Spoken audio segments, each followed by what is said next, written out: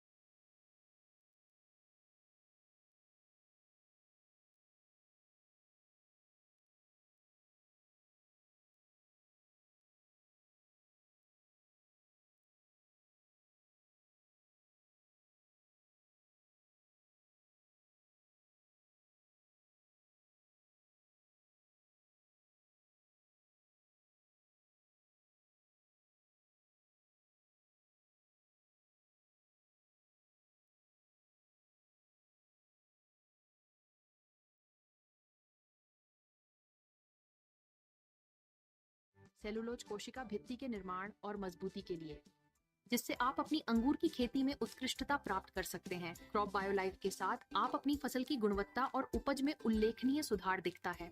बेहतर चयापचय के माध्यम से ये उत्पाद अधिक कुशल प्रकाश संश्लेषण को प्रोत्साहित करता है, जिससे पत्तियों में शर्करा स्तर में वृद्धि होती है और अंगूर अधिक मीठे और स्वादिष्ट बनते हैं।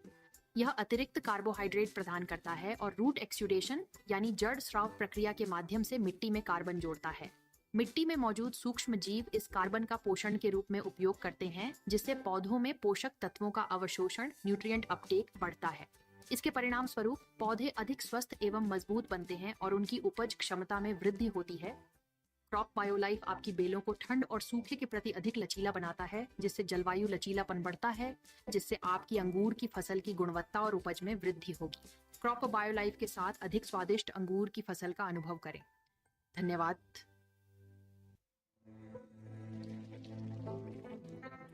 Long before the sun's rays touch the earth's horizon, they begin their day in the embrace of silence.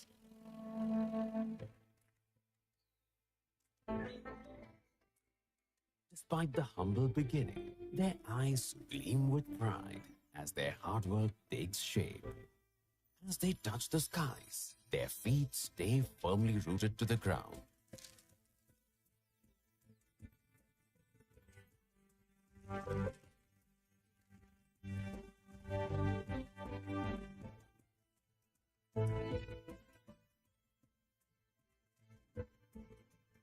They share with others before adding to their own.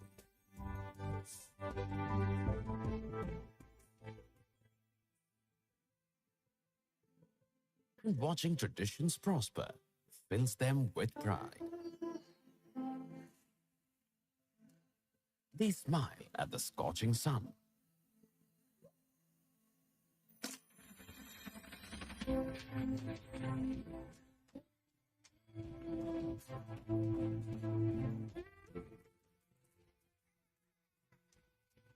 All the while showering happiness on others fills them with joy.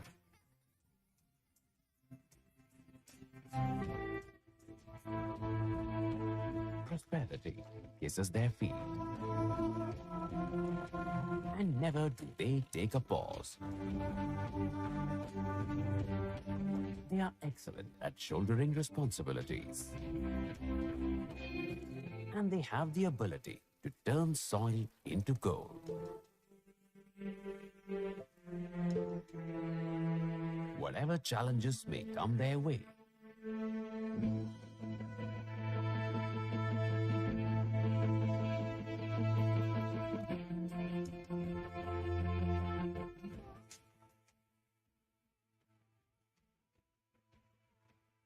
they possess the emotional and technological strength to overcome every obstacle with ease.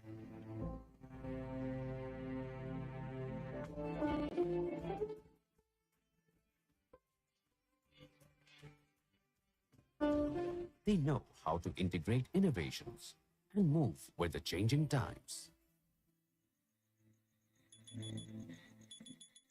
Yes, they do have dreams in their hearts, but they know they have to get there one step at a time. That's why we at BASF stand firmly with them for a sustainable growth and say with confidence, farming is the biggest job on earth.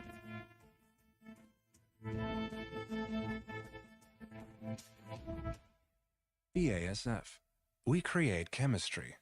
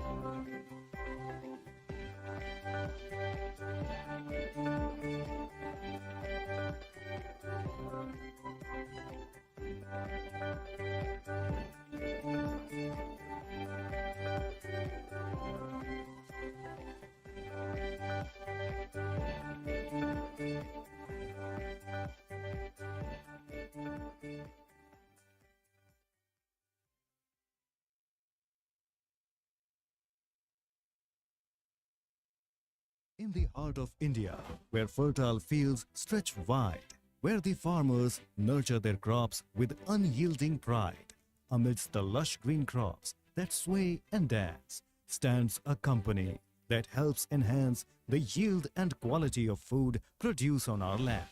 Introducing Dhanuka Agritech Limited, established in the year 1980. Dhanuka Agritech Limited is part of the 56-year-old Dhanuka Group and is one of the I request all the people to please take their seat. Secretary sir is about to reach. All the audience, please take their seats.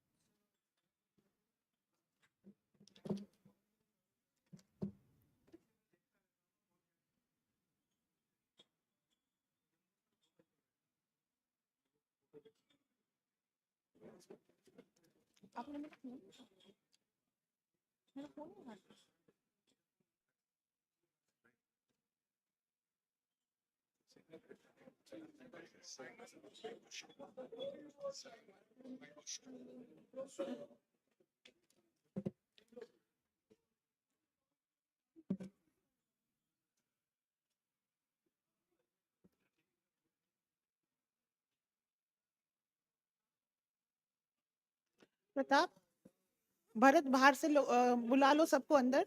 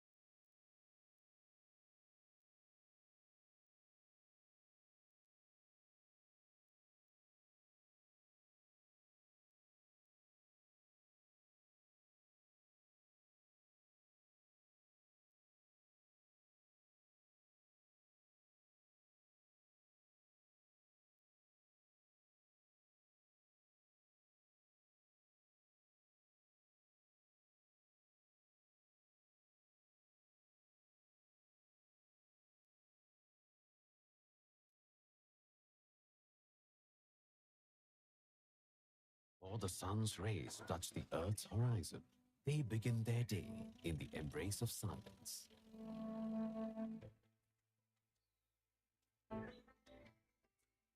Despite the humble beginning, their eyes gleam with pride as their hard work takes shape. As they touch the skies, their feet stay firmly rooted to the ground.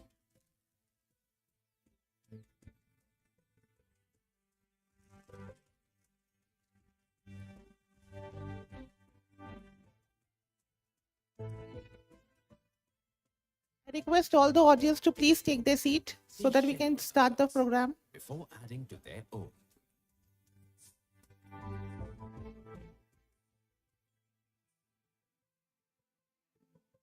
and watching traditions prosper fills them with pride. They smile at the scorching sun.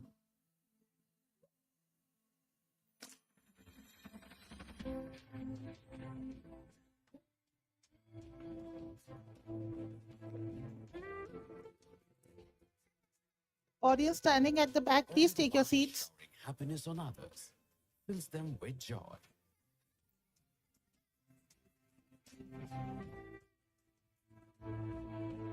Prosperity kisses their feet. And never do they take a pause. They are excellent at shouldering responsibilities. And they have the ability to turn soil into gold.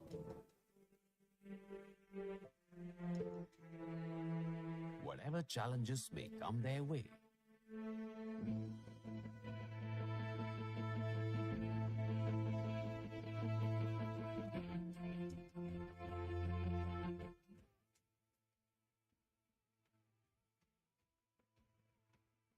they possess the emotional and technological strength to overcome every obstacle with ease.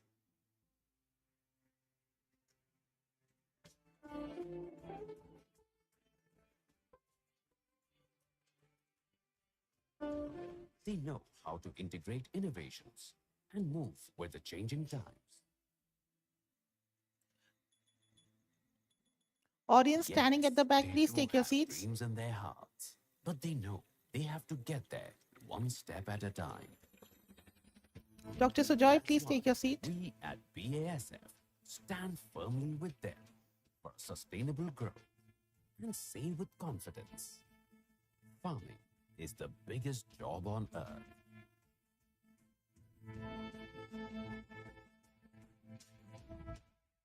BASF.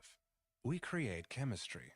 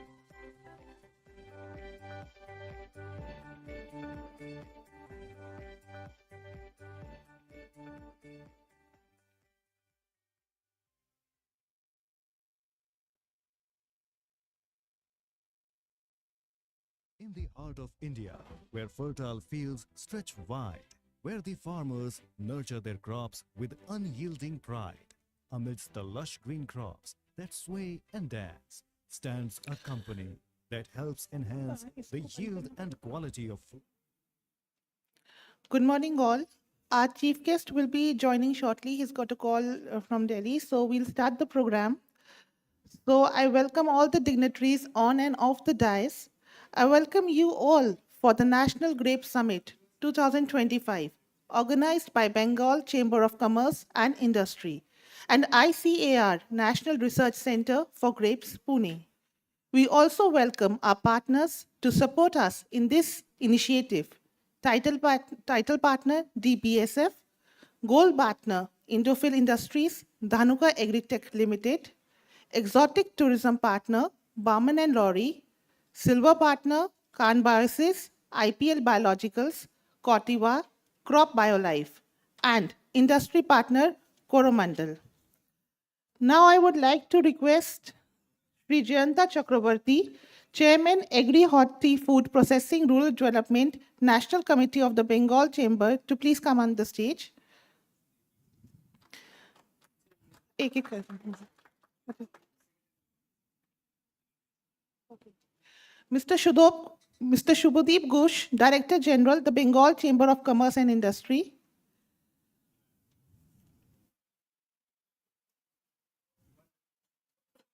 Dr. Kaushik Banerjee, Director, ICR National Research Center for Grapes. Mr. Simon Weibush, President, Bayer South Asia, Country Division Head, Crop Science Division, Bayer India, Bangladesh and Sri Lanka.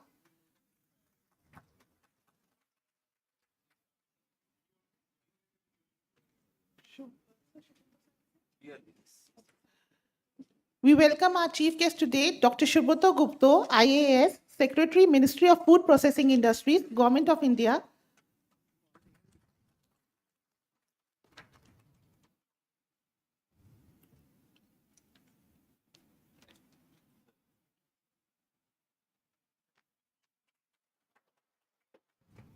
We welcome you all. So now I request,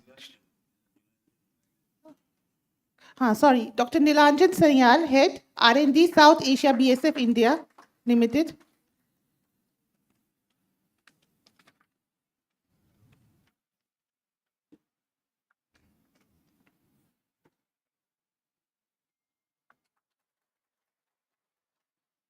I request now Sri Jayanta Chakrabarti sir to give his welcome address.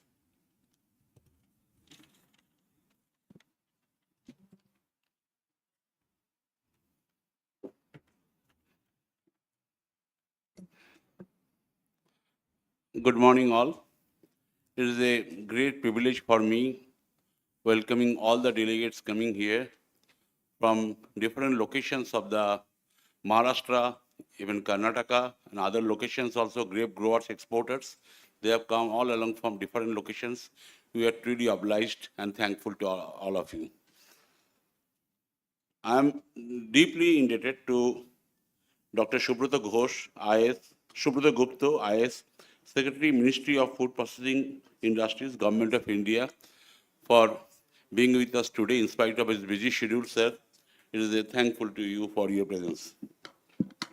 Mr. Simon Weibush, President, Bayer South Asia, Country Divisional Head, Crop Science Divisions, Bayer India, Bangladesh and Sri Lanka. Thank you, sir, for being with us today in spite of your... Dr. Kaushik Banerjee, Director, ICR National Research Center for Grape, NRCG. I think he is the main key person here with his support and his directions. Bengal Chamber could make it happen today. Thank you, sir, for your kind guidance and support. And Dr. Nilanjan Sanyal, Head R&D South Asia, BSF India Limited, for gracing the occasion. Thank you all the dignitaries sitting in front of the dais. I think they are all luminaries, and they really deserve a big applause from all of the people here. They are the institutions in their own domain. So heartful thanks to all of you for your kind presence, actually. Now, straightway going to the National Grape Summit to 2025, many question comes that Bengal Chamber of Commerce event in Pune, why, how it correlates. But let me clarify you. We are rooted in Calcutta. It is the oldest chamber in India, and our presence is not only in Eastern India. We have an office in Delhi. We have a resource persons in Pune, and we are doing our projects and activities in different parts of the India and overseas countries for different domains of the business also. And why? Because what we have agreed that agriculture is such a vast subject. To discuss about agriculture is impossible actually.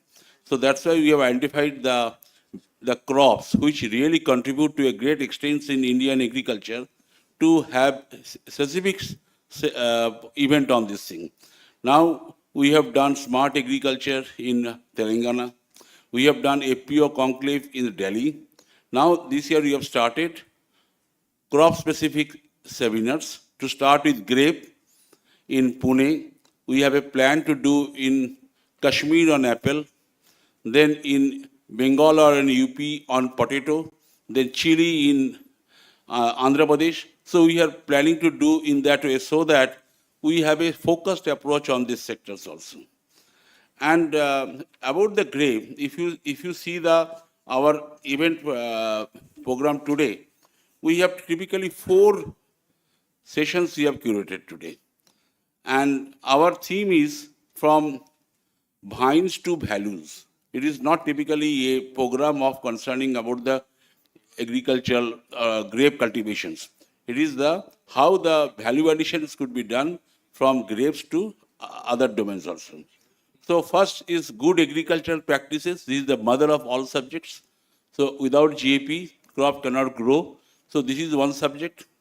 Second is market intelligence and linkages, which is the most important subjects today, that how the footprint of grapes in domestic and international market could be spread out further, following all the norms and the challenges expected to face, and how policy should support that barrier to cross. That is also one session where eminent speakers are there and we'll hear from them.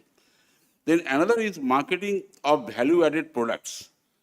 So when we speak about grapes, we all know, but the value-added products like resins, like wineries, how we can expand it further, because there is immense scope for growing to value-added services or products of the grapes also. And last one, what we curated was grape tourism, because there are tourism facilities are here also, but like the way in tea gardens across the country, or similar things, if we can create a grape tourism which will attract the global people to come here, experience the hospitality and the brilliance of our crop cultivations, so that you can have a holistic approach of doing business together. And ultimately, at the end of the day, grower should be prosperous, should be successful, and this event should give them some of the knowledge also. So without spending too much of time, I heartily welcome you all again to this thing. We are here mainly to listen your suggestions, advices, success stories, so that we can take it forward and can submit the ministry a paper on this thing, how this event come up with a clear-cut recommendations on few aspects also. Thank you all for your kind patience hearing. Thank you all.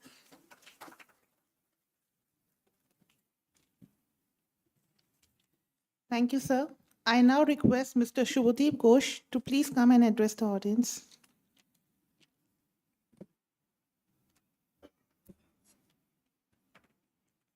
Thank you. Ladies and gentlemen, it's really an honor for BCC and I, India's oldest chamber of commerce set up in 1833, to be able to present today's first ever National Grape Summit for us in this August gathering. Actually, Mr. Chakraborty has kind of given you all an overview and a very succinct and a very crisp overview of why we are here, what we want to achieve, and what can be our takeaways. I'll just take a few minutes of your time to put a perspective to it all by just sharing with you, as a Chamber of Commerce, what we are doing in the field of sustainability in general. And, of course, agriculture as a very important, part of that, walk that we take in sustainability. Bengal Chamber has been, a very, very ardent advocate of, sustainable development, and we believe in walking the talk. So we have been participating in the Conference of Parties for several years now. We have presented sessions in, COP26 in Glasgow a few years back. Right now, we are undertaking, full-fledged carbon projects in a blue carbon ecosystem, whereby, and this project is being rolled out in the Gangetic Delta in Sundarbans. And the whole idea is to, look at mangrove restoration, look at, fisheries generation, and also, sort of how to actually, bring about livelihoods. So we are working in, right now, about 200 hectares of land we have completed working in. Our focus on, in the area of restoration is about 2,000 hectares of, mangrove restoration in deep inside Sundarbans, and also 1,000 hectares of, silver fishery. The idea is not only to sort of look at, and tackle climate change as part of a full-fledged climate mitigation project, but also generate livelihoods and sort of generate, daily wages. And this is what we are undertaking right now under the PMKVY 4.0, under the Ministry of Skills, Government of India. We are also undertaking an extensive, training, skills project of 5,000 nursery workers, again in Sundarbans. And that kind of, background, sort of brought us to actually move up the value chain, and that is why we are here today, with the objective that, as Mr. Chakraborty, spoke about, that we are actually going to talk about value chain and, how we can, as a Chamber of Commerce, be that platform for you to utilize, so that, we can actually take your, queries and demands and, your suggestions to the larger ecosystem. And with the Honorable Secretary here today, take the learnings forward and, see if we can actually, make some, changes. Now, the whole idea of looking at, value chains is to talk about competitiveness, inclusivity, sustainability, scalability, and access to finance. In fact, all these, aspects we are going to cover through these, sessions, including, I think, we are going to talk about, exports and how do you look at, new markets. We have got, the very renowned Mr. Jagat Shah with us. He's going to present and he's going to talk to us on exports and markets in the afternoon. And we are all looking forward to that particular session. We are in the grape capital of the country. I think Maharashtra produces about 67 to 70% of, the grapes that we, grow. And just one, small point from my end before I conclude. There are a lot of issues. I know right now it's a harvesting season. There can be, climate-induced, factors like unseasonal rains, etc. People have been talking about introduction of, covers to, sort of while you are undertaking the harvesting and while you are undertaking the cultivation as per se. So the covers, there are costs to it. There are insurance issues. And there are also export issues, by way of, high import duties that Indian grapes are finding in some of our export destinations like Bangladesh, for instance. One particular point before I conclude is India is getting into a lot of FTAs. And I think, our free trade agreements can significantly, boost our exports, grape exports, by lowering tariff in partner countries.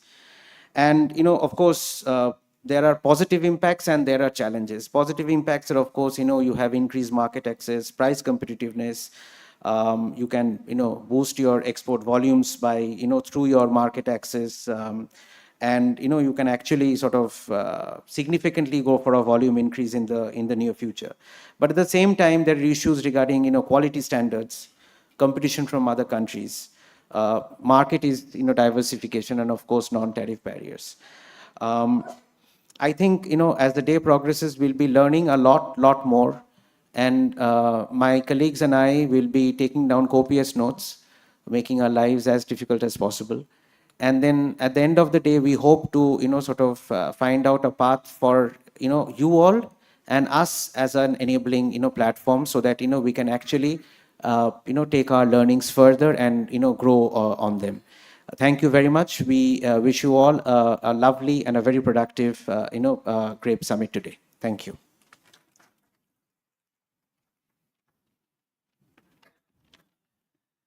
Thank you so much, sir. Now I would request Dr. Kaushik Banerjee to please come on the stage.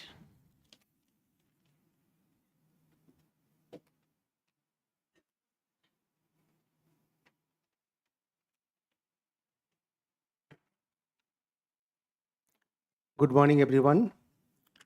It's my pleasure to welcome you all to this Grape Summit 2025. I appreciate the initiatives of Bengal Chamber of Commerce and Industry, which, as Mr. Chakraborty mentioned in the morning, that this is the oldest Chamber of Commerce in Asia. And we are organizing together this Grape Summit amidst the 2025 grape harvest season. So we really appreciate that despite so much busy schedule, all of you have come, and we will make it a success by very soulful deliberations throughout the day. The theme of this session, as already mentioned by my earlier speakers, is from vine to value, transforming the grape industry. So in my about 30 years of association with grape industry, I started my career in 1997, and now I'm the director of the National Research Center in Pune. But I never found this sort of summit which talks about specifically on value addition to grapes and value addition to income generation. So this is probably the first of its kind, in which representatives of all important stakeholder organizations are contributing to improve the marketability of grapes and grape-derived products, including resin, juice, and wine. I'm sure you would gain professionally from various deliberations all through the day. We are privileged to have Dr. Subrata Gupta, Secretary MOAPI, as the chief guest today, who came all the way from Delhi despite his extremely busy schedule. His visionary leadership and insightful actions have revolutionized the progress of the food processing sector of the country. And we have the guests of honor today sitting on the stage, Dr. Nilanjan Sanyal, Head R&D South Asia, BASF India Limited, Mr. Simon Wibush, President Bayer South Asia, Dr. Shubhadeep Ghosh, DG BCCI, regarding whose presentation already you saw, and Mr. Jayanta Chakraborty, who is the main driving force for this today's session. The summit will be organized predominantly in the mode of panel discussions, because we thought that we get to know so many programs all over the country, and particularly for grapes, many charcha satsas, many technical seminars used to happen, and we thought that we will make it in a little bit different way, so that we will have more discussions related to grape quality, grape food safety, and how these things can drive grape business in such a way so that it becomes a self-sustainable venture for all stakeholders.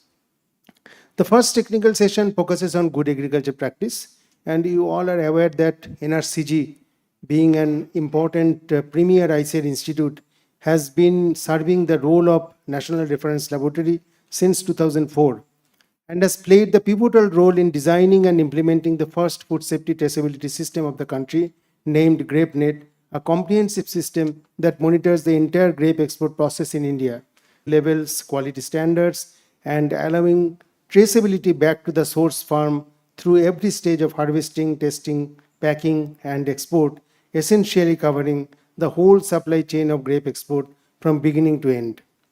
In fact, wherever I went in this world, various technical programs, GrapeNet is something which is known to everyone. I remember that in 2013, once I visited South American countries and their minister came. He was unable to talk anything in English, but through his mediator, he asked me that if I know anything about GrapeNet. So I said that GrapeNet, actually I am working at the core of GrapeNet, that is the National Referral Laboratory. And then he said that if you can enlighten us about GrapeNet, that will be so good for us, because South American countries also had similar sort of pesticide residue issues when they were exporting to Europe and many other countries. So the context of this session will be set by none other than Mr. Dave, whose leadership paved the way of our GrapeNet system. So give a big applause to Mr. Dave, because of whom entire program actually took place in our institute, and we are really blessed to have him with us. So then in session 2, the panelists will deliberate upon market intelligence and linkages. And before that, in good agriculture practice, we have basically a strong panelist group who will deliberate upon various aspects of our good agriculture practices, starting from crop grouping, starting from minor use, starting from label claim, and all the things. And we are extremely privileged to have Dr. Pranjeev Kumar Chakraborty with us, who was our ex-ADG, Additional Director General, Plant Protection, and then he also also served in various other portfolios in Government of India. In session 2, the panelists will deliberate upon market intelligence and linkages. Here we will listen to President Maharashtra State Grape Growers Association, which is the largest science-oriented growers association, and we also will listen to other representatives from the leading cooperative Sahyadji Farm, ECGC, and agrochemical industries. After lunch, we will be having 2 technical sessions. In the technical session 3, we will learn how to set up a winery as a profitable venture. We have Mr. Ashwin Rodriguez, who is an esteemed member of NRCG's quinquennial review team. So he was a part of our research advisory team, and we have initiated certain efforts of identifying selective germplasm accessions to process them to make in India wine in the truest sense. That means our own variety and our own wine. So this is a Make in India initiative which we have taken up as a collaborative approach. And we are finding a lot of interest among youngsters whom we are helping through our agribusiness incubation. So our team is very closely working with the youngsters, and many people have shown interest, especially juice industry, resin industry, and wine industry. They may come up in a big way for income generation in our country. The last session will be very interesting. It will focus on wine and grape tourism. This is a very popular venture abroad, but in India it has a tremendous scope of growth because it is still in the nascent stage. You already know that some of the wineries in Nasik, they have started wine tourism, but there are tremendous possibilities. Recently we had a grape day in our institute, and you can't imagine how many people they turned up, and we were overwhelmed with the sort of sort of interest and their expression that how they have faith on our system. Over the past couple of years, we got extensive opportunities of visiting Northeast, Jammu and Kashmir, and various other states, including Himachal Pradesh, Rajasthan, Madhya Pradesh, etc., with the intention of promoting grape cultivation. Our endeavors are largely successful, and everywhere we are finding a huge improvement and huge interest. So I wish this Grape Summit a grand success. We have several technical sessions. तो आप सभी इसमें भाग लीजिए. Please interact and make it a very lively discussion. Thank you very much and wish you all the best. Thank you.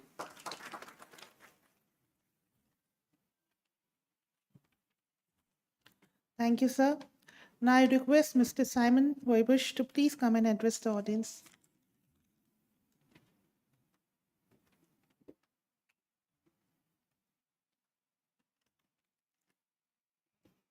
All right. Honorable Secretary, sir, my co-speakers, poll delegates, namaste. I'm truly honored to be here today and to speak to you a little bit about grapes as well. It's probably 6.5 years ago when I came to India. The first place I went was actually into a grape area. And the first customer I met was Sayadri Farm at the time. And I was quite surprised. I spent my whole career in agriculture in countries that grow grapes. But I was not aware that India actually grows significantly more grapes than all those countries together. And those were countries like Macedonia, Croatia, Czech Republic, Slovakia, all countries which have a cultural history also with grapes, often very much related to wine though. So that's maybe a little bit a first, which I believe is very, very important. Grape, in most countries where grapes are grown, actually are part of the culture. And that is something which I believe is the case probably here in certain areas of the country. But I would argue, if I talk to somebody in Bombay, they might not even be aware that India is a large producer of grapes. Now, why are grapes important for this country? We want to be a developed nation by 2047. Agriculture in India is very often looked at from a perspective of we are growing a lot of arable crops to feed 1.4 billion people, which we do quite successfully. But we feed them primarily with calories. If we're honest to ourselves, a large part of the population today does not have enough access to nutritious food over and above calories. The opportunity that we have lies in horticulture and therewith lies in grapes.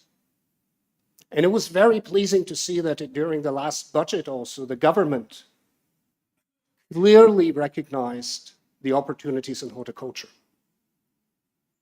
We're today the second biggest producer of horticultural goods in the world.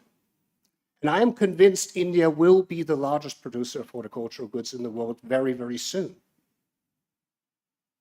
To that, we have an opportunity to become the biggest exporter of agricultural or horticultural, goods in the world as well, because we have the fundamental resources to do so.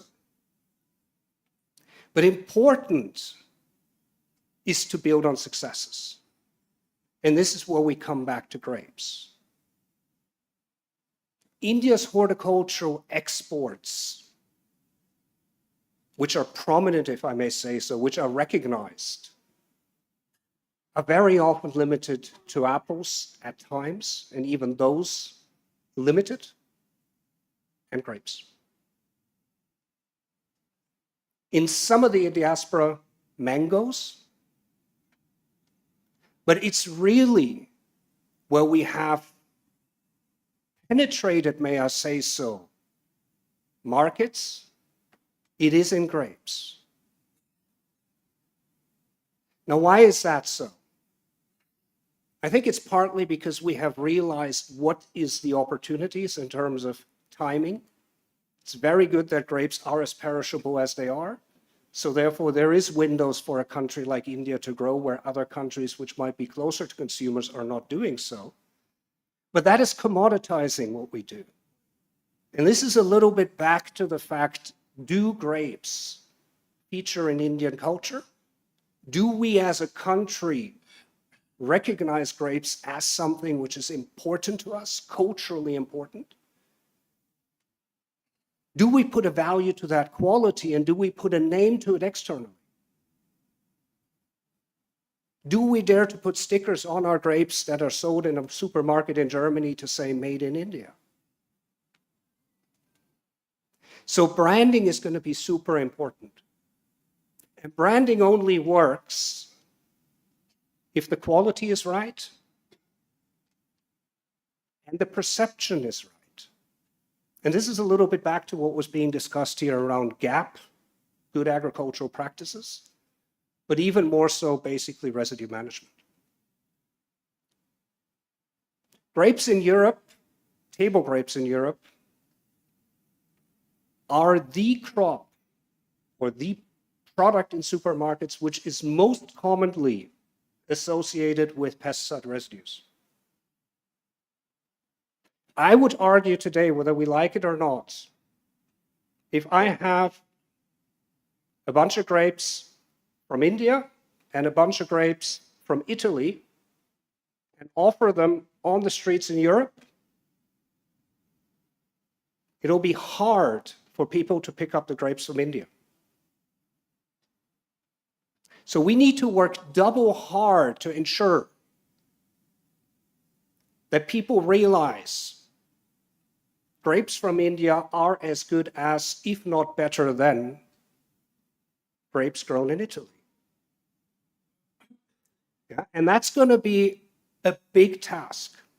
But it starts with not getting caught with rejections. It is absolutely essential that we even up the ante still on the quality side, on the supply chain side. But I think what is even more important is to be very vocal about how good and successful we have been and are with grapes, to ensure also other Indian commodities become export goods as well. Our largest opportunity is the large local market, by the way. I always get a bit concerned when everybody just looks at exports, because to my mind, if we don't build a real local market, a real local pride around it, we're only going to be catering to export markets, but not really become internationally competitive. I like to say, why were, one must say so today, but why were German cars so leading in the world? The main reason was that Germany had the best car infrastructure, road infrastructure early on, and a strong local market. That gave them the strength to develop cars which everybody else at least wanted, and there's still a little bit to that today. Now, in the grape area, we're catching up, but we have certain opportunities and advantages. We have opportunities on leapfrogging technologically over and above certain of our competitors, which are, may I say so, sweating older assets. We have an advantage with available labor, which is really a major issue in many European markets or grape growing regions. And I do believe we have a fundamental demand opportunity, because the more grapes we also produce for the Indian market, the relative cost of the single grape will come down. And that will help us also export into international markets where maybe they are too concentrated on smaller production areas, which become too expensive to cultivate over time. So I personally sit here and say grapes are, in essence, one of the pathways for India's success towards making us a developed nation in terms of availability of nutritious food to everybody, to continue to grow a strong export business, especially if we build a brand around it, and to be a segue production, distribution, consumption in the country, but also export markets with a Make in India label. Thank you very much for listening to me. Thank you.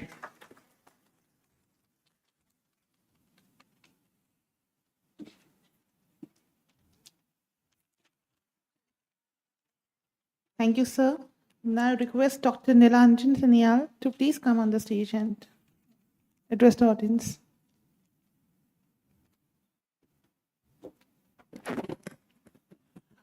Thank you very much. Can I have my slide? Probably odd man out, only probably I have slides. Nevertheless, good morning, honorary dignitaries sitting on the dais. Ladies and gentlemen, warm welcome to this Grape National Summit 2025.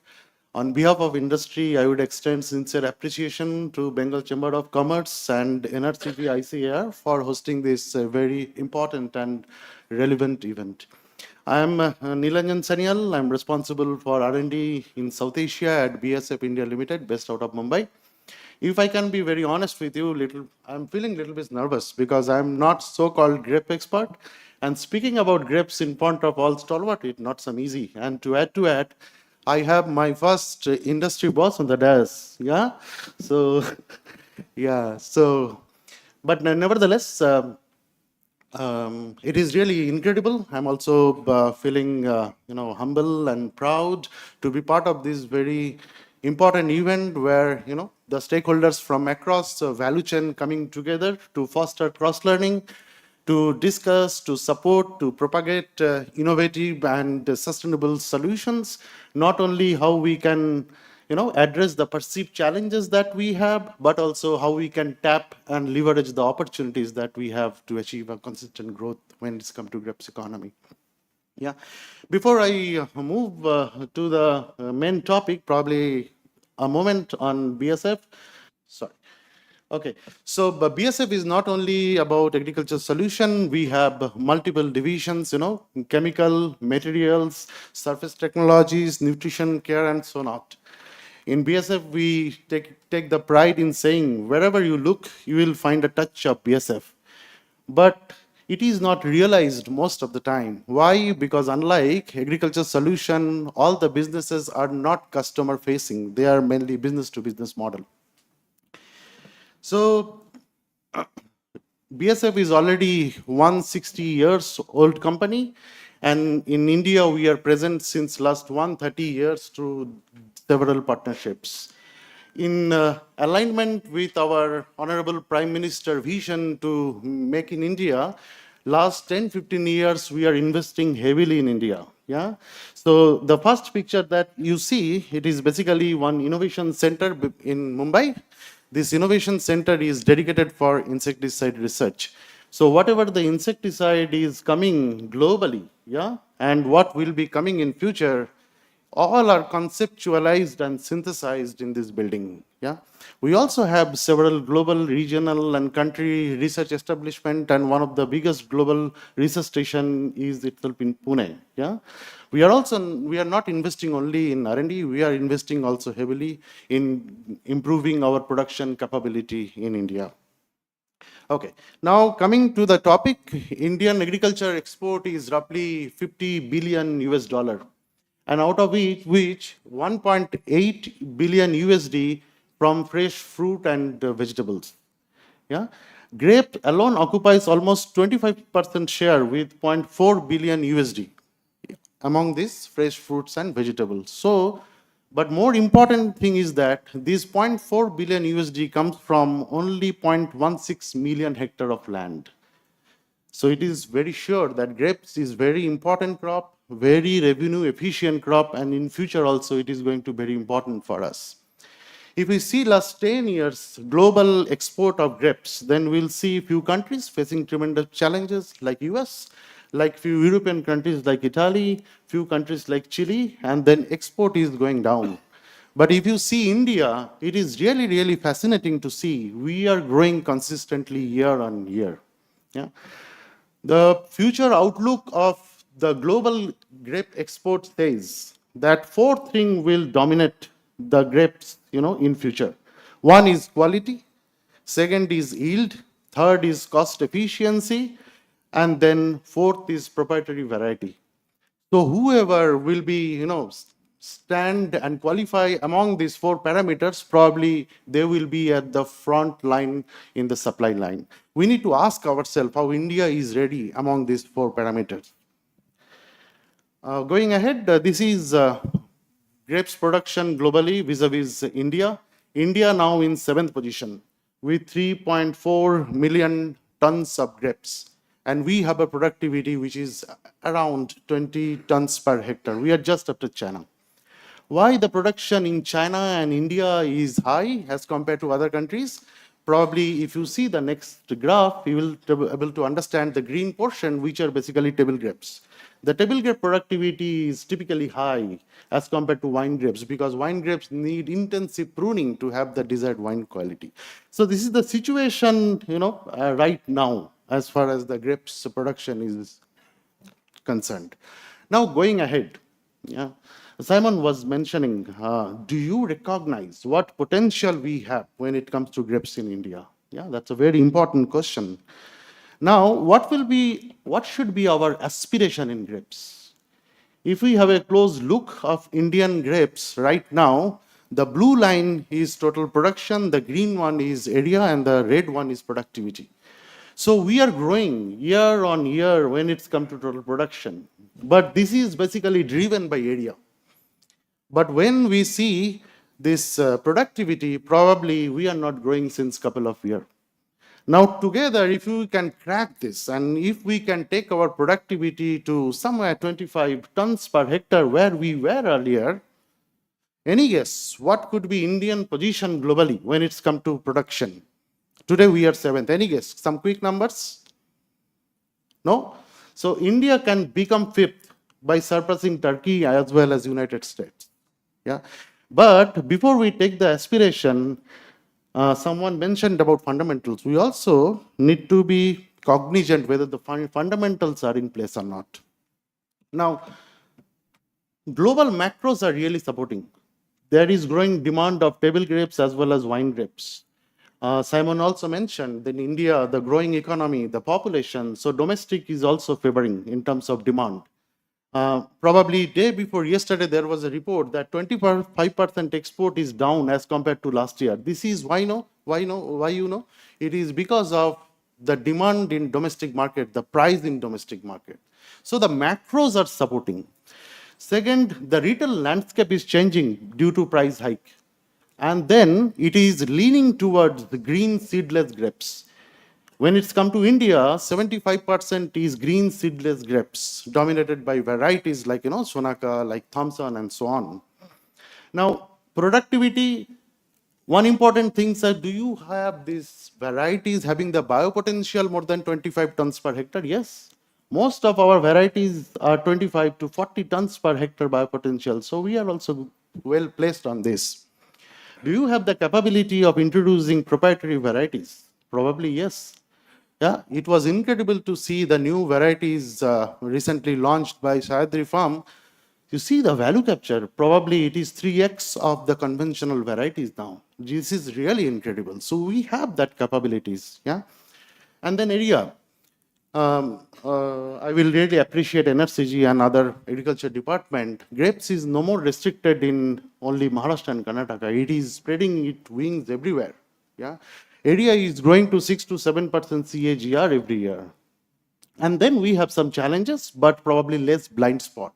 The challenges we understand, and more importantly, these challenges are not unique to India. Yeah, if you see the global production constant, challenges are almost similar everywhere. Then, if we agree the fundamentals are right, then can we really aspire to become 5th in global production?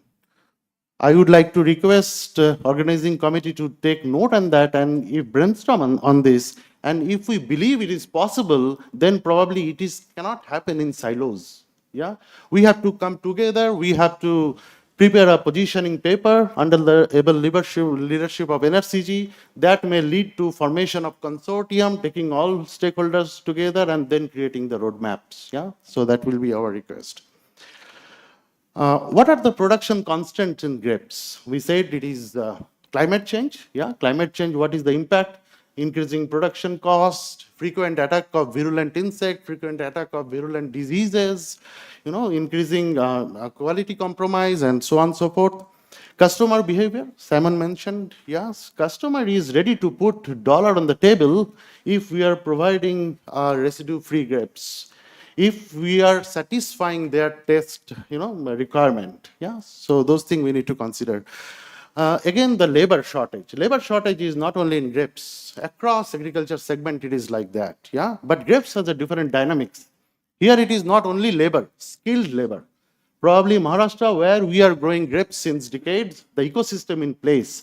But probably the new area where we are growing now, I'm not sure whether the skill setup is already there or not. So we have to be cognizant on that.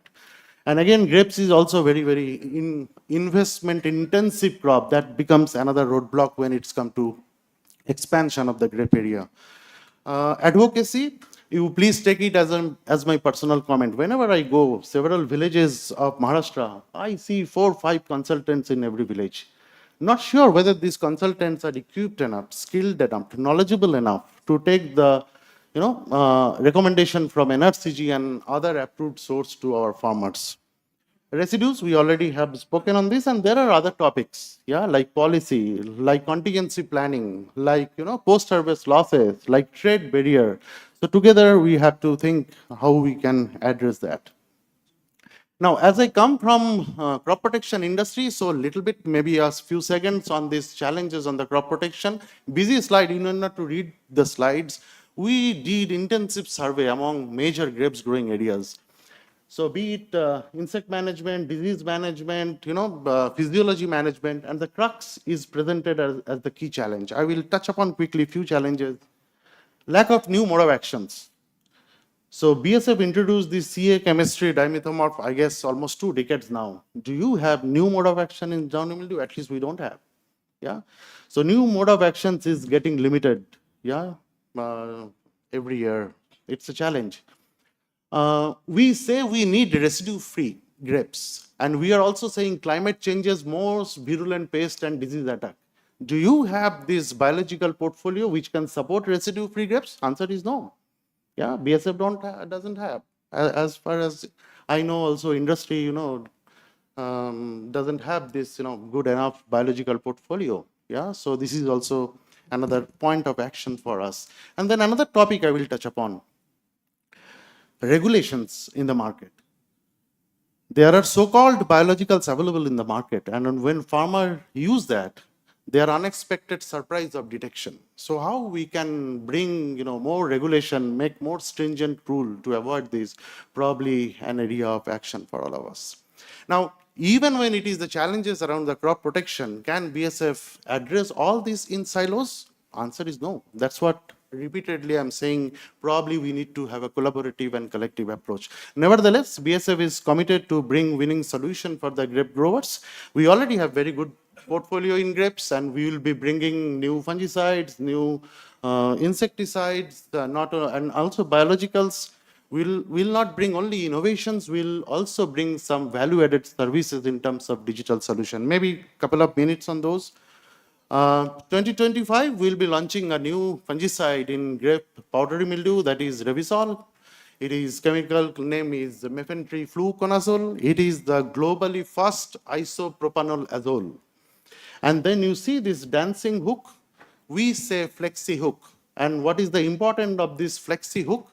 It can bind to a fungus which is already muted.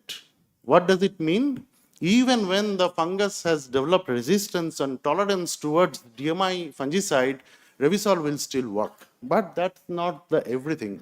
Revisol is very strong intrinsic activity that you can see here among as compared to other DMIs.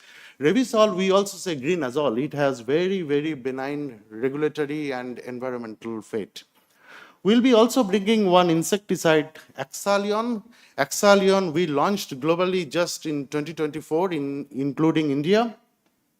This is a solo candidate in IRA group 36. What does it mean? It is completely a different new mode of action.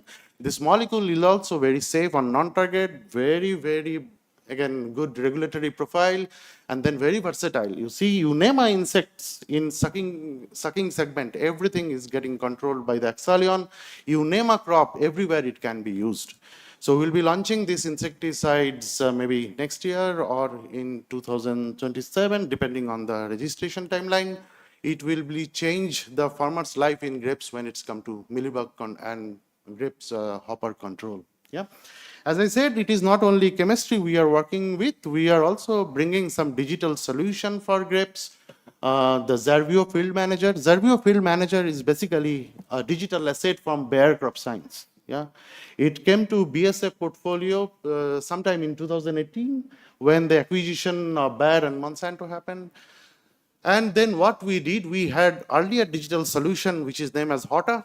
So we have integrated Xervio Field Manager and HOTA.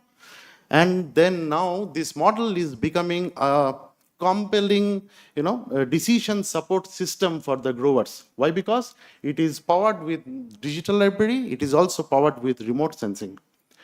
And what does it mean? It means very, very reliable forecast of weather events. It means very dependable recommendation of agriculture agronomic practices like irrigation, like pruning, spray and whatever it is. Further, what we are doing pilot this year in Europe. We are also integrating it with AI.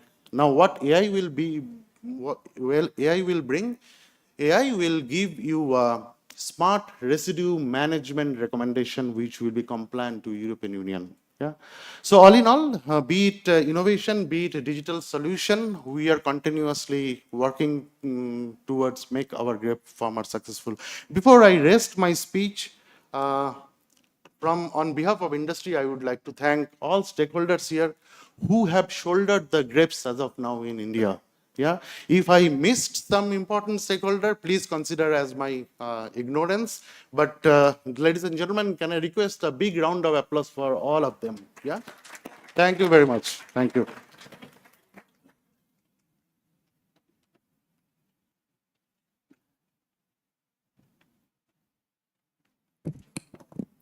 Thank you so much, sir. Now I request our chief guest, Dr. Subroto Gupta, sir, to please come and address the audience.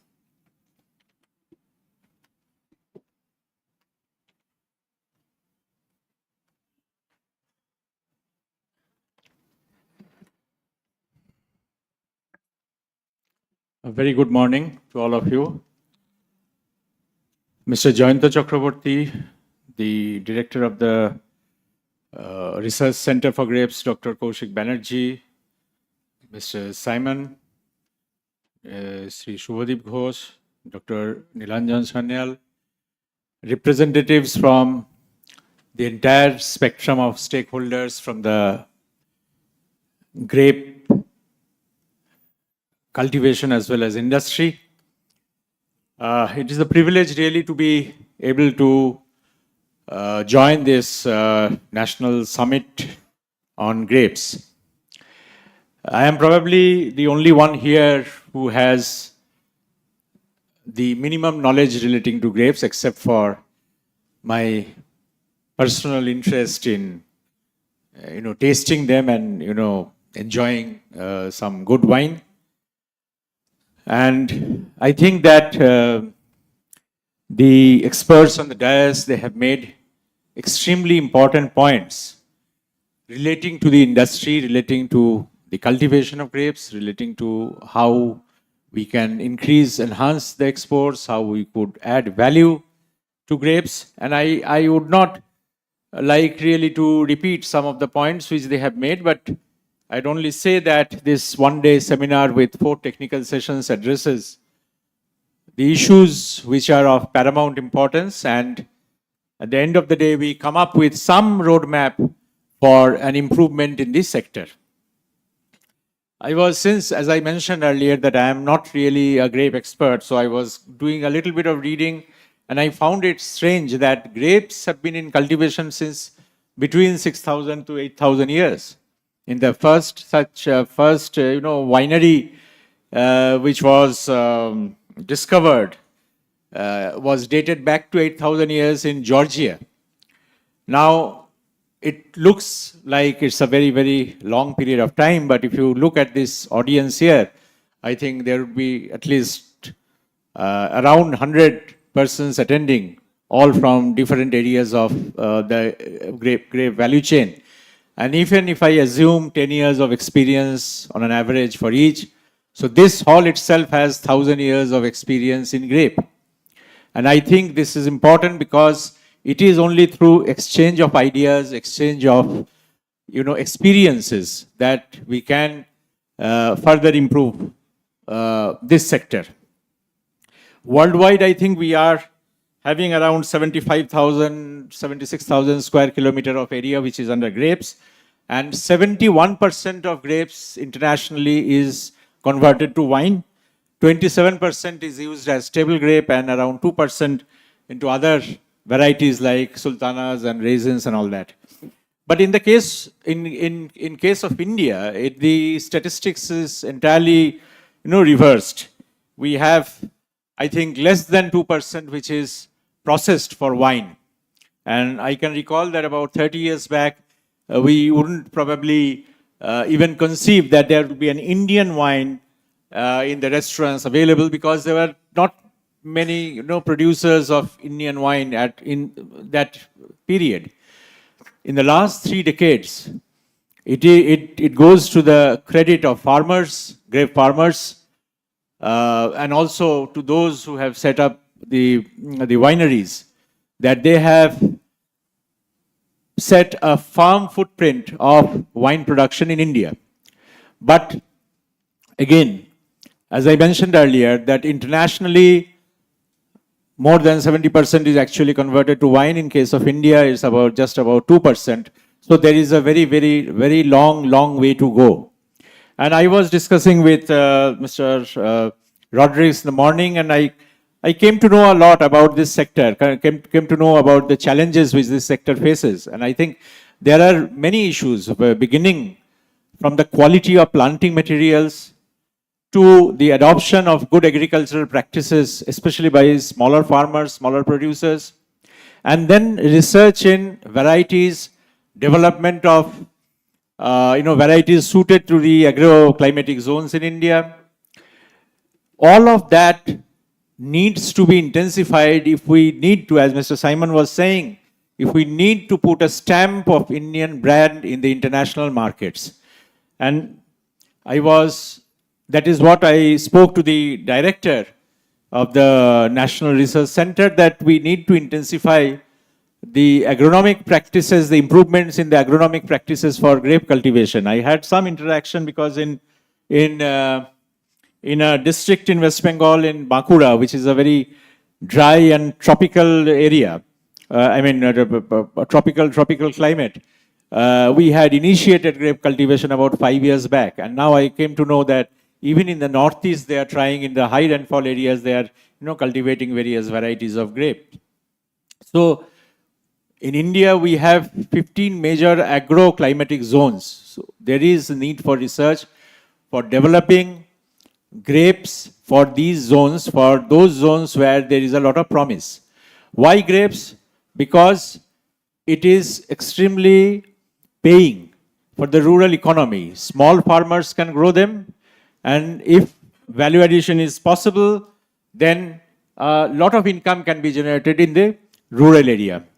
I can share some experience from the tea sector. In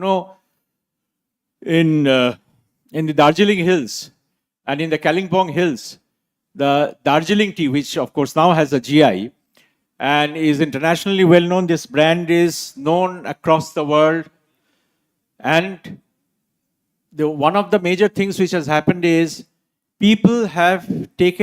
small farmers have taken up tea cultivation. And the availability of very good quality of tea planting materials and support from the government as well to some extent, it has led to a situation where the entire area beginning from Assam up to the northern part of Bengal, there are a large number of very small farmers who are growing tea, and they are also processing tea. And the income has multiplied over the last couple of decades. This same model, possibly a similar model, could also work in the case of grape if you are able to provide the technology and good materials, good inputs to the farmers. The question then comes is to how to encourage further processing of grapes, because in India, just about 2% of grapes is actually being processed, converted to wine, whereas about 1 kg of grapes can be used to produce about 600 milliliter, little more than half a liter of wine. Therefore, there is a huge amount of value addition when you convert grapes. And not only that, the byproducts, the skin and the pulp which remains, the seed which remains, all of that has a lot of commercial economic value in the market. So can we support the uh, the small units, particularly the small units, to set up facilities for processing of these byproducts? So this is something which I hope that in one of the technical sessions this will be deliberated upon.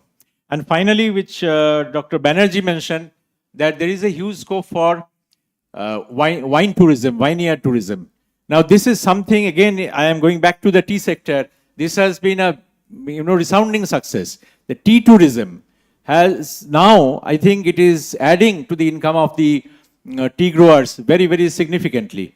And I think that this has a potential in the Nashik area. I was told that in last year itself they had about 3.5 lakh visitors who had come to just to see how vineyards are maintained and how wine is produced. So this particular crop, from the beginning to the end, provides solid income to everybody who is engaged with it. Only thing which we require is to provide good quality R&D and good quality of support to the farmers. As far as the Ministry of Food Processing Industries is concerned, we have a large number of, we have 3 major schemes. One of the schemes may not be very relevant right now, which is actually the production linked incentive. But apart from that, the PMFME, Prime Minister's Formalization of Micro Enterprise, actually targets very small rural entrepreneurs, urban entrepreneurs also, who can set up small units and process and add value. And we have a system of, we have a support of almost 35% of the capital cost, which goes as subsidy to the farmers, to the entrepreneurs. And then for the small and medium sector, we have what is called the Prime Minister Kisan Sampat Yojana, where the cold chain, the processing of fruits and vegetables, the storage, all of that can be supported. And the support is, again, up to 35% for general entrepreneurs and 50% for SCs and STs.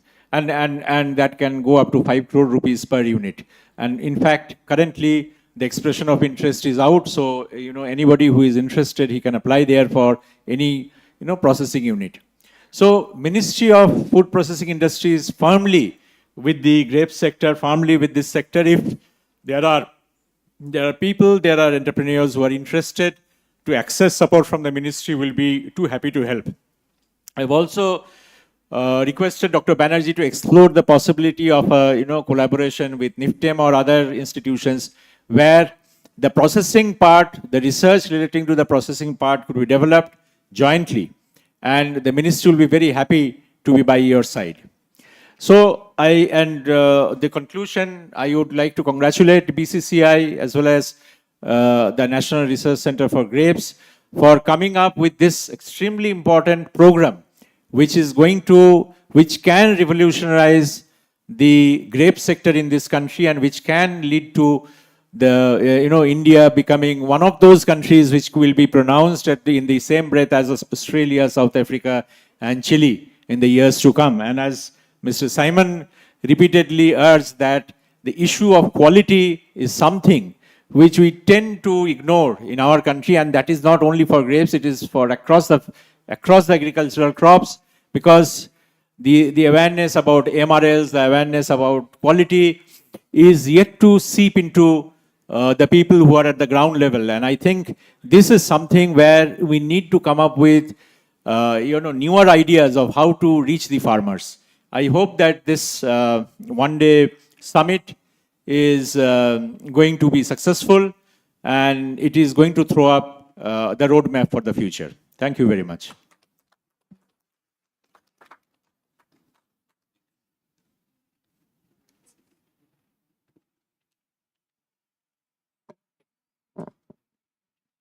Thank you, sir. Now I would like to request all the dignitaries to release an ICR NRCG bulletin. I request to please display the bulletin on the cover page of the bulletin.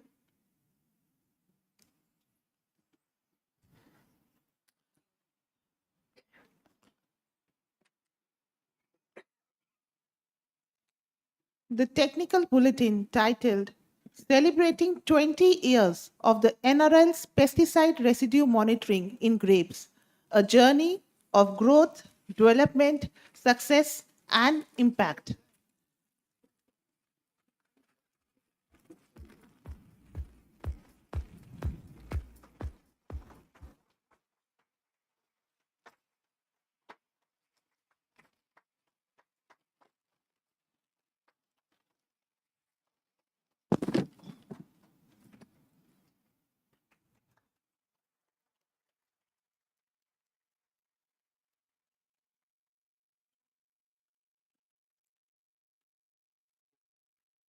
Thank you.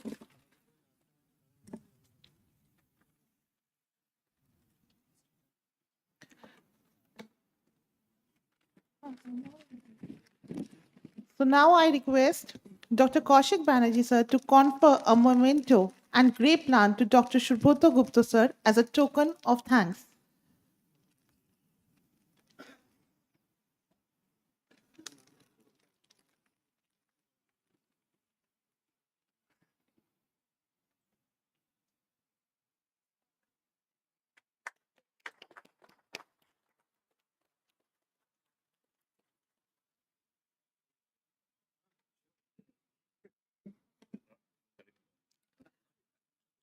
I request Mr. Shubhadeep Ghosh to confer memento and a grape plant to Mr. Simon as a token of thanks.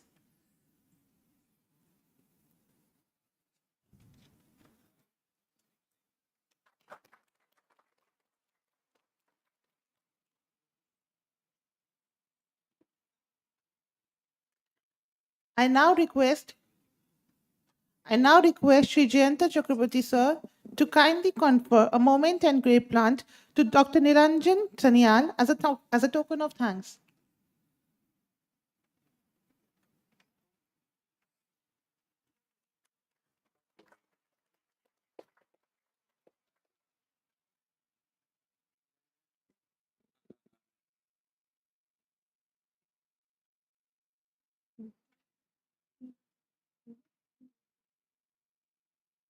So now, with this session is we end the session here, and now we are going to start with a panel discussion session on good agriculture practices.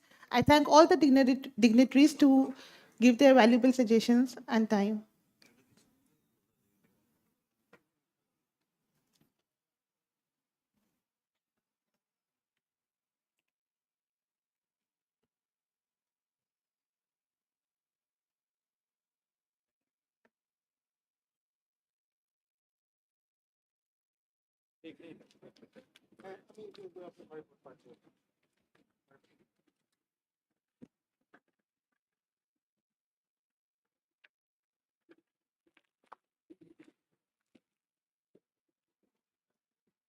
Thank you, sir.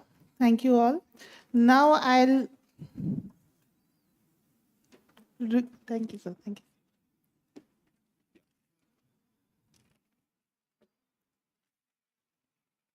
I request to please change the name plates. Yeah.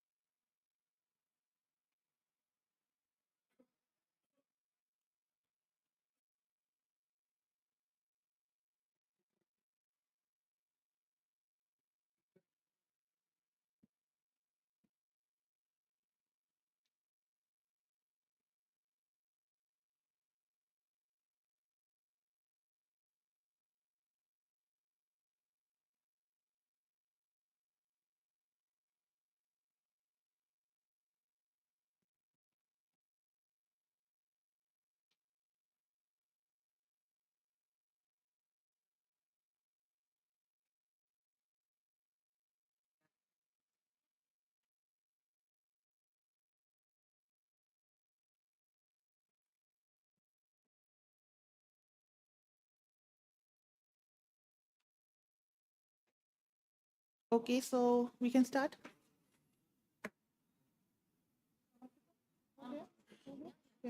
Okay, so we'll start with a session on good agriculture practices.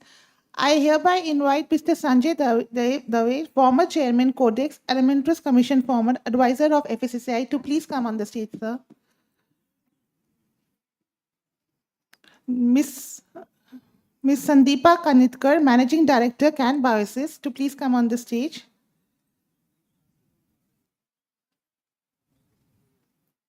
Mr. Prakash Mohanal Bafna, grape grower and exporter, CHT Bafna Group. Sir, please come on the stage.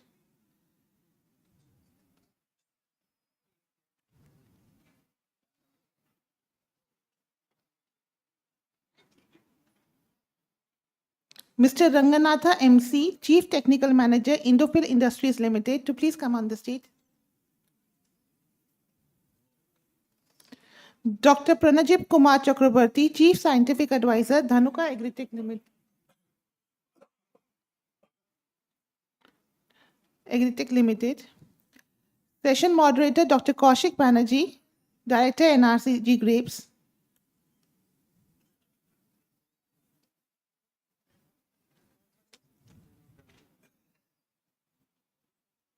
Dr. Sujoy Saha, Principal Scientist, NRC Grapes.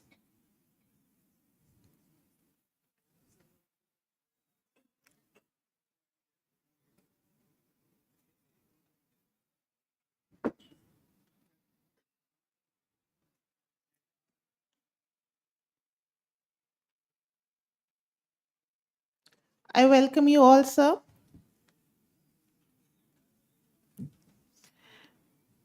Now I request Mr. Sanjay Dave on setting up the context for food safety and trade facilities on GAP. Sir, thank you, sir.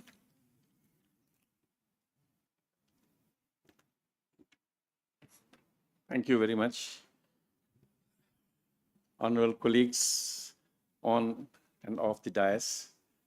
It's actually a great pleasure to be back with the grape industry. After how many years? Roughly more than 20 years now? Roughly about 20 years? It's nostalgic, actually.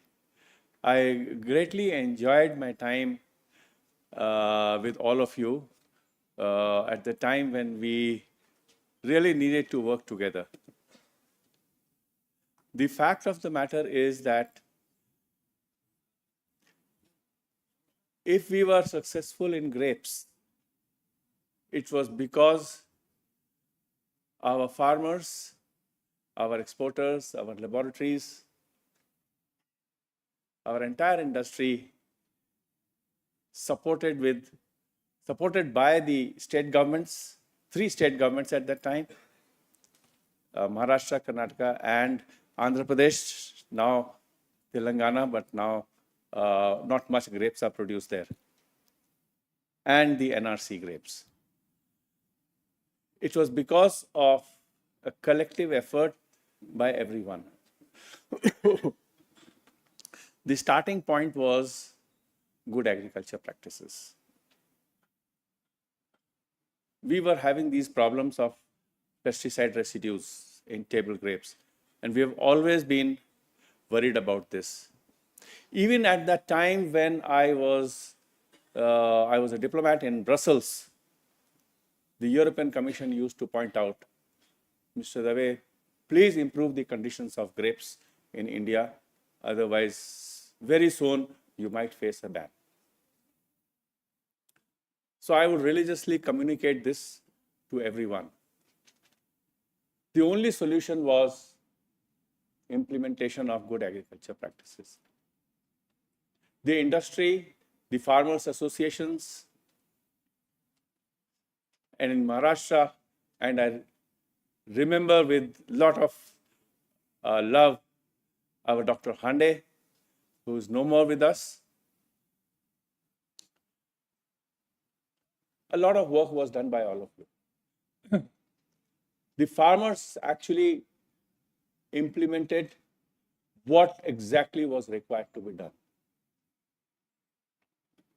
And I'm very happy to hear from Dr. Banerjee that even in the farthest part of the world, in South America, people know what is GrapeNet. Congratulations to all of you.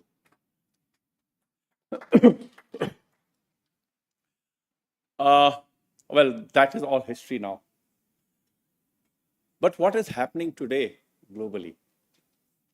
What is the discussion being held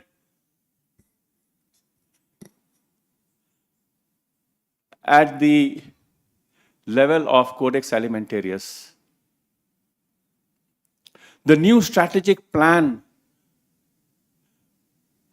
which is currently being drafted and will come into effect on 1st January 2026. The standards, the trade is moving in the direction they are discussing to bring climate change, carbon neutrality, sustainability into the standards, into the global standards. It is going to take little time. But my colleagues, it's important that we start thinking now. We start working on now. Whatever we do at the field level or at the processing level or at the laboratory level has to be sustainable and bring in carbon neutrality. We have to address these issues which are going to become barriers eventually related to food safety and related to technical barriers to trade. Good agriculture practices have been important and they will continue to remain important for all crops, not just grapes. But grapes has shown the way. The model that has been put in place by all of you together is the one which needs to be further updated with new technologies, blockchain. Blockchain will be important even in the implementation of good agriculture practices and record keeping.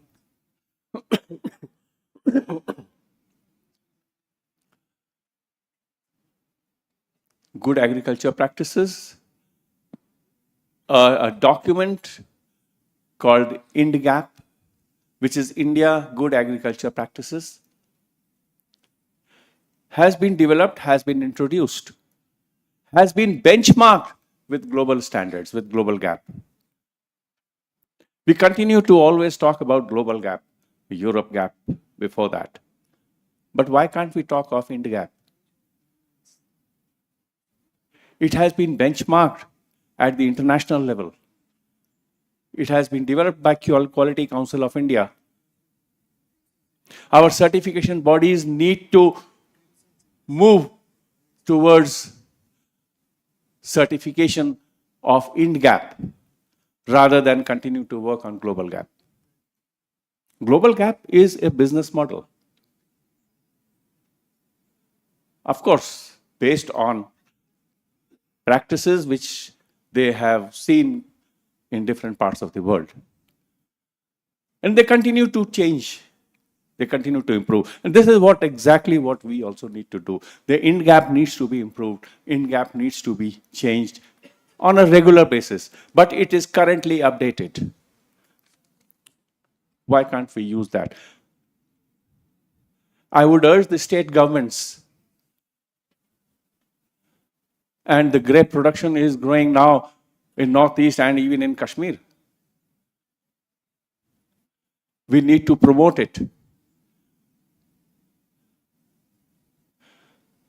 The schemes of the government should support implementation of INDGAP, or good agriculture practices. The entire value chain needs to be addressed, in fact, starting from the field right up to business exports, whether it is processing or it is packaging, it is storage, transportation. I have studied the common agriculture policy of the European Union long ago. They have addressed every stage of the value chain, starting from the field. With the government programs, all integrated into one. Let us continue to work in that direction. Let us try and develop our programs in such a manner that the entire value chain gets addressed, starting with INDGAP. So what I would like to conclude is, let us address this panel discussion to what initiatives need to be taken, specific initiatives that need to be taken to promote good agriculture practices and to promote food safety. Food safety doesn't start at the processing level, it starts from the field. And this is how our grape industry grew. So I will stop here and invite Dr. Banerjee to take over the panel discussion. Thank you very much.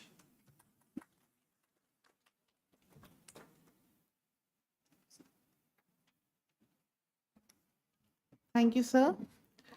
I hereby request Dr. Sujoy Sahasra to kindly present his presentation on NRCG contribution in implementing GAP.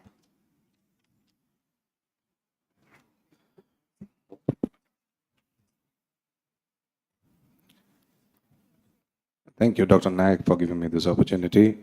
A very good afternoon to the respected House of Eminence, Director Sir, ladies and gentlemen. The entire activity of ICAR, National Research Center for Grapes, Pune, had been nucleated, crystallized upon something called a good agricultural practice. If I'd like to define good agricultural practice at this august audience, it will be like bringing coals to the Newcastle. So let's skip that and try to have a walkthrough about what NRC Grapes have done regarding implementation of GAP in the domains of viticulture. Next, please.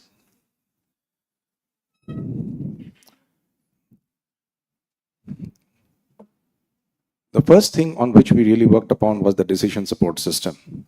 I have been hearing in the inaugural session regarding the different systems of decision support.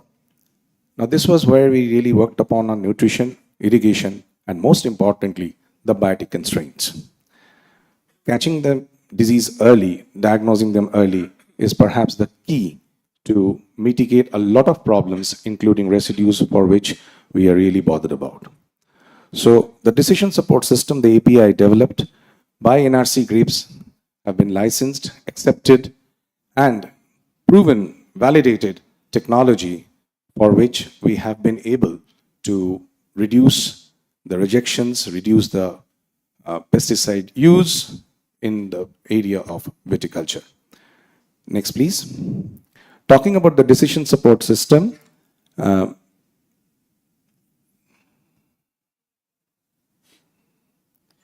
this is just a small example. As just now Dr. Gupta was saying that in a small town called Bankura in West Bengal, we have been able to implement this automated weather system, which gives us a plethora of information regarding the wetness, humidity, as a result of which we could look into the exact real-time situation in that particular place. And this helped us in mitigating our dreadful disease by the name of dieback, which we never confronted in Maharashtra, but it was there. So these are certain small interventions which NRC Grapes have done, not only in Maharashtra, but in other places as well, to implement GAP big time.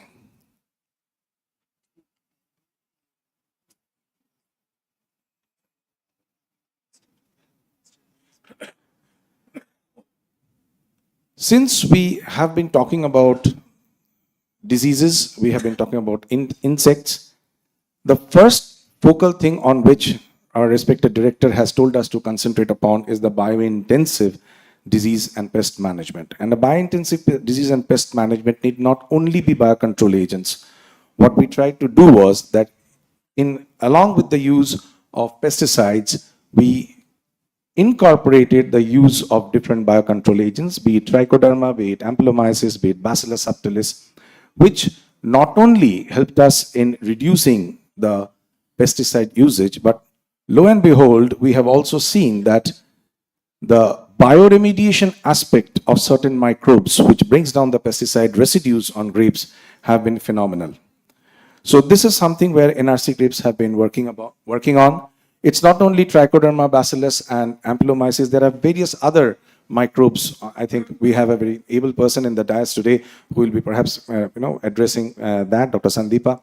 So this, I was also hearing certain information in the last session where people said that we do not have solutions, the biocontrol solutions. But I think the day isn't far when we are going to have these solutions in the times to come.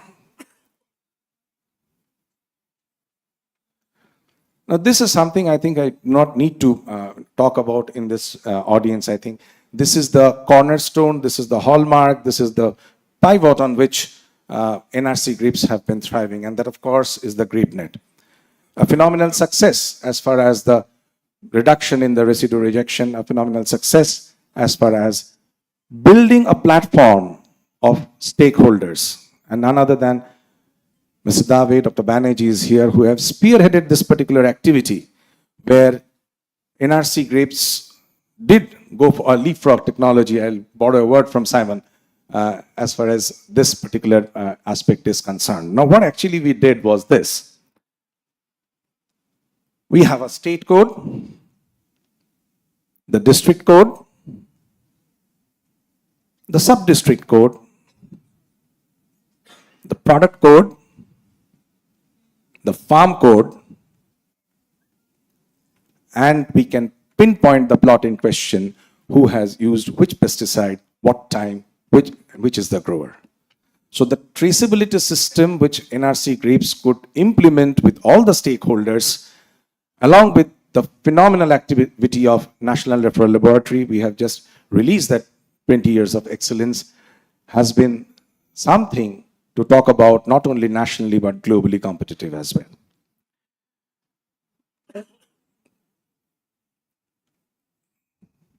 Annexure 5. Annexure 5, which is one of the major components, which is a dynamic document, and NRC grapes have been very particular to implement this in viticulture so that only the label claimed pesticides could be used in grapes.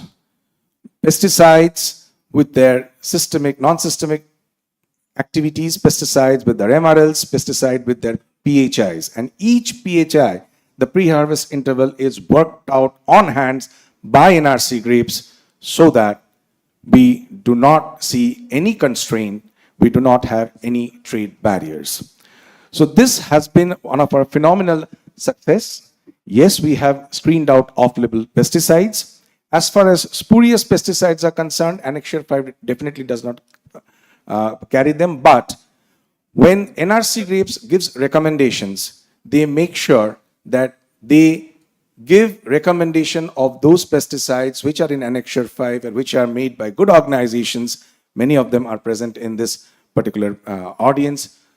So this is where we have tried to bring gap in focus, streamline gap, which the results of which, of course, you can see in the grape trade. This is something which has been, again, a forte as far as NRC grapes activity is concerned. Dr. Sanyal has rightly pointed out that in many of the places, the product information, the mode of action, the regulation is perhaps not available. But we are very happy to share that NRC grapes in streamlining gap have made an excellent connection, have built up an excellent rapport with the growers. The Maharashtra Rashtriya Draksh Bagadar Sangh, who is always with us in different forums, different platforms. So we have been doing these meetings where our scientists continuously recommend the good agricultural practices. It is not only pesticides, it's the canopies, the nutrient, is the whole plethora of information, the gamut of information which should go to the growers. So we do that big time. Not only that, our YouTube videos, our Insta stories, as well as our two advisory systems, the Grape advisory system, the Delta T, in different languages, have reached the growers to the far corners of Maharashtra. And why only Maharashtra? 19 states as on date. We have been expanding. And we hope that this activity of ours is going to carry on. So, as we stand here at the crossroads, GAP is dynamic propensity. It's a document which needs to be upgraded, implemented, and a constant validation, constant modifications and customizations are a must. So we stand at the crossroads, and I personally feel that the time is apt, the time is perfect, the time is just right to take this discussion forward. And may I now request the moderator of the session, respected director, Dr. Banerjee, to take off the mic from here. Thank you, ladies and gentlemen. Good afternoon.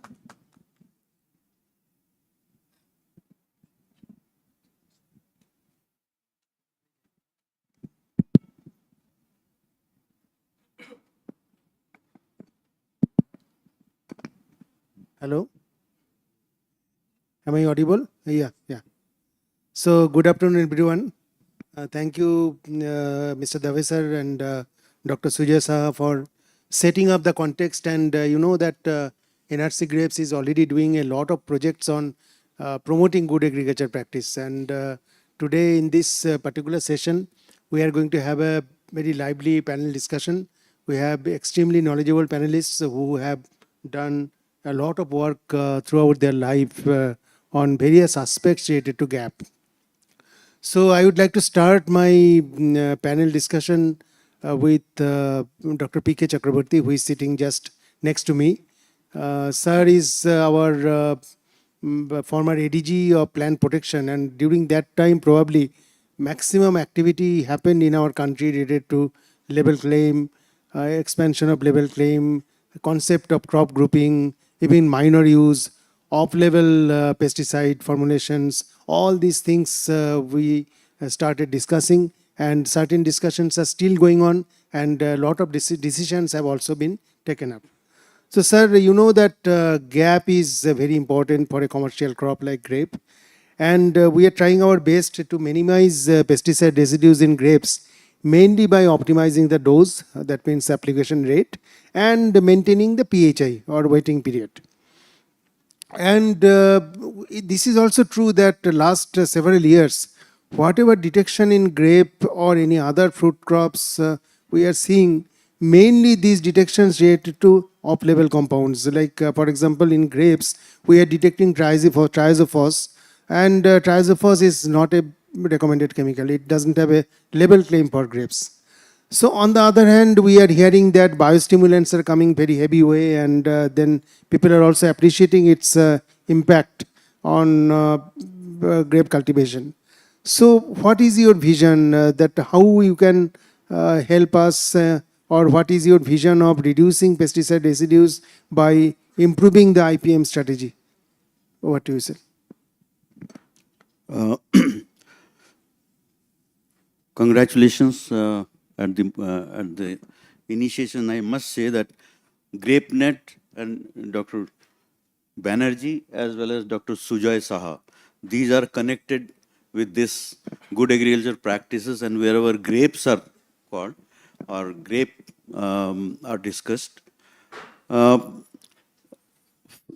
far as the reduction of residue is considered here, I think future of the country is very bright in this area, because I had been seeing that how this good agricultural practices used to be, it used to be flouted, but then now it is being done when India has the one of the highest production of horticultural crops and food crops in the country.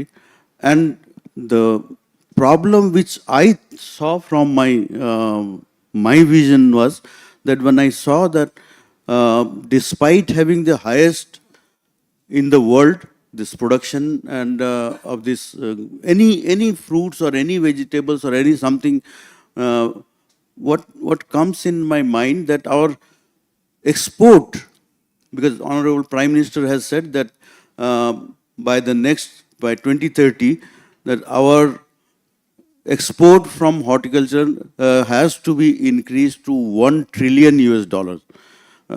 So to meet that, the converse thing which I have seen is that our export at the moment is only less than 0.6%. So future lies here, and I feel that we will be able to export our commodities more by following the good agricultural practices.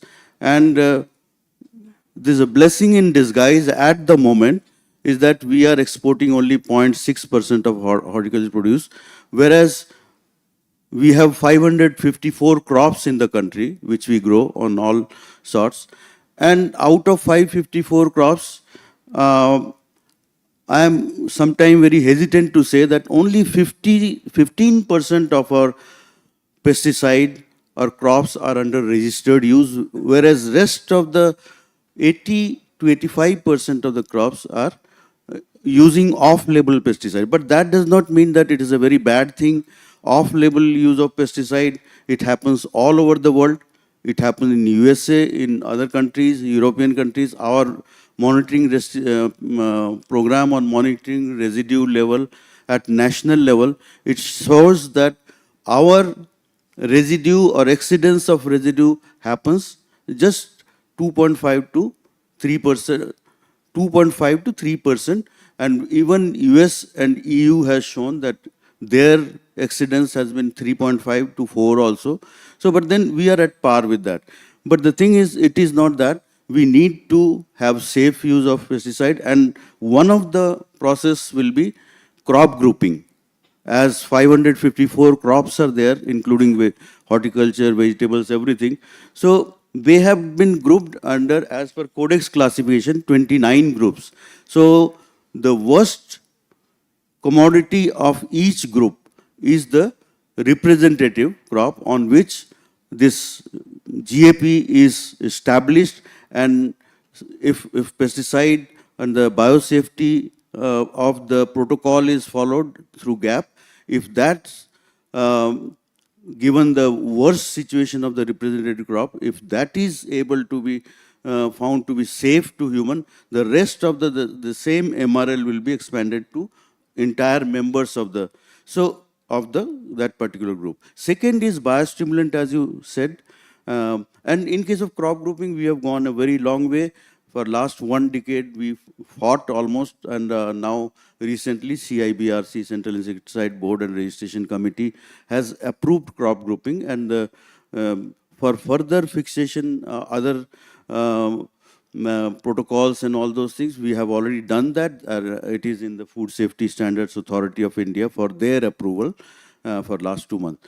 So second is the biostimulant. Fortunately, I was made the chairman of the subcommittee on this biostimulant for the development of guidelines. The thing is, when we started developing guidelines, we found the why biostimulant was taken. Biostimulant was taken because there were huge rampant use of biologicals in the name of biologicals. Some pesticides were also there. Then Planning Commission, they found that it needs to be regulated. And it is from then we are developing the process, and we are proud in the country that out of several countries, India has now well-developed guidelines for registration of biostimulants. Biostimulants are being used everywhere, and biostimulants has one advantage: it differs from biofertilizers and biopesticides. This is a concept which has been developed, or any substance which when applied to seeds or rhizosphere or through foliar application. This is the one, it does neither, it should not have a pesticidal effect, it neither should have, it should not be a source of nutrition, but it improves the quality, it's trides over the abiotic stresses and also biotic stresses and many other root development, all these things, not through pesticidal action. If it is sprayed over the insect or pest and disease, it will not be killing, but it will stimulate the innate immunity or immune mechanism of the plant system, and so that it remains charged and the pathogens or pests are not able to attack, as well as it improves the physiological process leading to abiotic stress tolerance. It can use the nutrient use efficiency, but the fact is that it should not be neither a source of nutrition like biofertilizer or nor a source of pesticide, as in case of biopesticides. And with this is coming up. Third amendment has already come. The first guidelines were notified in 2021, and now it is the third amendment which is going on. Recently happened, not very recent, but in May 2024, the third guidelines amendment has been made, and then the process is going fast. And even this institute, the microbe which Dr. Sujoy Saha and you told about it, was the degradation for use of pesticide, or terminal degradation of pesticide it does. That bacillus species, it had come to Central Insecticide Board and Registration Committee because it was not it was not known at that time whether it will be going to CIBRC or it will go where, because biosimulant concept has not been developed at the time. So the problem remains when it goes to CIBRC, it's a very long-term residue estimation and biosafety, bioefficacy, toxicology, and all these things are required. But when it is biostimulant, it only few, about 6 pack studies of toxicological studies are done, mostly ecotoxicity, so that so it can be easily done. So these things are being now made easier, and we have found so many other things. And the one bacillus which they have done, they brought, but CIBRC at that time, they said you develop all the pesticide specific studies which we need to do for registration.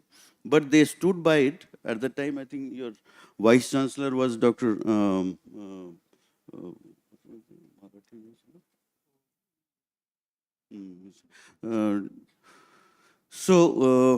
When he also came, but then it was told that Codex Committee has a guideline at that time that shows the amount of those biologicals which are used, it should be contained to a certain extent, because if you happen to take the grapes sprayed with the terminal, the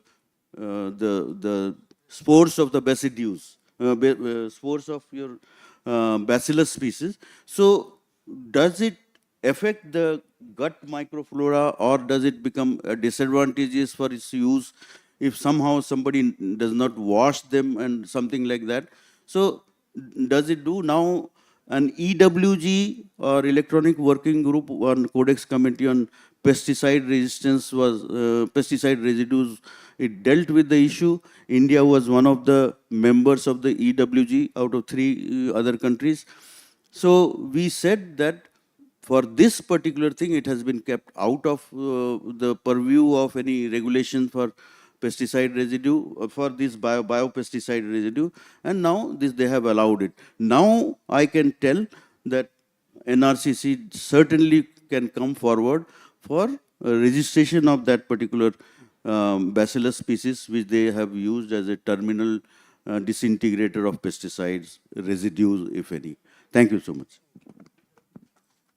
Thank you, sir, for this comprehensive understanding. Biostimulant is having a long way to go, and I think an integrated approach is very important, by which we can reduce the usage of pesticide and do microbial applications in such a way that they not only provide pest control, pest management, but also reduce pesticide residues by degrading those. So next panelist is Dr. Sandeepa Kanitkar, madam.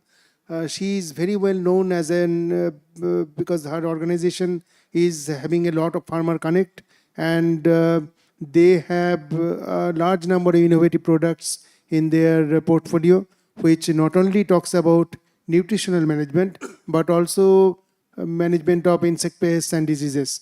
So, madam, my question is that what is the driving force behind your concept of developing such products?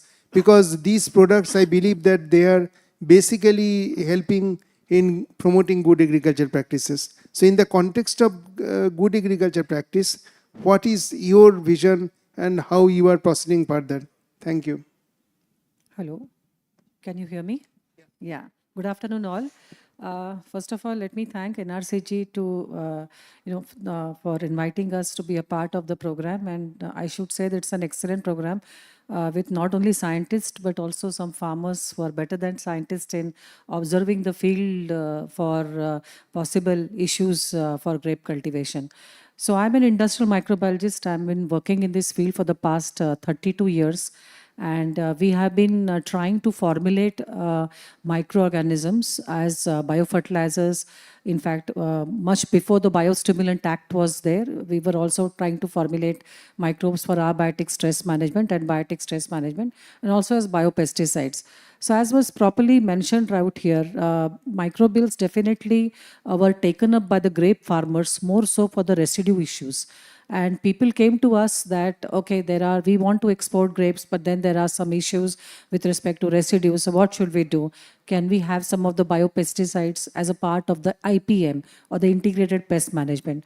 So that was the time when our team of scientists at CanBioSys, we started working on the biofungicides first, wherein we formulated products based on Bacillus subtilis and Pseudomonas fluorescens to be used as intermittent sprays along with the fungicides. Because biologicals, many of the farmers are worried that they have a kind of a touch me not syndrome, that you can't mix with this chemical, you can't mix with that chemical.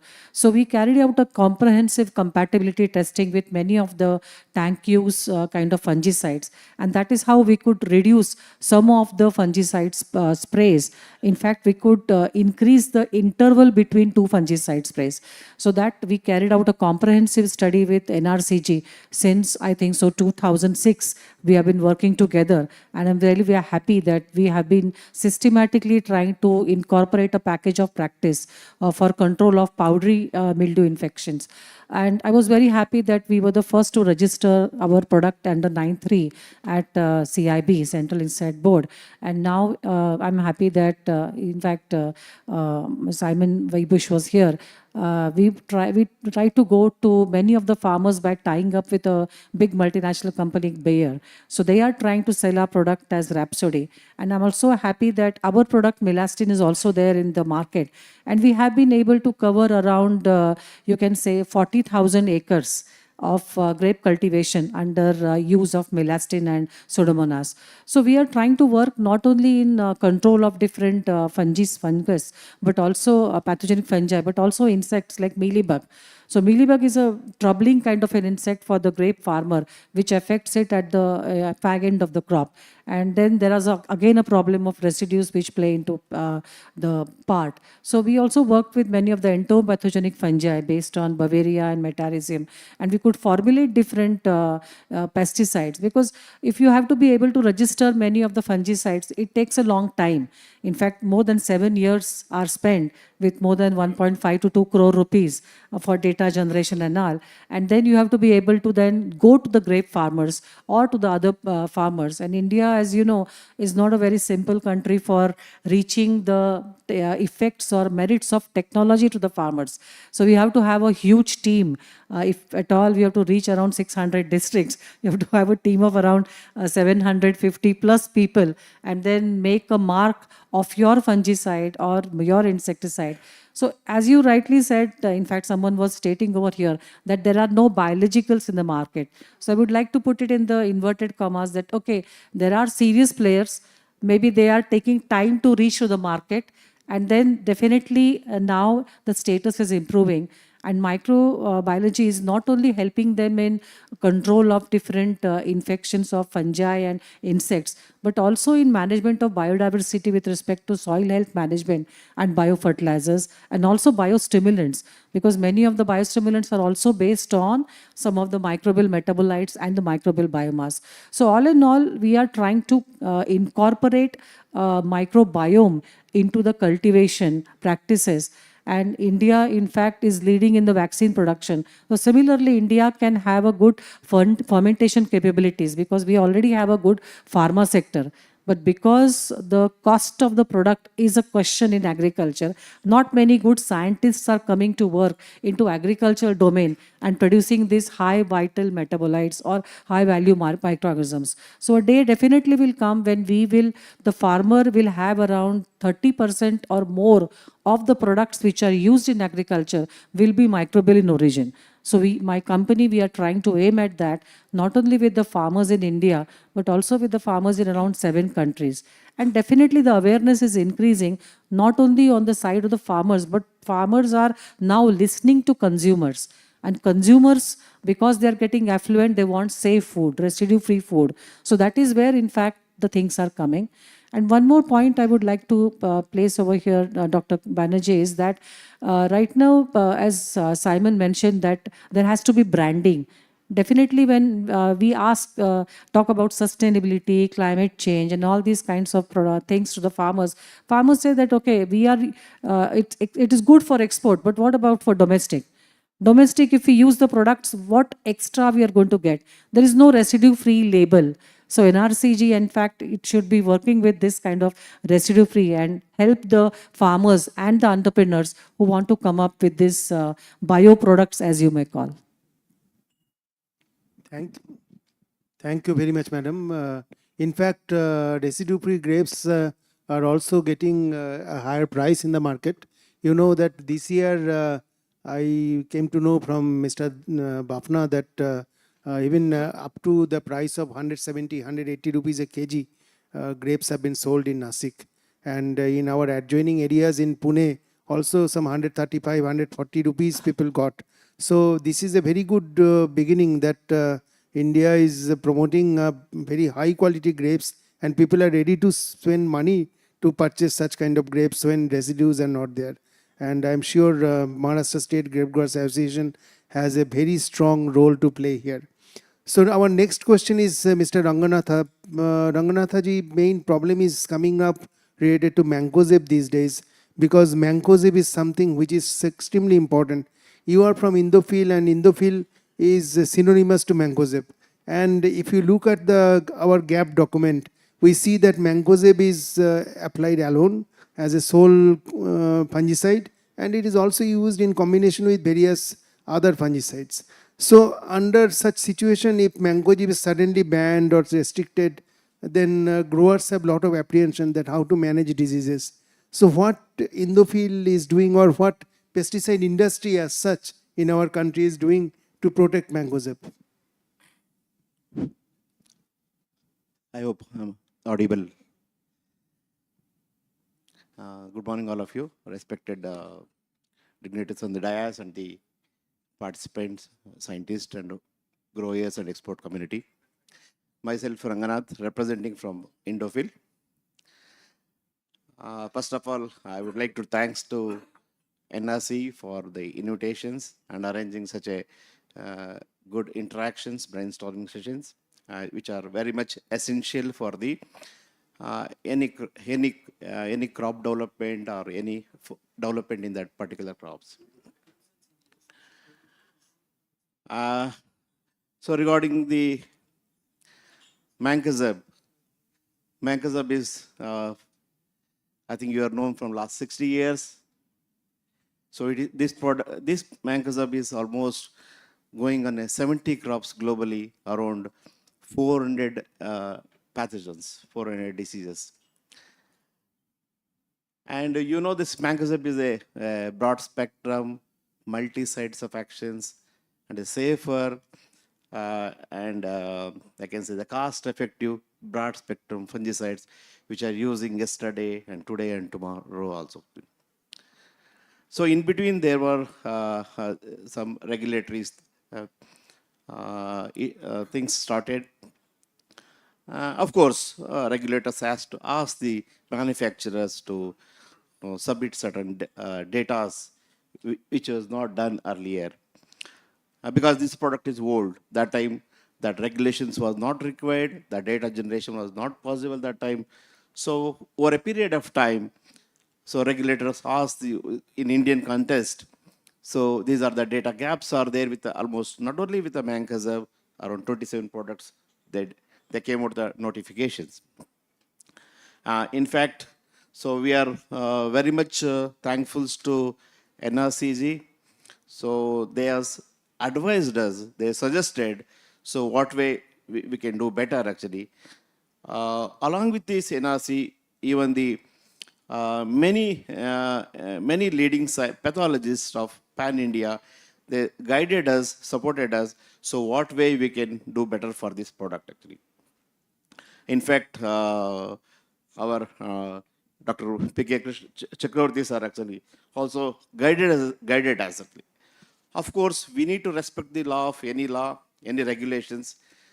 So what has happened now, we have developed the data and we submitted a CAB, and again, except the removal of this label claim on Gawa, sorghum and Topiaka, rest of the label claim you are re-established, and as such, there is no problem in usage in India actually.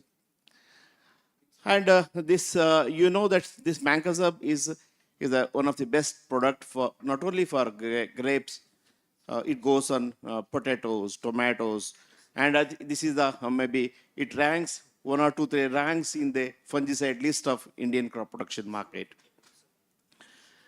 And this product has an advantage. It can mix with any partners like a triazoles chemistries. It can mix with azoxystrobin chemistries, bendamizole chemistries, copper chemistries, even the whatever the chemistries are coming. So most of the chemistries is very compatible actually with these things. In fact, it is helping the other partner like triazoles, even the strobilurins.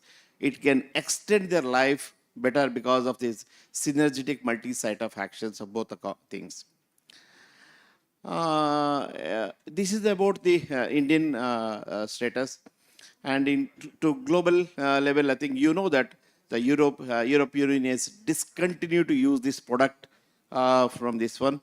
Of course, we last maybe a few months back, we got some good, good hopes from the Europe courts, and we are still we are working on the things because there are some gray areas are in the toxicological things. We are working on that things how we can defend as per the regulations at the global level. As such, in India, there is no problem for this Mancozeb, and it can be used as a solo. I think you know that this product is used as a WP, WDZ, SC formulations, and maybe it is going with the tank mix partners and the ready, maybe the even ready mix. There are many ready mix products are available, things which can help the management of the, one is the better disease management, second is the resistance management, which can extend the life of the other product partner also actually. And this is the only the fungicide, the cost effectiveness maybe they around 250 to 300 rupees per acre cost that the farmer can apply any crop and that can be used with a better effectiveness. I hope I have cleared. And thank you very much for your NRCG and all the scientific community of especially the plant pathologist who Pan India entirely guided us and supported us for these things. Thank you very much, sir. Thank you very much for letting us know about Mancozeb. We are trying our best, and from NRC Grapes, we have given several technical justifications to protect this fungicide because it's very important that we should have access to this fungicide. Now, my last panelist is Mr. Prakash Bafna. Bafna ji is a very unique farmer. You know that Indian grape export had several problems on various years. 2003, you remember that methomyl and Mancozeb was detected. That was a problem. After that, we had problems of flucelazole, buprofezin, Then in 2010, chromate chloride was detected. So on various occasions, hundreds of samples were failed during our testing, during internal residue monitoring. But Bafna साहब का जो grapes है वो कभी fail नहीं होता है, उसमें कभी पेस्टिसाइड डिटेक्ट नहीं होती है. ये कैसे पॉसिबल है? And we are very closely located. So he says, he claims that he is a farmer, he is also an exporter, but he keeps noting lot of things, small pieces of paper and small notebooks. So several times I told my scientists that ये notebook से कितना research paper शायद आ सकता है. So many research papers probably can be published by translating those notings to some practical things, because these grapes are realities. They are getting exported every year without any problem, and whenever these samples are tested, numerous times we tested at our NRL, we never detected any pesticide above MRL. So what is the special reason for this? Secret क्या है आपका?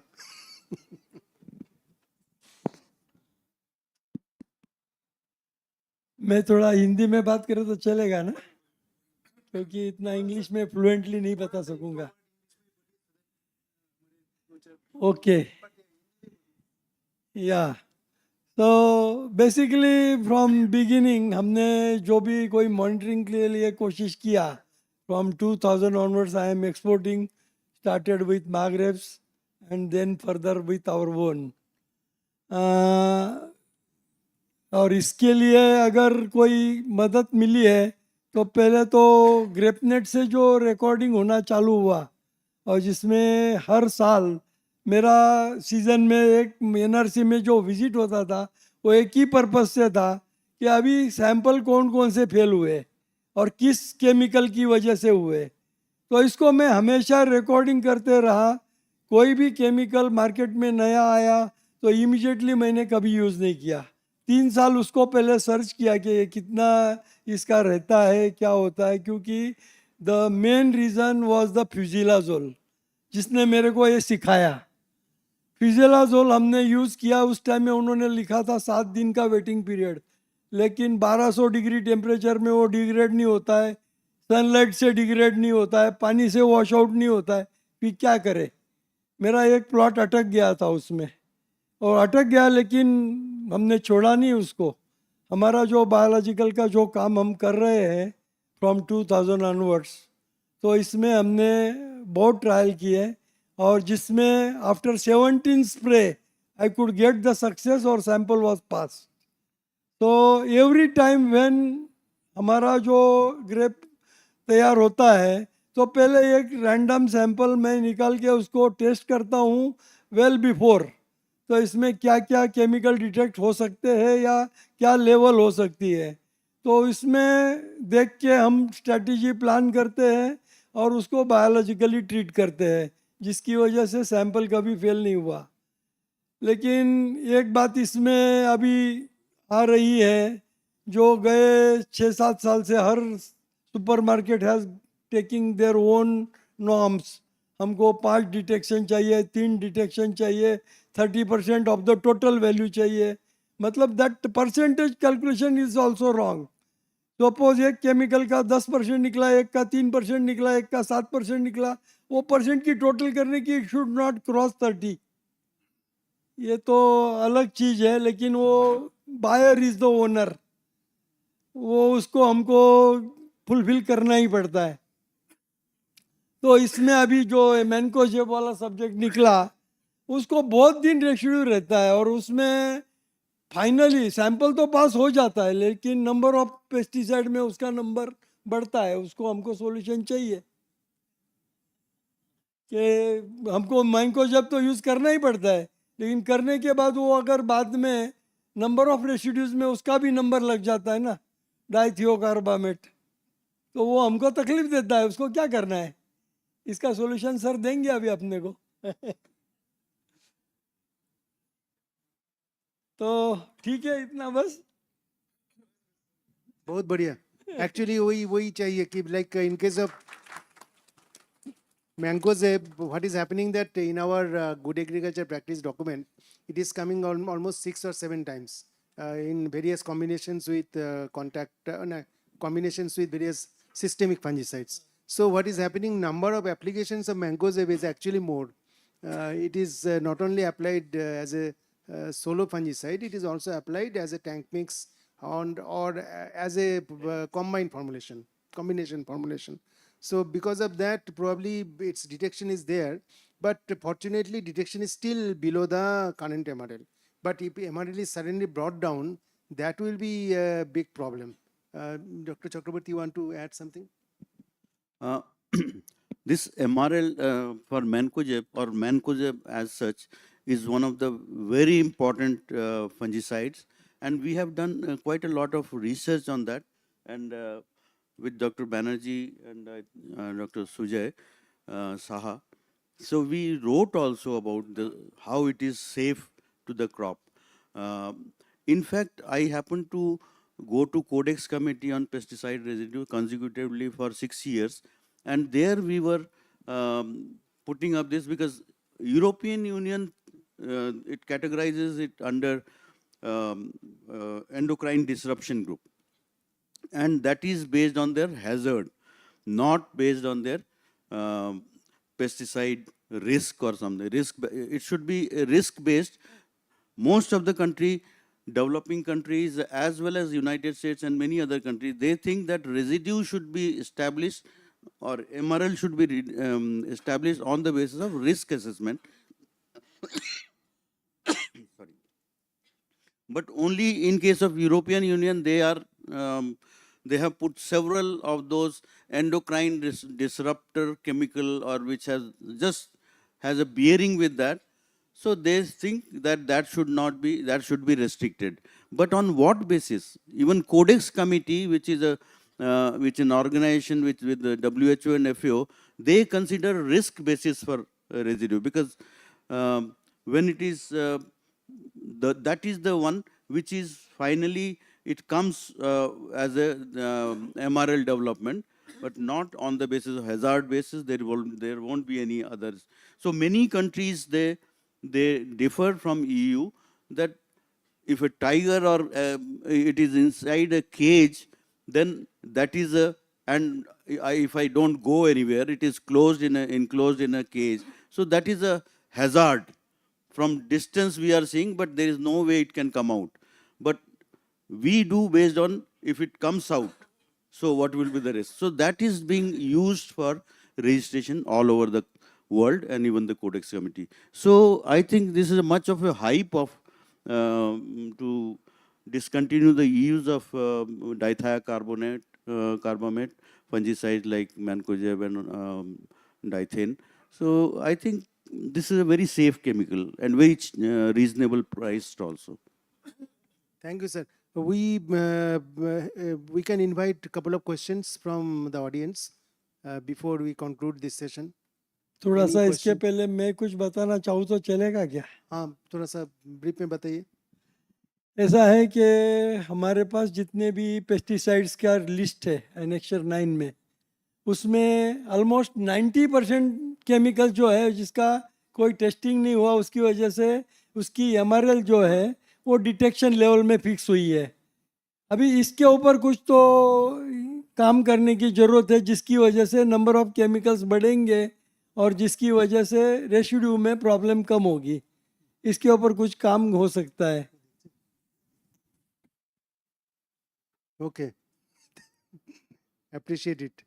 अच्छा, कोई किसी का कोई question है? Anybody has any question? सोपान गंजन जी, आप कुछ बोलना चाहेंगे? आप गुड एग्रीकल्चर प्रैक्टिस के बारे में आपको क्या what is your feeling that what we should think of, because we want to bring out some policy decision from this conference.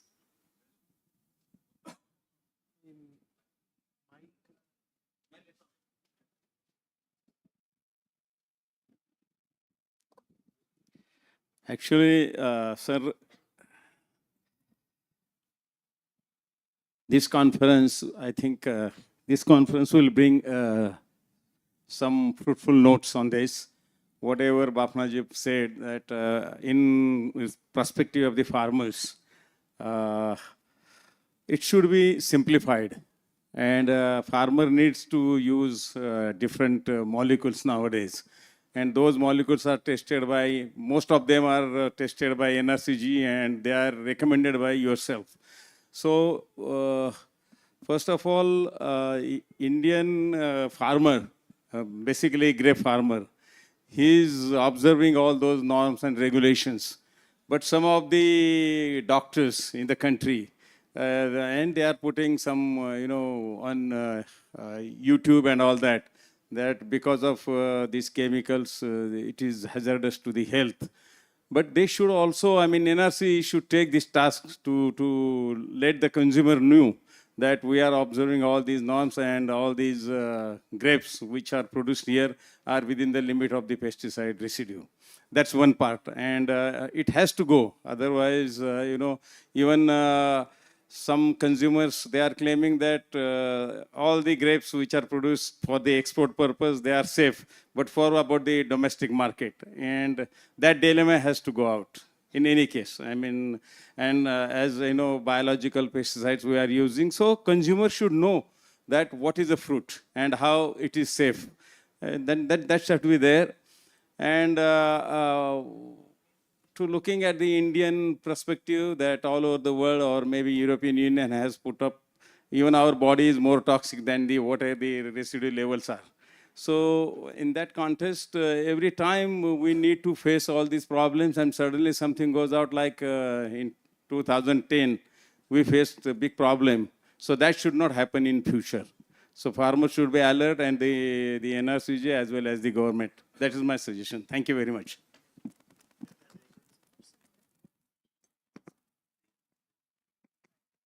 Any further question? Oh,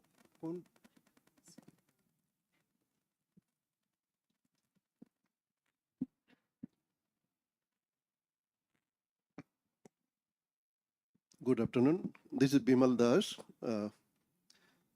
I'm a postgraduate from CFTRI. To any of the panelists, please reply to this. How can we integrate traditional agriculture knowledge with GAP to enhance sustainability, profitability, and safety? Any one of you can bring some highlight if we are integrating our traditional knowledge with GAP.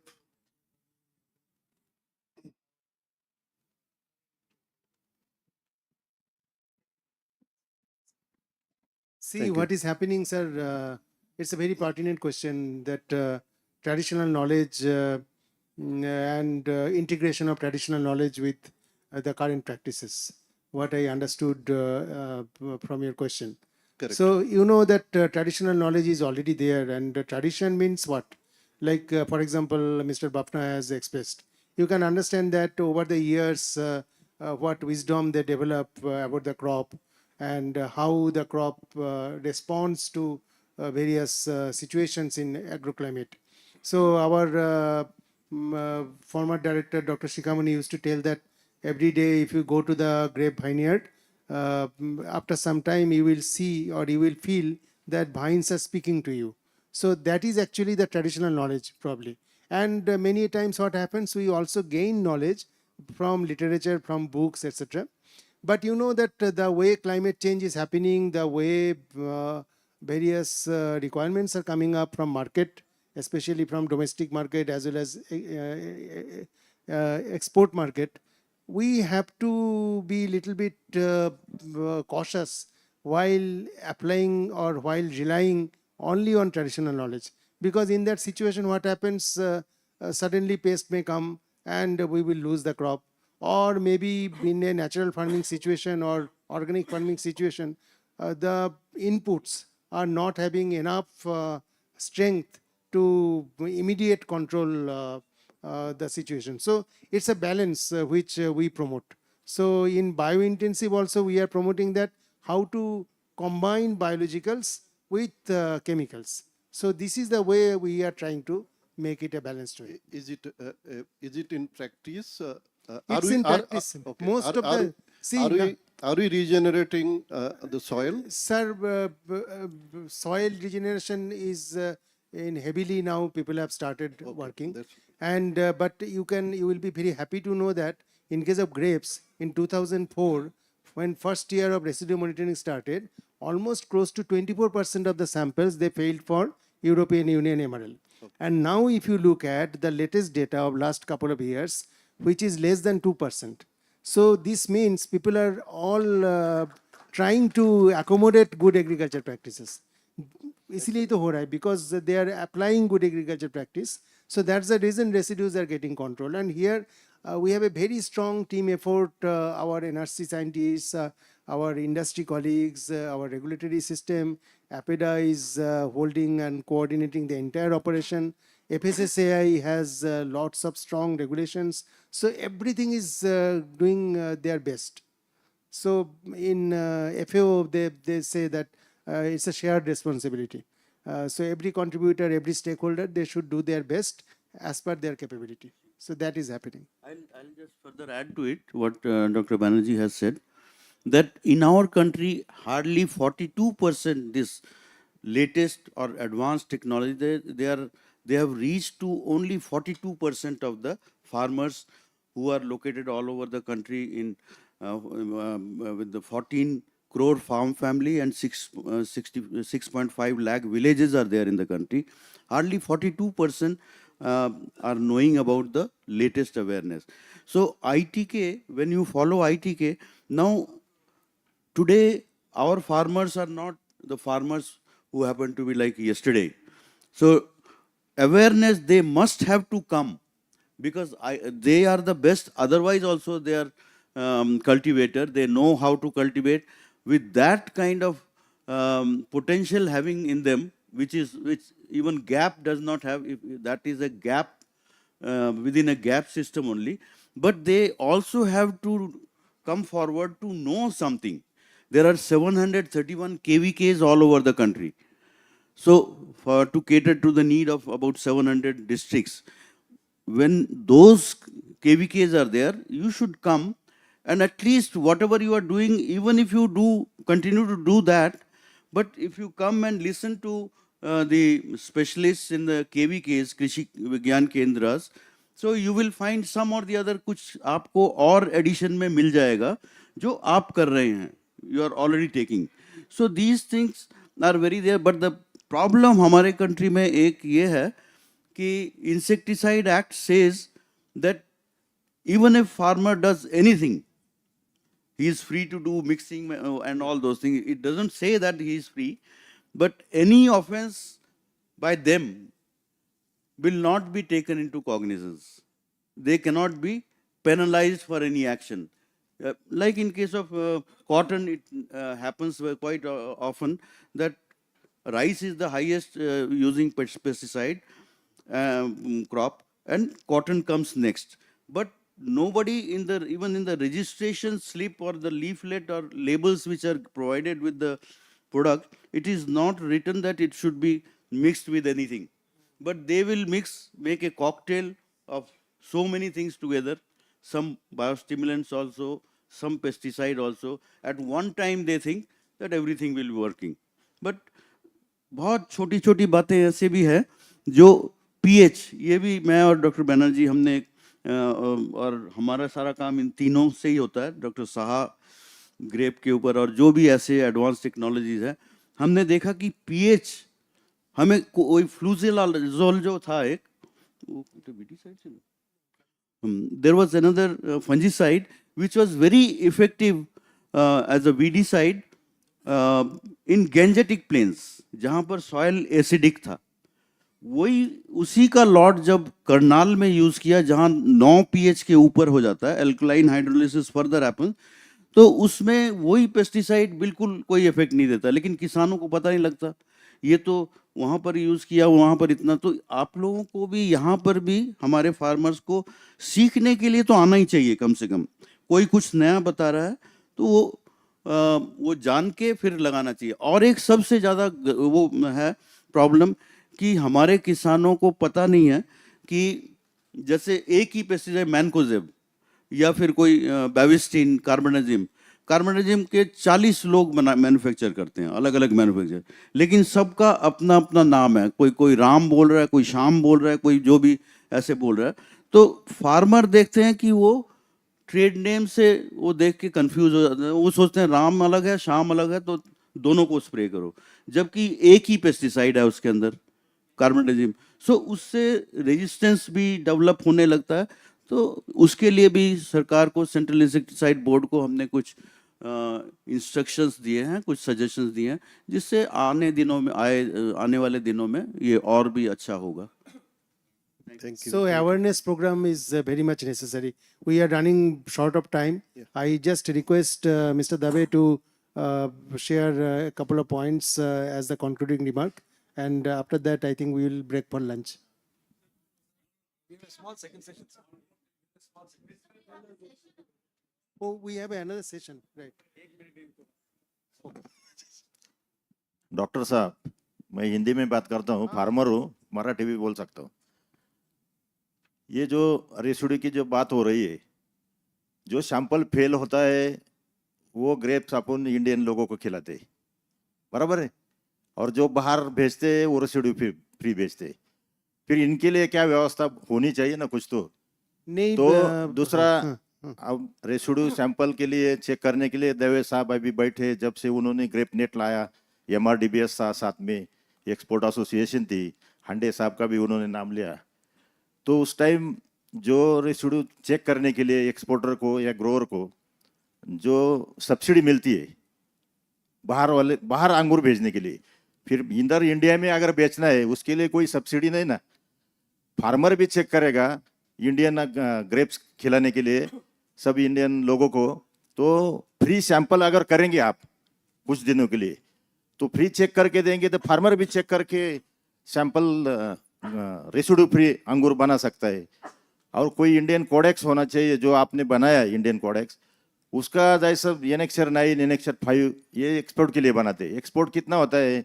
7 या 8%, 10% होता है। बाकी 19% grapes अगर India में बिकता है तो उसके लिए कोई व्यवस्था बनाई क्या? वो बननी चाहिए, वो तो कोई नहीं है। और बाकी जैसे बापू ने भी बताया कि डॉक्टर लोग जब किसी को खांसी आती है तो पहले पूछते हैं ग्रेप खाया क्या, अंगूर खाया क्या। ये जो बातें हैं इसमें आगे जाना चाहिए, क्योंकि सारा ग्रेप्स अगर 90% इधर बिकता है तो रेसिड्यू फ्री जैसे ग्रेप्स अपन दूसरे लोगों की, दूसरे देशों के लिए अपन खिलाते, यूरोप यूके के लिए, तो इंडियन लोगों के लिए क्यों नहीं खिलाते? इसका भी एक कोई प्रोग्राम बनना चाहिए, होना चाहिए। हाँ, और ये सर मैं बोलूँ, मैं मिस्टर दवे को ही बोलता हूँ कि इसको एक रिप्लाई भी दे एंड कंक्लूड भी करे। दवे साहब अच्छी हिंदी बात करते हैं, हिंदी में समझाएंगे तो अच्छा रहेगा हमें। मैं हिंदी में बोलता हूँ। कंक्लूडिंग रिमार्क्स के लिए इन्होंने बोला है, लेकिन उससे पहले मैं बाफना जी से शिकायत करना चाहता हूँ। बाफना जी से मेरा शिकायत ये है कि आप ये इतना अच्छा अंगूर सब गोरा आदमी को खिलाते हैं, हमको क्यों नहीं खिलाते? सारा एक्सपोर्ट होता है। जो बात आपने बोली बिल्कुल बराबर बोली आपने। It's a fact. Now doctor Chakravarty has been very active in Codex, and थोड़ा बहुत मैंने भी कोडेक्स में काम किया है, करीब 25 साल। I have understood the strategy of countries very clearly, and I think we need to understand this, and we need to find a solution as to how we should work. The EU strategy, I will tell you, as he rightly said, it is hazard-based, not risk-based. Whereas Codex sets standards which is risk-based, not hazard-based. And EU, along with all its constituent countries, are members of Codex. There is a need to put pressure on the European Union to follow a risk-based approach rather than a hazard-based approach. Number one. Number two, when they are members of Codex, they have accepted GMPR recommendations as a part of a codex standard setting process? Why do they note a reservation in every Codex Commission session on pesticide residue MRLs? I was the chairperson of the Codex Commission. And every time there is a pesticide MRL to be adopted at the Codex Commission level, EU would oppose it. They won't block it. They can't block it. But they have always noted a reservation in the report. What is the purpose of noting that reservation? That in case any country goes to the WTO, they will say, we opposed it in Codex.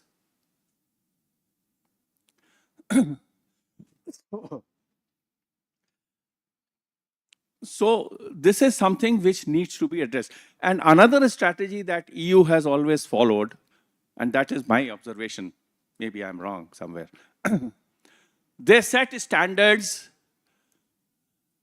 whether it is pesticides or aflatoxins or anything else, well before Codex does it.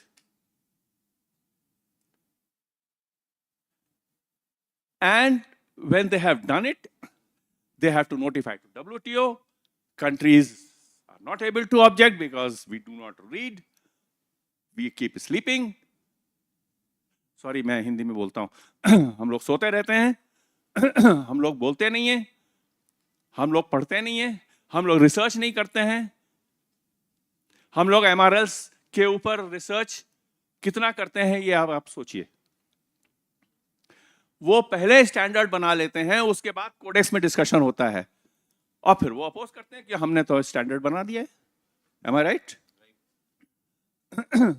I've seen this several times.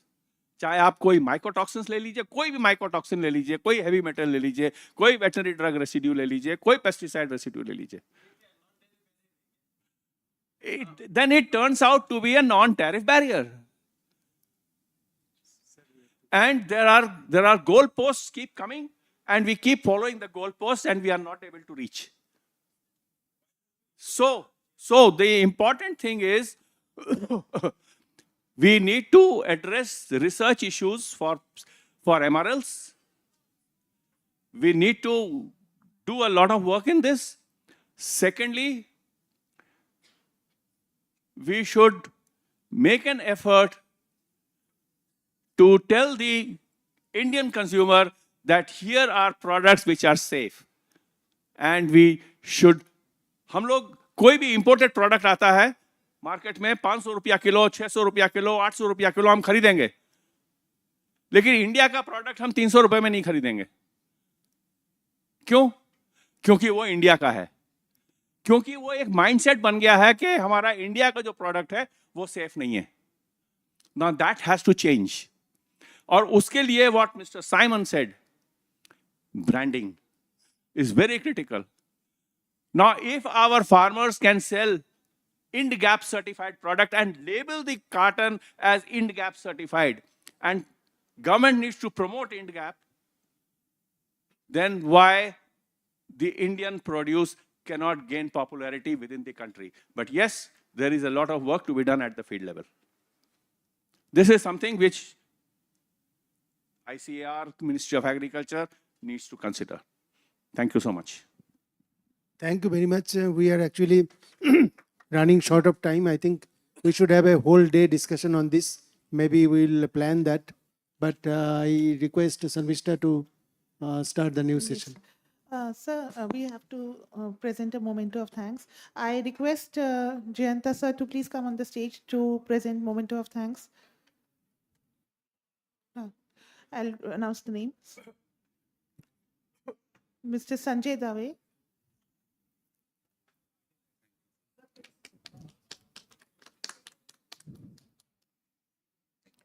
Miss Sandeepa Kanitkar.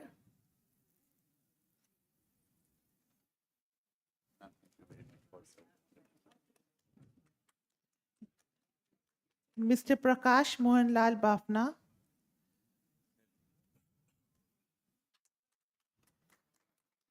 Mr. Ranganatha, MC.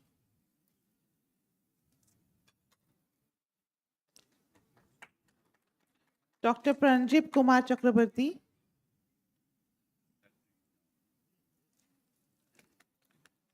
Dr. Kaushik Banerjee. Nahi? And Dr. Sujoy Saha.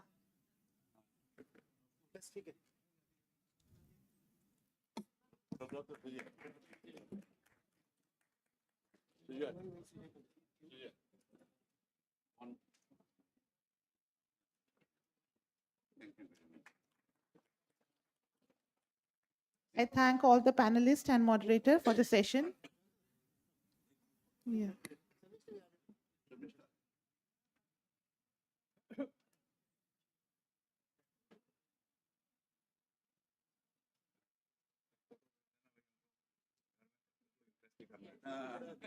So we'll start with the next session on market intelligence and linkage. I request to please change the nameplate.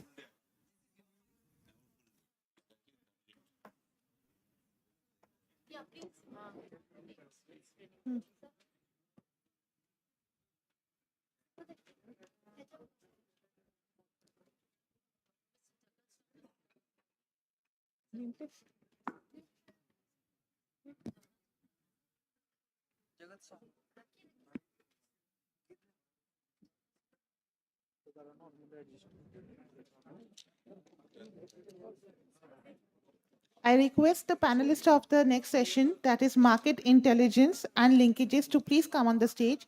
Mr. Kailash Bhosle, President, MRDBS. Sir, please come on the stage.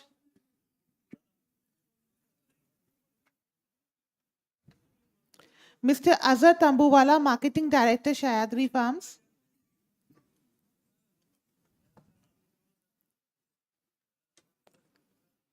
Sir, please come on the stage.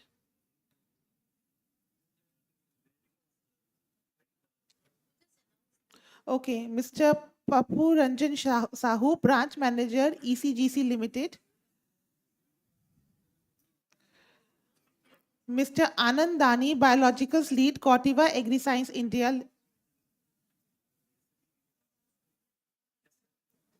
Dr. Narendra Gangawar, Senior Manager, Product Development, IPL Biologicals Session. And Session Moderator, Dr. Jagat Shah, Advisor, International Business Export.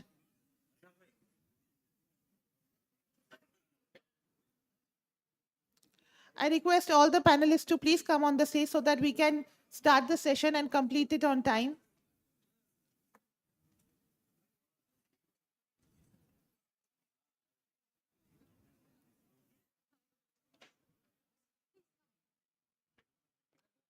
Mr. Kailash Bhosle, please come on the stage. Azhar Tambuwala.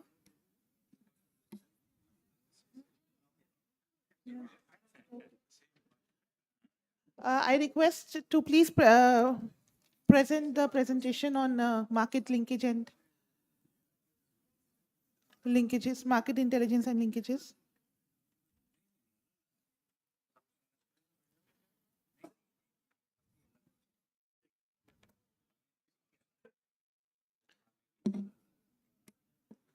So should I start? I request everybody to please settle down so that we can start the session. So I would like to introduce myself. I'm Dr. Shamishta Naik, and I'm working as a scientist at ICR, National Research Center for Grapes.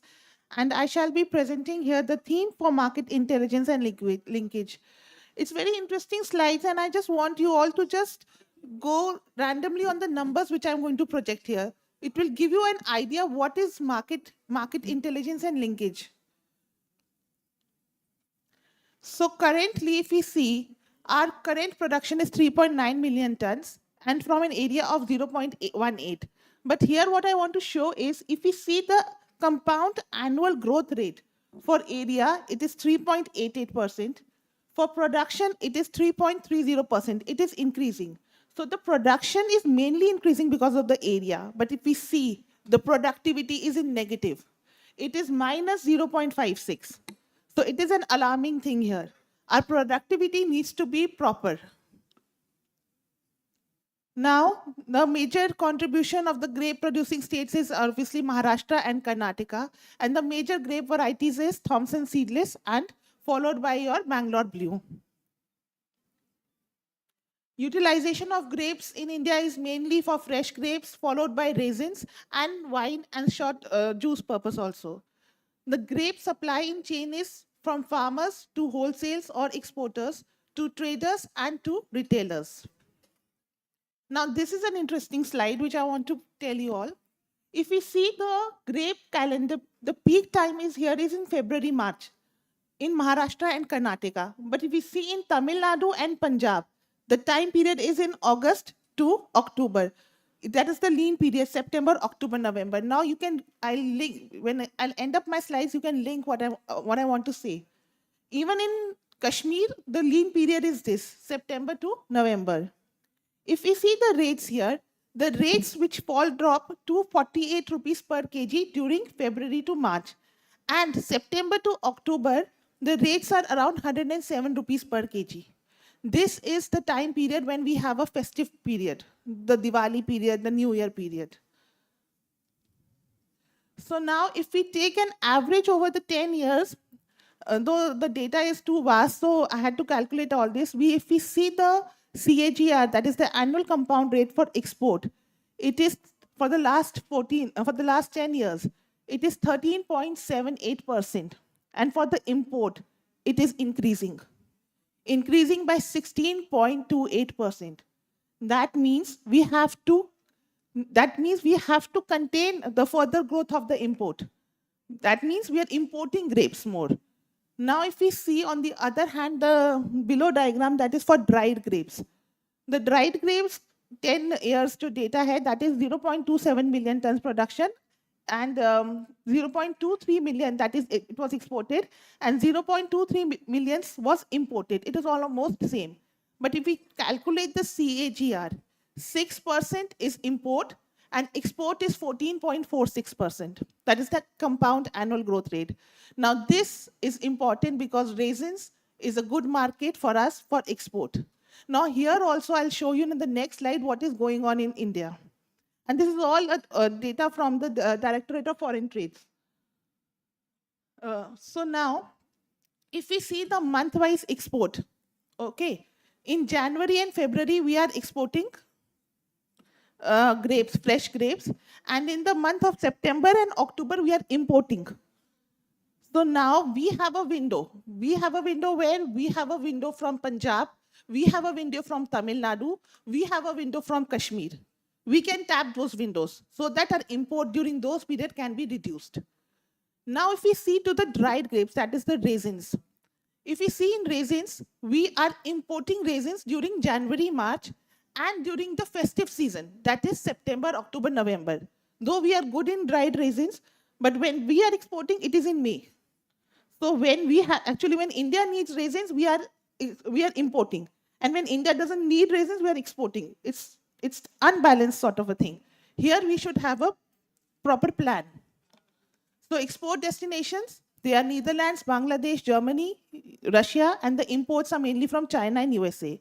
There are various standards like EGMA, Codex, and FSSAI. So there are the backward linkages and the forward linkages. Backward linkages are mainly by the common institutions, research organizations, farmers associations, and the forward linkages are the marketing and distribution agencies like EPIDA and FSSAI, and export houses also.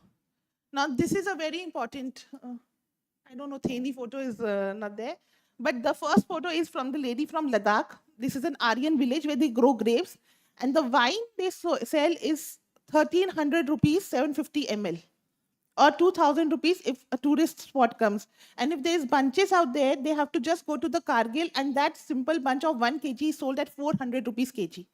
But the quality is very poor. Similarly, in Kargil, they have a good produce, but they don't know where to go. Similarly, in Srinagar, as you can see, they have this very good grapes, very nice grapes, but they don't know the market linkage. They don't know where to go, how to give the grapes, to whom to give the grapes. There is no market linkage. And the above thing is they want to export their grapes, but they don't know the technical know-how. So this is what we required in this session, to study the market linkage and to know like what strategies we can follow. So I thank here and I hand over the session to Mr. Dr. Jagat Shah for further process of the session. Thank you, sir.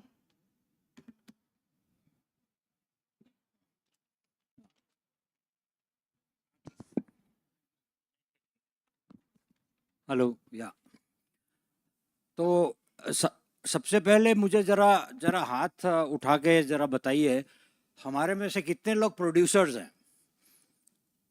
Okay, और कितने कितने लोग export करते हैं?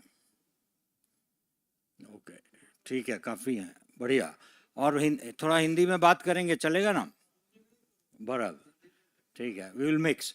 तो देखिए, मेरा personally मानना ऐसा, मैं अहमदाबाद से आया हूँ, मैं एक स्कूल चलाता हूँ जिसमें मैं 27 साल से बिजनेस पीपल को ट्रेन करता हूँ कि एक्सपोर्ट कैसे करना। और मेरा हमेशा मानना ये रहा है कि export is the benchmark of competitiveness. कि जब हम एक्सपोर्ट करना शुरू करते हैं, हमको पूरे दुनिया में हमारे बिजनेस और प्रोडक्ट का बेस्ट प्रैक्टिसेस पता चलता है। और जब वो हम बेस्ट प्रैक्टिसेस इंडिया में लाते हैं, अपना इंडिया का बिजनेस सुधर जाता है, इंडिया में बिजनेस करने का तरीका सुधर जाता है। ये कारण है कि हमको एक्सपोर्ट मार्केट की तरफ देखना चाहिए। मुझे कई लोग बोलते हैं कि अरे छोटे उद्योगों को क्यों बोलते हो, फार्मर्स को क्यों बोलते हो एक्सपोर्ट करने को, वो तो भारत इतना बड़ा मार्केट है, पूरा दुनिया भारत में बेचना चाहती है। अभी शर्मिष्ठा जी बता रही थी कि इंपोर्ट भी हम करते हैं, तो उनको इंडिया में बेच लेने दो। लेकिन ये जो बेस्ट प्रैक्टिसेस की बात है, आज पहले के पैनल में भी बहुत लोगों ने बोला कि हमको नॉलेज यूज़ करना एज ए रॉ मटेरियल। वो नॉलेज हमको बाहर के मार्केट से आता है, उससे हमारा इंडिया का बिजनेस सुधर जाएगा। एक सिर्फ क्विक आंकड़ा देता हूँ आपको। आज पूरे दुनिया की इकोनॉमी 112 ट्रिलियन डॉलर की है और भारत की इकोनॉमी 4 ट्रिलियन पे पहुंच रही है। तो ये एक बड़ा सिंपल मैथमेटिक्स का सवाल है कि आपकी ग्रोथ 4 ट्रिलियन इंडियन इकोनॉमी में होगी या 108 ट्रिलियन इकोनॉमी में जो बाहर है, वो एक्सपोर्ट है। तो बहुत सारे अपने पास उदाहरण हैं जिसमें बहुत छोटी कंपनियों ने भी बहुत सक्सेसफुली एक्सपोर्ट किया है। तो आज जो हमारा पैनल डिस्कशन है, उसमें मैं सबसे रिक्वेस्ट करूंगा कि थोड़ा हम लोग शॉर्ट टाइम पे चल रहे हैं, तो हर एक कोई 2-2, 3-3 मिनट में अपने जवाब दे। तो सबसे पहले मैं अजहर जी से पूछूंगा, क्योंकि अजहर जी जो है वो ऑलरेडी एक्सपोर्टर है, 42 कंट्रीज़ में उनकी कंपनी एक्सपोर्ट करती है, कि अगर किसी को शुरुआत करना है एक्सपोर्ट में, चाहे फार्मर हो, प्रोड्यूसर हो, ट्रेडर हो, स्मॉल मीडियम एंटरप्राइज हो, तो जो मार्केट इंटेलिजेंस या इवन डोमेस्टिक मार्केट के लिए मार्केट इंटेलिजेंस कहाँ से गैदर करे, और मार्केट इंटेलिजेंस में ऐसी क्या चीज़ें हैं जो वो इकट्ठा करे?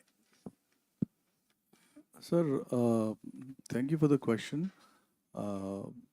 आपका सवाल जो है सर, उसके एक कदम पहले मैं जाना चाहूँगा कि आप जब कहते हैं कि मार्केट इंटेलिजेंस के पहले मेरी सोच है कि पहले काबिलियत बनाइए। अपनी काबिलियत अगर आप बनाएंगे तो फिर market is a secondary step. कई बार मैंने देखा है कि कई लोग मार्केटिंग के और चले जाते हैं। एक्सपोर्ट जब कहते हैं, काफ़ी ग्लैमरस एक टिंज है उसे कि चले हम बाहर जाएंगे, हम लोग काम करेंगे बाहर और फ्लाइट से जाएंगे, नए नए देश देखेंगे, कुछ घर आकर बोलेंगे कि मैं यहाँ गया वहाँ गया एंड आई ट्रैवल्ड। सो इसके ये जो एक ग्लैमर क्वेश्चन को बाजू में रख के, it is at the end of the day it is just business. But from that business the first is, अगर आपको कौन सी मार्केट को केटर करना है, उस मार्केट को केटर करने की काबिलियत है क्या नहीं आपके पास, उसकी अंडरस्टैंडिंग है क्या नहीं आपके पास। तो ये बहुत एक इम्पॉर्टेंट पॉइंट है। लेकिन उसके ऊपर मैं, क्योंकि आपका सवाल इंटेलिजेंस पे है, तो मैं सिर्फ ये बात छोड़कर मैं आपको I will answer your question कि market intelligence, it all depends multiple. आज के तारीख में, मतलब एक ज़माना था जब इंटरनेट नहीं था, तो one of the first sources one can go two is the internet.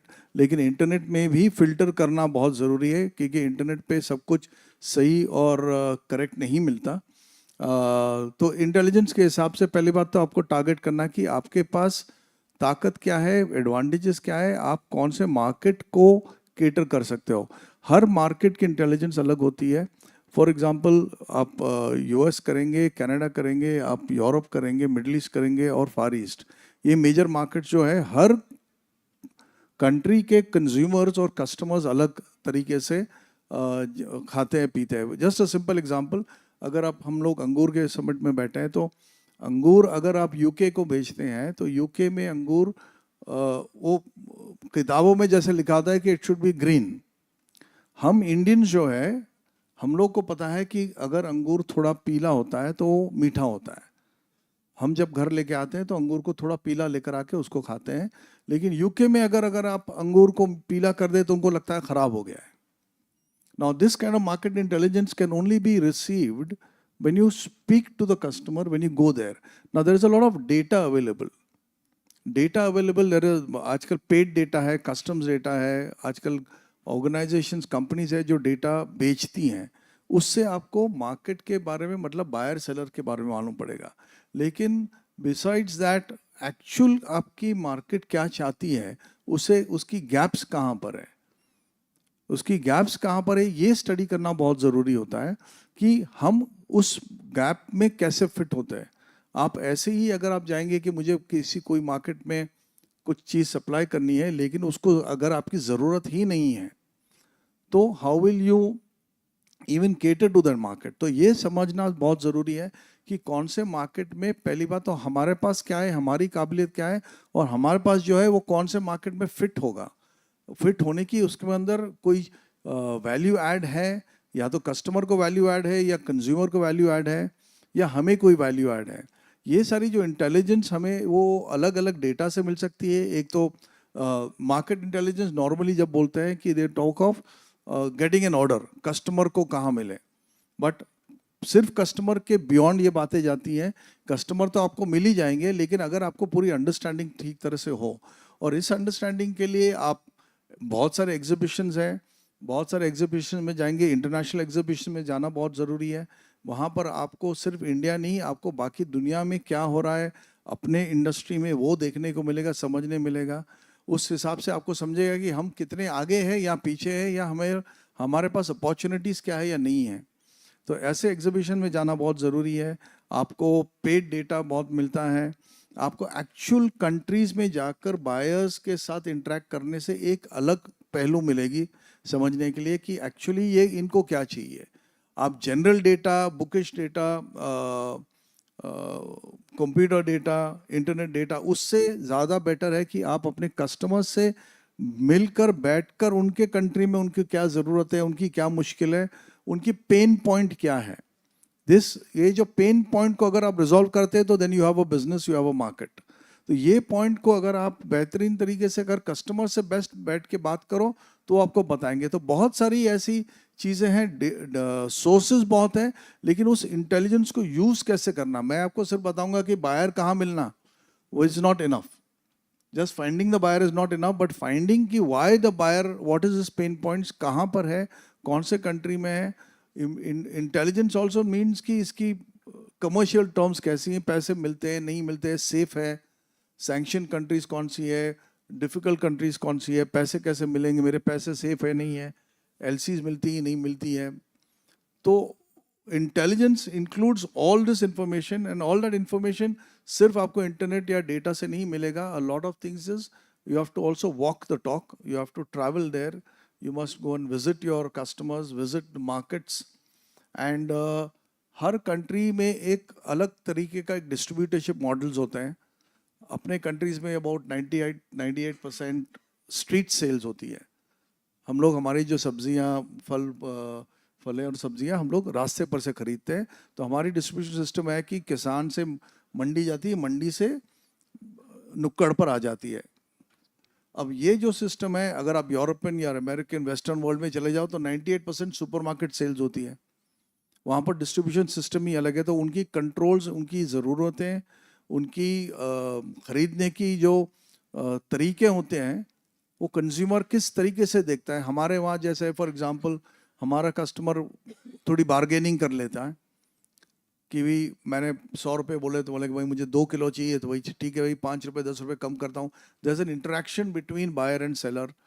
कुछ कंट्रीज में there is zero interaction because supermarket sales है, you are competing against probably another 100 products sitting over there on the same shelf.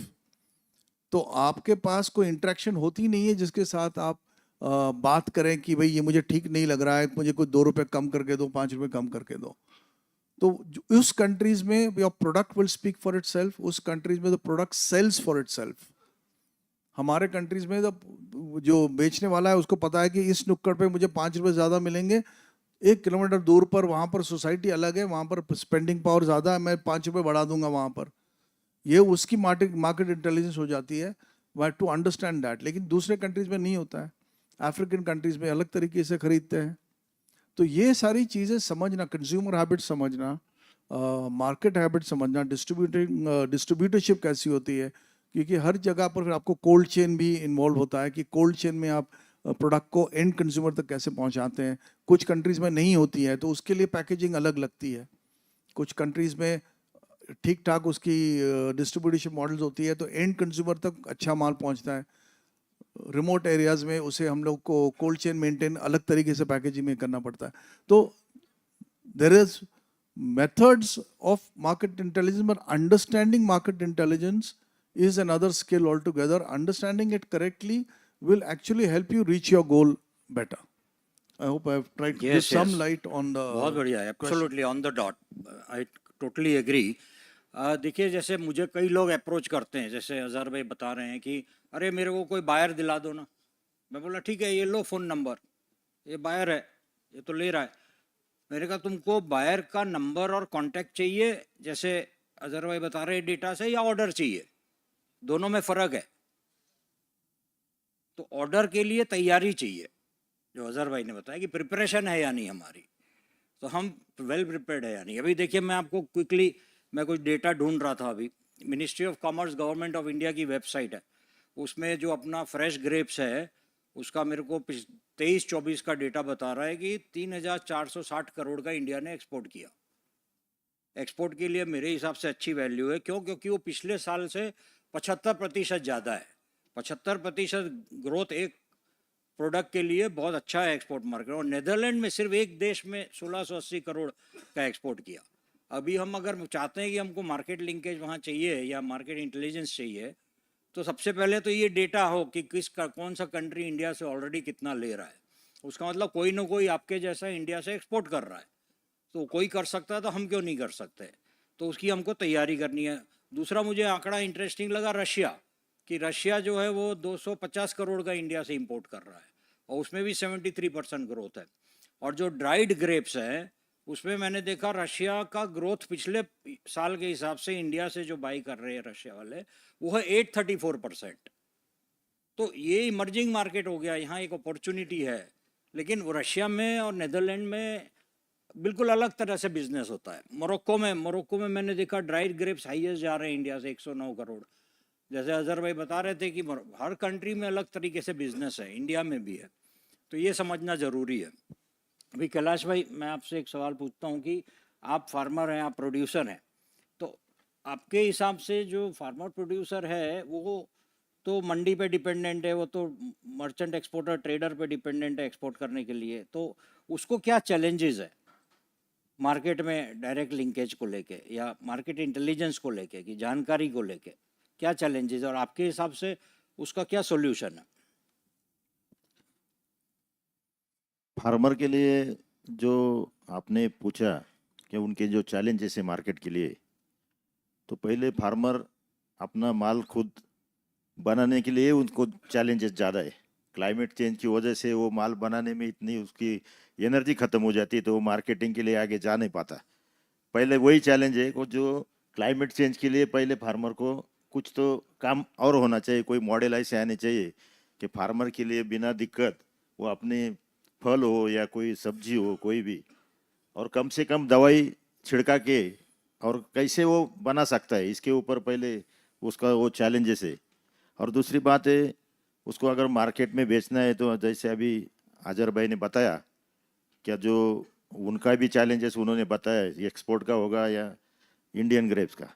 तो export में जो challenges है वैसे farmer को भी एक्सपोर्ट माल बनाना भी चैलेंजेस है.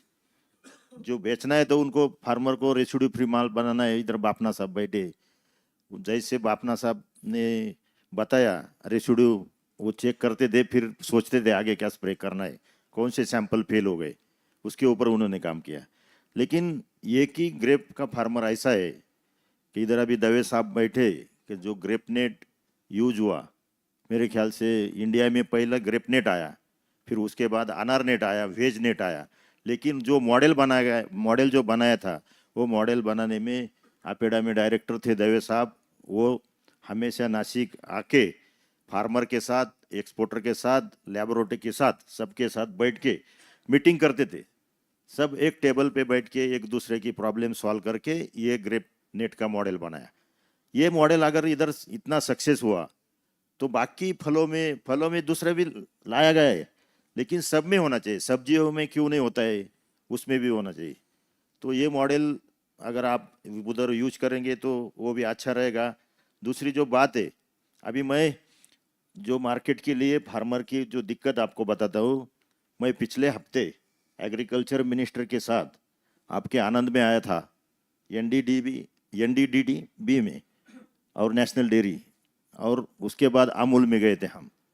उधर अगर सारे गुजरात में जो सारे फार्मर है, उनके जो मिल्क होता है, दूध होता है, वो अगर वो कलेक्ट करके सबको बाहर वो मार्केटिंग करते, प्रोडक्ट बाय प्रोडक्ट बनाते, एक्सपोर्ट भी करते होंगे, कुछ प्रोसेसिंग भी करते। अमूल तो उन्होंने जो बनाया अमूल का ब्रांड, ऐसा का अगर कोई सुविधा होगी तो फार्मर के लिए अच्छा रहेगा। अगर सारा माल कलेक्ट करेंगे, फार्मर वो माल जो जैसा चाहेगा रेसिड्यू फ्री वैसा देगा। आप इंडियन लोगों का जैसे मैंने बात उठाई कि इंडियन मार्केट में भी रेसिड्यू फ्री होना चाहिए, वैसे ग्रेप सबसे ज़्यादा सेफ है। ग्रेप्स हार्वेस्टिंग से पहले 40-50 दिन तक कोई भी स्प्रे करने की ज़रूरत नहीं पड़ती उसको, तो उसमें सबसे ज़्यादा सेफ जो है वो ग्रेप्स है। तो उसको जो मार्केटिंग की बात आती है ना, तो ये अगर मॉडल जो हमने देखा गुजरात में आनंद में, उसी हिसाब से अगर ब्रांडिंग होगी तो वो एकदम अच्छा काम चलेगा, फार्मर के लिए भी रहेगा।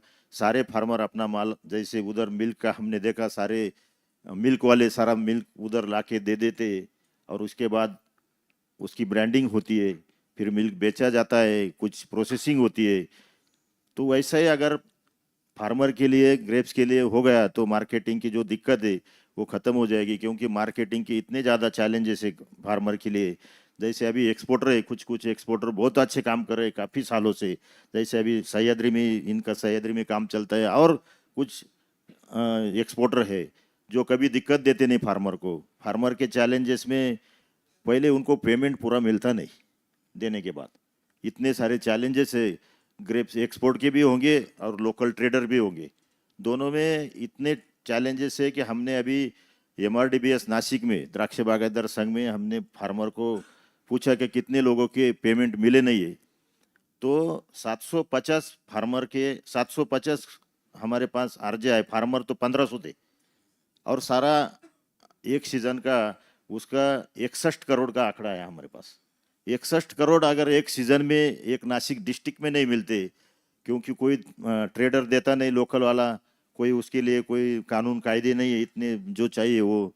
अगर एक्सपोर्टर भी है, कभी कभी बाहर से नया आता है, जो हमेशा काम करते हैं उनकी कोई दिक्कत नहीं, लेकिन हर साल नए नए एक्सपोर्टर आ जाते, कुछ काम करते, पेमेंट पहले देते नहीं, क्योंकि पेमेंट एक्सपोर्ट के बाद कोई 30 दिन में देता है, कोई 50 दिन में देता है, कोई 60 दिन में देता है, तो वो चला जाता है। उसके लिए अपेडा के पास भी हमने काफ़ी बार, अगर कोई नया एक्सपोर्ट आएगा तो उसका रजिस्ट्रेशन होना चाहिए। जैसा ग्रेप नेट है, उनका भी एक नेट होना चाहिए ना, जो ट्रेडर नेट को बनाना चाहिए, कुछ तो होना चाहिए, उसका रजिस्ट्रेशन होना चाहिए, कुछ होता नहीं। और उसको एक साल के लिए बैन करते, अगर अपेडा को बताए तो वो दूसरे नाम से लाइसेंस निकाल के वो लगे चालू कर देता है।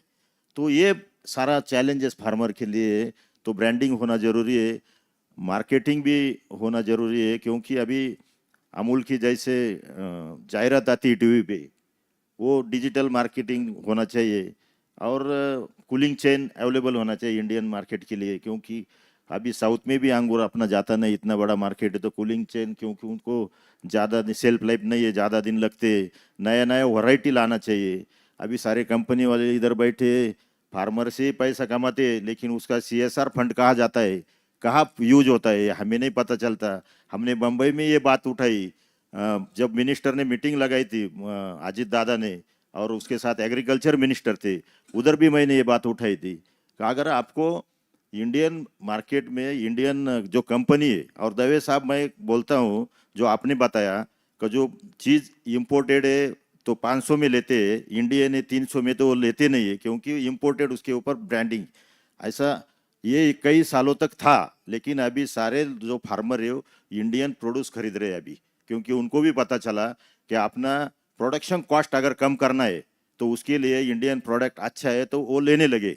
ऐसा ऐसा बिल्कुल नहीं। अभी देखो नासिक में आप आएंगे तो कृषि जो पेस्टिसाइड वाले दुकान जो रहे थे, उसमें अगर देखेंगे तो मल्टीनेशनल कंपनी के प्रोडक्ट 20-25% रहते खाली उसके पास, बाकी सब इंडियन कंपनी के प्रोडक्ट्स रहते। तो उसके लिए उसका भी प्रोडक्शन कॉस्ट कम करने के लिए कुछ वो तो सोचता रहता है हमेशा। तो ये जो उसका रेसिड्यू का जो मैंने बात उठाई, हमने उधर भी बात उठाई मिनिस्टर के सामने कि ये इनका CSR फंड फार्मर के लिए यूज होना चाहिए, क्योंकि फार्मर को ये पता चलना चाहिए कि अगर ग्रेप जैसा सक्सेस हुआ रेसिड्यू फ्री में, तो बाकी फल है, बाकी सब्जियां है। अभी सब्जियां कल क्या स्प्रे करते हैं और आज मार्केट में लेके आते हैं, उसके ऊपर भी किसी का कंट्रोल नहीं है, वो भी होना चाहिए। कैंसर जैसे बढ़ता है, जितने जितने कैंसर क्यों बढ़ रहे, क्यों ये कपास की दवाई इसके ऊपर छिड़काई जाती है सब्जियों के ऊपर, तो ये नहीं होना चाहिए। इसके लिए वो कोडेक्स सब में आना चाहिए, जैसे दवे साहब ने बताया, अच्छा मुद्दा उन्होंने मिनिस्ट्री पे भी हम ये बातें हमेशा उठाते रहे और रहेंगे भी। तो ये चैलेंजेस, काफ़ी चैलेंजेस है, ब्रांडिंग का पहले होना चाहिए, और पैकेजिंग सिस्टम चेंज होनी चाहिए ग्रेप्स की। अभी देखो ग्रेप्स 20 किलो के कैरेट में पैकिंग करके बांग्लादेश चला जाता है, और जब उधर वो 20 किलो का ग्रेप्स कैरेट में से निकालते तो नीचे 3-4 किलो उसका मनी छूटता है, 3-4 किलो। तो वो खर्चा, वो जो वेस्टेज है उसके किसके ऊपर जाता है, ये फार्मर के ऊपर ही जाता है, उसके जेब से पैसे चले जाते हैं। जो भी कोई एक्सीडेंट होगा तो फार्मर के जेब से पैसे चले जाते हैं। जैसे अभी सुएज कालवा रेड सी से अंगूर नहीं गया, और अंगूर गया अफ्रीका से दूसरी तरफ से, तो इसमें फार्मर का क्या दोष था? तो किसके जेब से पैसे चले गए? फार्मर से। 20 रुपया केजी, 25 रुपया केजी चले गए, क्योंकि $1800 का इधर से फ्रेट रेट था। अभी उधर जाने के बाद वो 4, 4.5, $5000 तक गया। अभी आजर तंबू भी है, उनको पता है सब। तो वो जो फ्रेट रेट बढ़ गया, तो उन्होंने डायरेक्ट फार्मर के ऊपर उसका जेब से पैसा निकाला, लेकिन रेट उसने 20-25 रुपया रेट कम कर दिए। ये नहीं होना चाहिए, क्योंकि क्या ऐसे क्या है कि कोई भी एक्सीडेंट होगा तो फार्मर ही क्यों झेलेगा, बीच में वाले लोग क्यों नहीं झेलते? इसके ऊपर भी ये फार्मर का प्रॉब्लम पहला ये भी है, ये भी फार्मर के चैलेंजेस है, उसमें ये भी आता है चैलेंजेस में। तो क्यों भी कुछ भी होगा तो फार्मर के ऊपर। अरे हम फार्मर भी, ऐसा नहीं है कि सब लोगों को लगता है कि इनकम टैक्स हम देते हैं, सबसे पहले टैक्स फार्मर देता है। GST कौन देता है? पहले सारे पेस्टिसाइड लेंगे आप, खत लेंगे, कुछ भी लेंगे, तो उसके ऊपर पहले GST फार्मर देता है। उसका क्लाइमेट चेंज की वजह से माल में बाद में दिक्कत होगी, ओले गिरेंगे, बारिश गिरेंगी, क्रैकिंग होगा, और उसके बाद भी लास्ट में अगर सब कुछ अच्छा है तो माल बेचेगा तो व्यापारी पैसे लेके जाता है। तो कोई चैलेंजेस, ये सारे चैलेंजेस है। तो ये GST जो भरते हैं हम, ग्रेप्स का 1 एकड़ का फार्मर 50 से 60 हजार रुपया 1 एकड़ में GST भरता है। ये भी चैलेंजेस है ना। और जो भी अभी बाहर, समझो मैं भी कुछ दिन एक्सपोर्ट करता था, 9-10 में दवे साहब है क्लोरोमैक्वेट CC की वजह से बाहर हो गया, लेकिन मैं एक्सपोर्ट करने के बाद जो पैकिंग मटेरियल पे मैं GST भरता था ना, मुझे वो रिटर्न मिलता था। सारों लोगों को रिटर्न मिलता है, फार्मर को GST रिटर्न नहीं मिलता। इनको इनकम टैक्स जो भरता है, इनकम टैक्स अगर कोई भरता है तो उसका सैलरी आता है उसके बाद भरता है ना। तो हमारे पास कोई पैसा मिलता ही नहीं, उससे पहले टैक्स लेते गवर्नमेंट हमसे। तो 4 लाख एकड़ अंगूर है, 4-4.5 एकड़ अंगूर, तो हम कम से कम हर साल खाली अंगूर वाले 2.5 से 3 हजार करोड़ रुपया हम टैक्स देते हैं गवर्नमेंट को।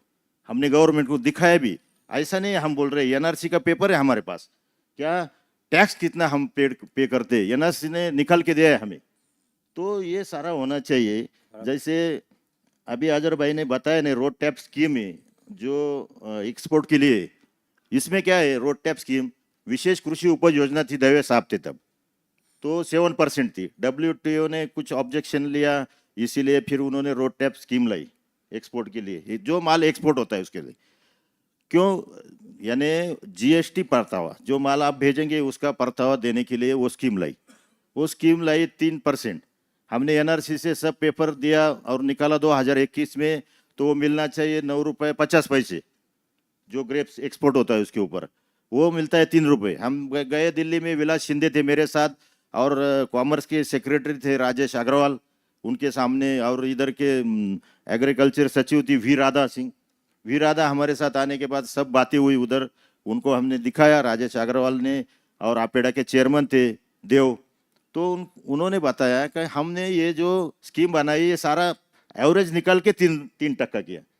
अभी गेहूं के लिए कितना खर्च है, कपास के लिए कितना खर्च है, मक्का के लिए कितना खर्च है, उसका एवरेज ग्रेप्स उसमें डाल दिया। हमने बताया ऐसा नहीं चलेगा, इसका प्रोडक्शन कॉस्ट ज़्यादा है, इसीलिए उसका अलग, फलों का अलग करो और बाकी गेहूं का वगैरह सबका अलग करो, तो टेम्प स्कीम आना चाहिए, वो भी जरूरी है, उसमें भी हेल्प हो सकती है। लेकिन निर्यात जो माल होता है उसके ऊपर स्कीम, उसके ऊपर GST परतावा, और जो माल इंडिया में बेचते हैं उसके लिए कुछ नहीं। ये ऐसा क्यों होता है? मुझे हमेशा बड़ी बड़ी मीटिंग होती है, हम नासिक में भी मीटिंग करते हैं, ताज होटल में मीटिंग चलती है, तो जो भी मीटिंग होती है वो निर्यात ग्रेप्स के बारे में होती है, लेकिन इंडियन ग्रेप बेचना है उसके बारे में कभी मैंने कुछ मीटिंग देखी ही नहीं। और गवर्नमेंट भी बोलाता है ठीक है, आपने जो बताया 3,500 करोड़, वो जो एक्सपोर्ट का जो बताया आपने 3,500 करोड़, तो ये इंडिया बाहर का जो चलन है वो मिलता है अपने लिए, बात सही है। लेकिन इंडियन प्रोग्राम, इंडियन मार्केट का प्रोग्राम सोच के सारा उद्देश्य, सारे बाहर वाले देखते हैं इंडिया को कि ये सबसे बड़ा वो अपनी जो 140 करोड़ आम लोगों की ये लोग है इस इंडिया में, तो उसमें वो बड़ा मार्केट सोच के वो इधर काम कर रहे, और अपना मार्केट छोड़ के बाहर के लिए काम कर रहे। और स्पीकर्स को मैं जाता हूँ, फिर ठीक वापस है, आपके पास आता हूँ। ठीक है, मुझे लगा एक बार बोलने देंगे, बाद में बोलने ही नहीं देंगे कि ये सारा मैं आपसे मैंने बाकी स्पीकर देखे ना पिछली बार, एक बार दिया तो बाद में देते नहीं, इसीलिए हम सोचते, तो इसीलिए सारा बात एक ही बार खत्म करने का सोचो। फार्मर है इसीलिए समझ लो। नहीं, बहुत सही आपने सब बात है। एक चीज मैं कैलाश भाई आपसे बोलना चाहता हूँ। मैंने अफगानिस्तान में 10 साल काम किया, तो वहाँ पोमेग्रेनेट के फार्मर्स के साथ काम किया। एक चीज़ हमने देखी, और भारत में भी मैं देखता हूँ कि हमारे जो गांव हैं और जहाँ पे हमारी फार्मिंग होती है, वहाँ जो यंगस्टर हैं हमारे फार्मर फैमिली के बच्चे, वो फार्मिंग में नहीं जुड़ना चाहते। तो आज देखिए जो डिजिटलाइजेशन हुआ है इंडिया में, आज हम स्मार्टफोन्स देखिए तो सारी ऑलमोस्ट 80-90 करोड़ लोगों के पास है। डिजिटल लिटरेसी इंडिया में 100% है।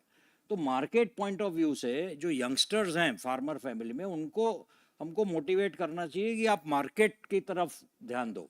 आप स्मार्टफोन में इतना इन्फॉर्मेशन लेके, जैसे अजहर भाई बता रहे थे, बायर्स, मार्केट इंटेलिजेंस, वो अगर उनको मार्केट की तरफ डालेंगे ना, तो वो वापस फार्मिंग में शायद आएंगे। ये शायद एक कोशिश करनी चाहिए, क्योंकि आज तो यंगस्टर्स जुड़ ही नहीं रहे फार्मिंग में, तो आगे जाके फार्मिंग करेगा कौन इंडिया में? तो doctor Narendra, I will, yeah, please, we will finish. We will finish. After that, we'll take questions. No, please, one moment. Let us have some discipline. Thank you. So, no. I mean, we will take questions when we finish. No. Please, we will take questions in the end. Thank you, sir. Dr. Narendra, you are in product development. तो मुझे just पूछना है कि जो मैं थोड़ा देख रहा था, जो रिसर्च मुझे दिखा कि ग्रेप्स में ड्राइड ग्रेप्स हैं या और भी रेजिन्स है, ये सब में तो वैल्यू एडिशन और क्या हो सकता है export market point of view से, और वैल्यू एडिशन को लेके जिसमें और प्रोडक्ट्स क्या बन सकते हैं ग्रेप्स के, ताकि उसका जो मार्केट है वो सिर्फ जो रॉ मटेरियल में ना रह जाए, कि सिर्फ जो फ्रेश ग्रेप्स है उसी में ना रह जाए।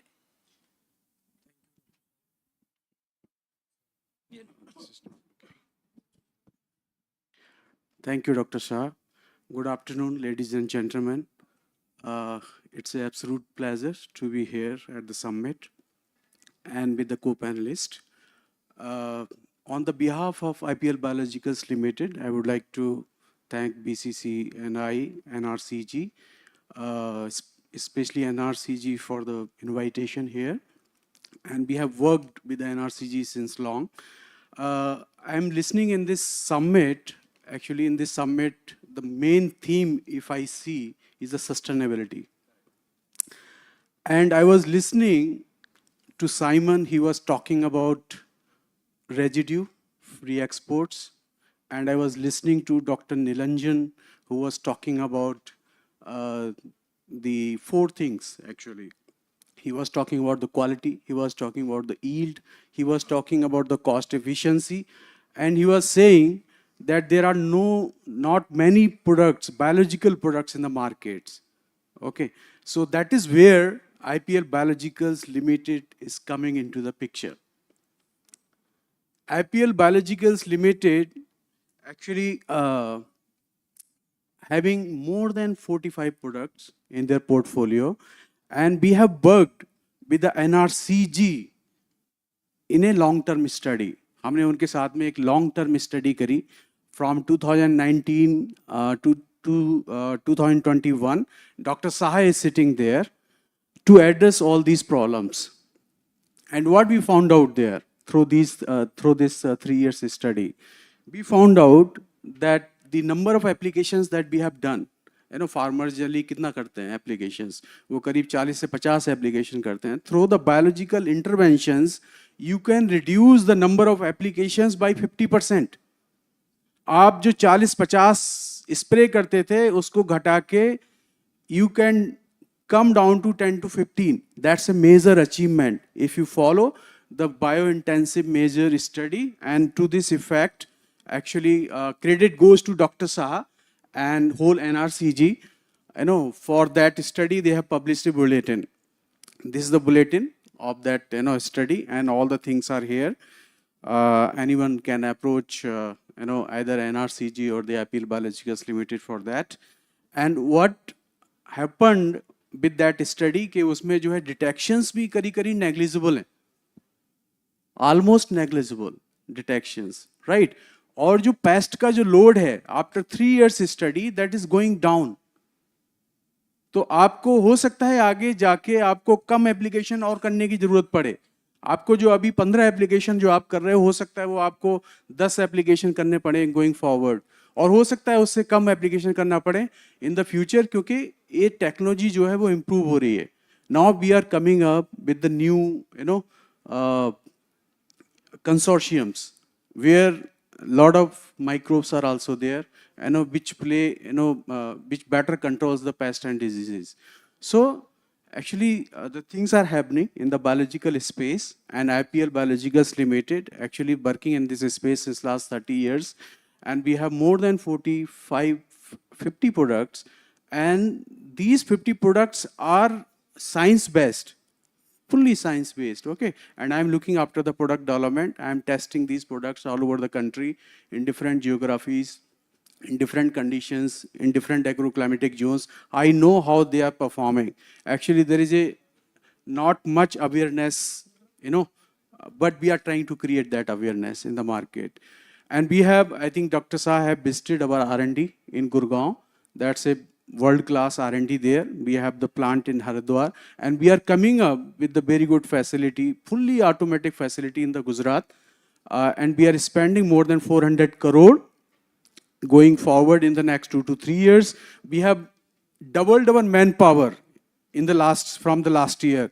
Our manpower, our man force is around 800 to 900 in the field right now, creating awareness in the farmers about the biointensive measures, across the crops.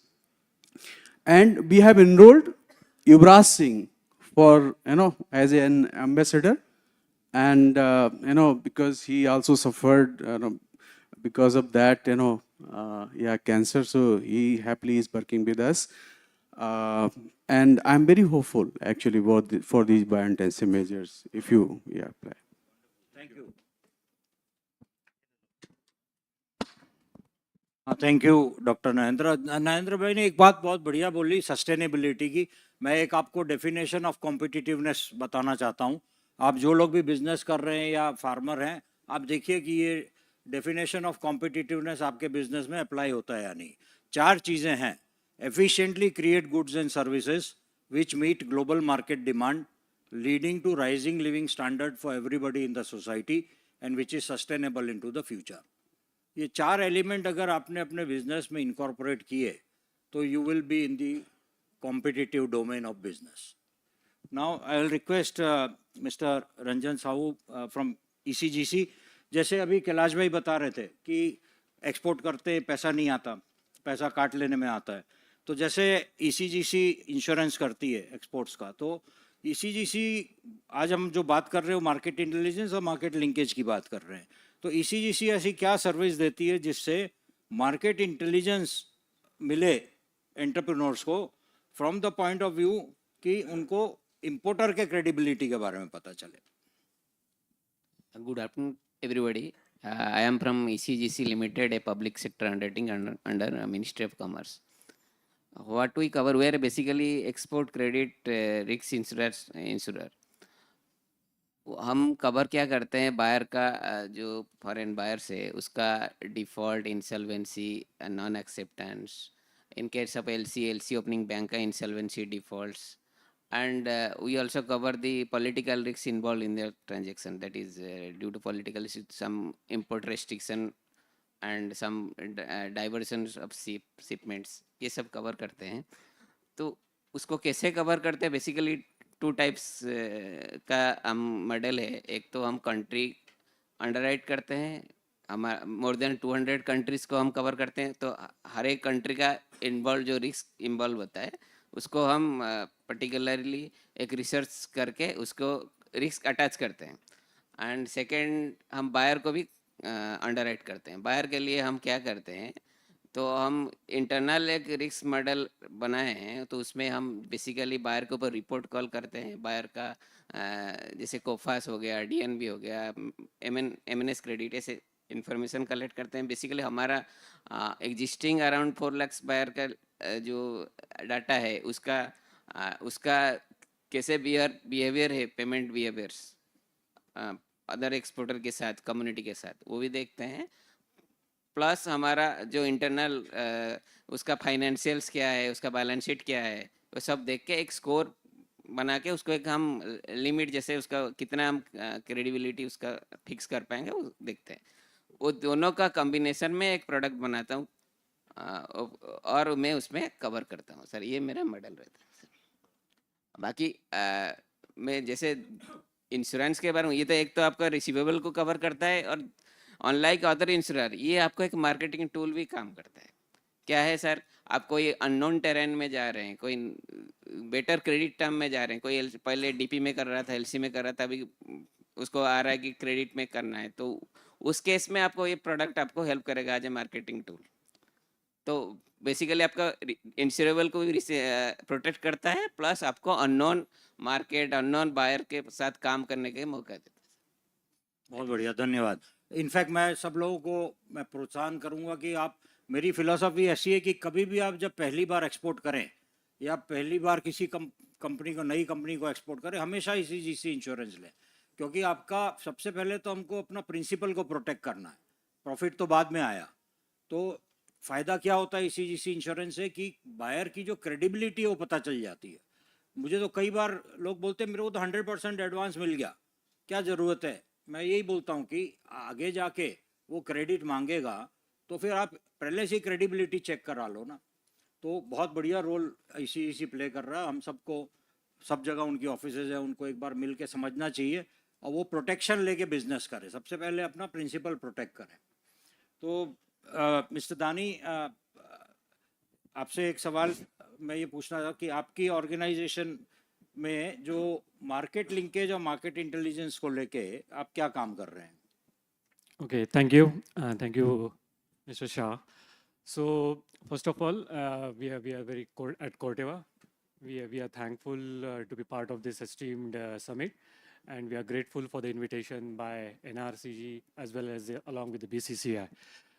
Just to set the context actually about Corteva and who we are and what we really do actually. Most of you must be aware of Corteva, but I just want to share a quick details about Corteva and about myself. I'm Anand Dani, so I'm leading the biologicals business for Corteva, which is our very new business, other than the crop protection and the seed business that we have.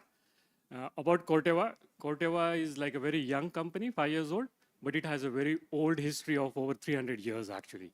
With a DuPont over 200 years, 100 years of Dow, and then Corteva was formed just a 5 or 6 years back. So I always call it as a young old company, which has a rich experience. And if you talk about the Corteva as a global scale, actually, uh, at a global scale, it's a big company with around like 17 billion of revenue. We are present in over 100 countries, and we touch to around 10 million farmers globally, and with over 22,000 employees globally. And our purpose is very simple, like we want to enrich the lives of the people who produce as well as those who consume. So we are a part of, and we work very closely with farmers, we work closely with all the customers actually. So coming specifically to the point of about market linkages and the market intelligence, what I really see out here, the panelists or most of the people or most of the dignitaries, they have really touched upon most of the downstream part, which Corteva may be not expert in that, but Corteva really brings the upstream part, and which is very important about looking at the, where Bhosle Saab was clearly talking about plant means about the plant, about the farm actually. So our endeavor or our objective is, or our mission is also with the Corteva Biological, is like I would like to touch upon 3 main points. So you really need to focus on the plant. So we are really focusing on the plant to make it really strong plant. So we really need to understand the needs of the plants. We with our portfolio that we have, maybe CP production, or maybe seed, or maybe biologicals, how we can really build a strong plant, supply the basic needs that are required, just not for the plants, but also for the farmers actually. What are their needs? How we are going to supply those needs and minimize the big challenges. Maybe the challenge of abiotic stress, maybe the challenge, the climate that we are facing, maybe the different challenges that the plant is not able to perform to the best of its genetic potentials actually. So we at a Corteva Biologicals, our aspiration is to be the most trusted biological partners, working alongside with the farmer, understanding their needs and providing the solutions which are sustainable in our long term. So that is mainly the first point I really talk about is focus around the plant actually. And second part is what I would like to say is about collaboration. So Bhosle Saab was saying, and Sayadri's Azhar Saab is also saying, what are really the needs actually? So you really talk about what are the different needs are required when you want to export. But there is a basic challenge that we need to understand at the ground level, at a farming level. So we really, Corteva Biological is a new business for India, but we come with a rich history. Maybe 2 years back, people were not aware about the Corteva Biologicals. We were nowhere in the picture actually. But past 2 years, Corteva has acquired 2 big companies globally, one in US and one in Spain. And today, Corteva Biological is one of the biggest biological company in the world actually. So from nowhere, but to now, we are pretty much the biggest, and we really want to bring all those proven solutions from globally and how we can really add value at the local level. So we have started building that business in India and understanding the needs and then finding the solutions, working around the plants, working with the institutes actually. So maybe as a collaboration, we'll work with NRC, we'll work with the farmers, we'll work with the FPOs actually, and really we'll try to understand and provide those needs. So just to give some quick numbers actually on the market linkages actually. Everybody talks about the exports, the downstream part, but I really want to touch upon the upstream part, which is more about how the things are moving globally and how it's going to happen to India also. How the overall the chemical business is moving and how it is going towards more sustainable, more towards the integrated operations. If you talk about globally, The biological business is around, like, as of now, 2025, it's around 15 billion or so. And in 2030, it could reach to around, say, 30 billion. So it's growing pretty fast, rapidly. Same if you talk about India. So India crop protection business is around 3 billion, and it would go by 2015 to around 3.5. Seed business 3.5. It could go to around 3.8. So they're growing. Maybe in 5 years, it could touch upon, say, 20% growth. But if you talk about biologicals, where you talk about biostimulants, we talk about biofertilizers, we talk about biocontrols, actually. So maybe today it's around 600 million because there is no published numbers. But in 2030, it's going to go to 1200. So 1.2. So it is going so rapidly. So it's going to double, actually. So that's where we at Corteva really trying to offer the solutions, mainly on the three things I want to touch upon. As a farmer or as any stakeholder in the value chain, you really need to boost the performance of your plant. So we are working on the three pillars, actually, and we strongly are advocating that across industries, across wherever we are presenting. Boost the performance of your plant, actually, by providing the best biological solutions that you could have, and we have globally proven solution. Build the resilience, actually. So you have to have that vigor of your crop so that it can withstand all the abiotic stress. Climate is the biggest challenge that you have. So you need to have that resilience. So in COVID also we have seen, if you are strong, we have that resilience, we can fight that virus. So we are working with... You can close in 30 seconds. Yeah. And the last one is protect the potential, actually. So with the biocontrols and all, we can protect the potential. Just to give one example, more on the biological side, Kanetkar madam also was saying, no much Sanyal was saying biological companies are not there. Kanetkar madam said in the inverter comma, companies are there. But I would say in a strong way, it's going to be a big. Biological companies are going to be the next future. 30% of your chemicals is going to be by biologicals, and Corteva is playing a very big role in that. One last example I would like to give on the biological product fronts, actually. So we have one product which is globally been commercialized, which is more of a nitrogen fixing, which is called as Eutricia N. So it has a methylobacterium, actually, so which fixes the atmospheric nitrogen and makes it available to the plant, actually, in a very simple form, actually. Just because we have regulatory challenges, we can't import, but that could drastically reduce the dependency on your subsidies or also nitrogen. So that's the way Corteva Biological is going forward. Thank you, Anand bhai. So friends, it's 2 o'clock. We have to close. I just got instruction from BCCI. I will like to, मैं आपको एक बात से lunch के लिए छोड़ूंगा, आप अंगूर खाइएगा कि अहमदाबाद में कभी विजिट करते हैं तो कालूपुर रेलवे स्टेशन के सामने एक कंपनी का बोर्ड मिलेगा, देवेंद्र ट्रेडिंग कॉर्पोरेशन. वो सड़े हुए आलू एक्सपोर्ट करता है, 6.5-7 करोड़ के साल के. सऊदी अरेबिया में कंपनी है सैबिक कॉर्पोरेशन, वो खरीदता है और उसके ऑर्डर में लिखा होता है 5% से ज़्यादा अच्छे क्वालिटी के आलू होंगे तो हम पेमेंट काट लेंगे. उसका एक प्रोडक्ट एप्लीकेशन अलग है, उसमें से वो लोगों ने एक प्रोडक्ट बनाई है जो पेटेंट किया है, जो एविएशन फ्यूल में यूज़ होता है. एक कंपनी है राजकोट में, वो बकरी की लिंडी एक्सपोर्ट करता है. बकरी की लिंडी अमेरिका को, public listed stock exchange company को, और $3 में बकरी की लिंडी का डब्बा बिकता है. और जयपुर में एक कंपनी है सनराइज एग्रीलैंड, वो गाय का गोबर एक्सपोर्ट करते हैं मिडिल ईस्ट को, 900 मेट्रिक टन महीने का. और वे तीनों जने मेरे को बोलते हैं हमको सप्लाई नहीं मिलती. मेरा ये उदाहरण आपको 3 देने का ये मतलब है कि हर प्रोडक्ट का मार्केट है कहीं ना कहीं.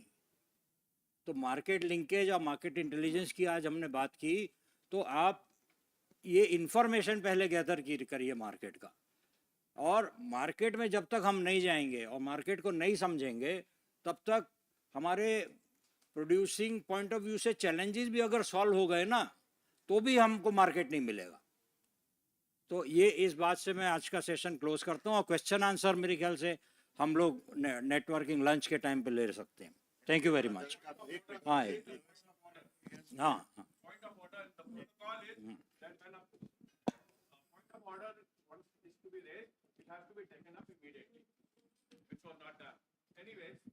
मैं एक छोटी सी बात खाली कैलाश भाई, आपने बोला था कि क्लोरमोकाट क्लोराइड का जब इश्यू हुआ था 2010 में, उसकी वजह से दवे साहब बाहर हो गए थे. ऐसा नहीं है.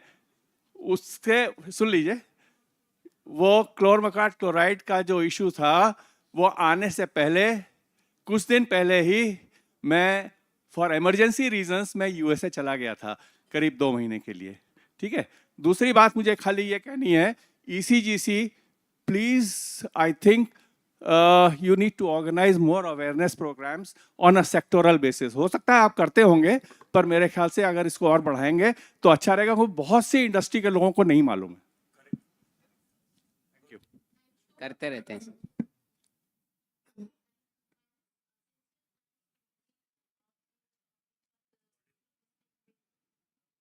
speakers, panelists, and I request Mr. Joyanto Chakraborty to kindly hand over the mementos.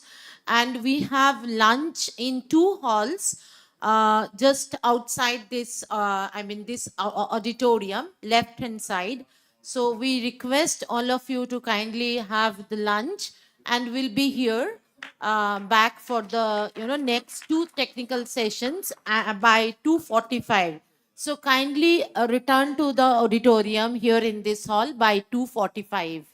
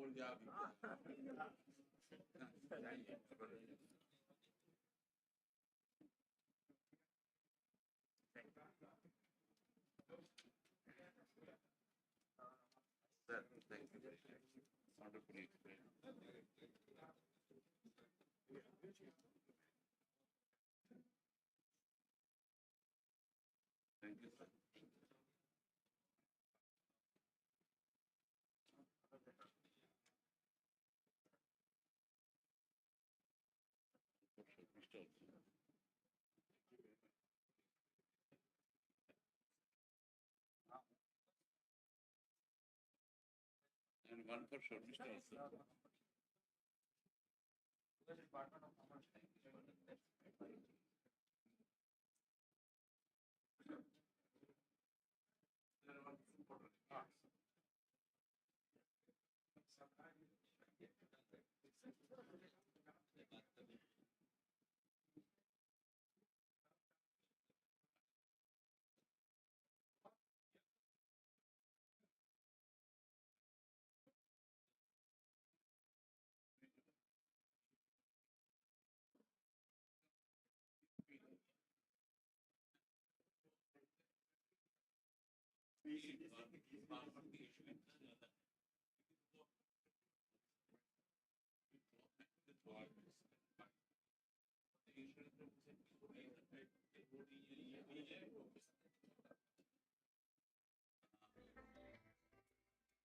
Despite the humble,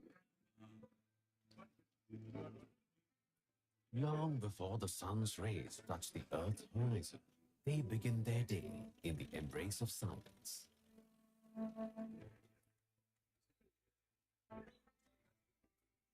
Despite the humble beginning, their eyes gleam with pride as their hard work takes shape. As they touch the skies, their feet stay firmly rooted to the ground.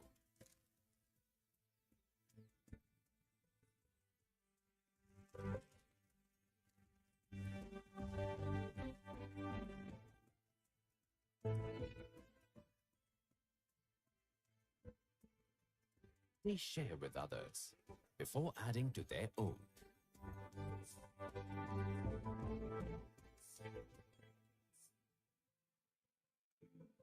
And watching traditions prosper fills them with pride. They smile at the scorching sun.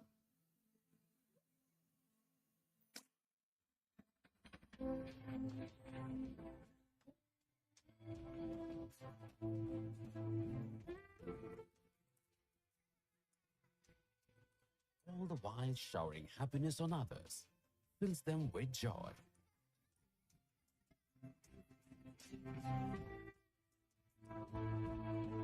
Prosperity kisses their feet and never never do they take a pause. They are excellent at shouldering responsibilities. And they have the ability to turn soil into gold. Whatever challenges may come their way,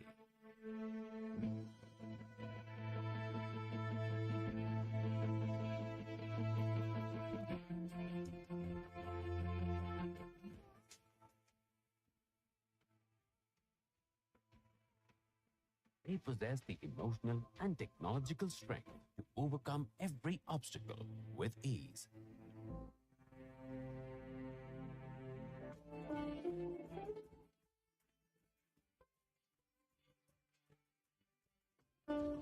They know how to integrate innovations and move with the changing times. Yes, they do have dreams in their hearts, but they know they have to get there one step at a time. That's why we at BASF stand firmly with them for a sustainable growth and say with confidence, farming is the biggest job on earth.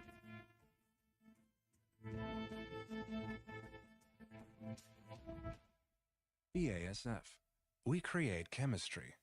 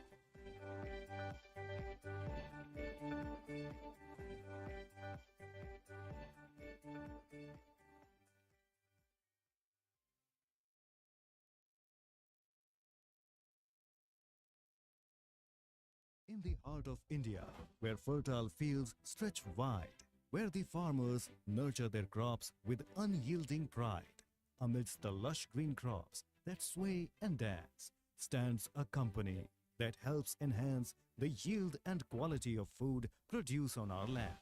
Introducing Dhanuka Agritech Limited, established in the year 1980. Dhanuka Agritech Limited is part of the 56-year-old Dhanuka Group and is one of the fastest growing agrochemical companies in India. With our 3 fully equipped agrochemical formulation facilities, a new specialty chemicals plant, a state-of-the-art research center, 90 plus products, 30 plus warehouses, and a pan-India distribution network of 6,500 plus primary and 80,000 plus secondary distribution channels. Dhanuka has been a leader in the growth of the Indian agrochemical market, touching the lives of more than 10 million farmers. The agriculture industry in India has emerged as a ray of hope, showing remarkable growth and resilience. It has also opened up new avenues for India as a global manufacturing hub. Our strong connection with the farmer is at the heart of everything we do. Building on this thought, we recently introduced the India Ka Pranam Har Kisan Ke Naam campaign, which pays tribute to farmers and acknowledges their invaluable contributions to our society.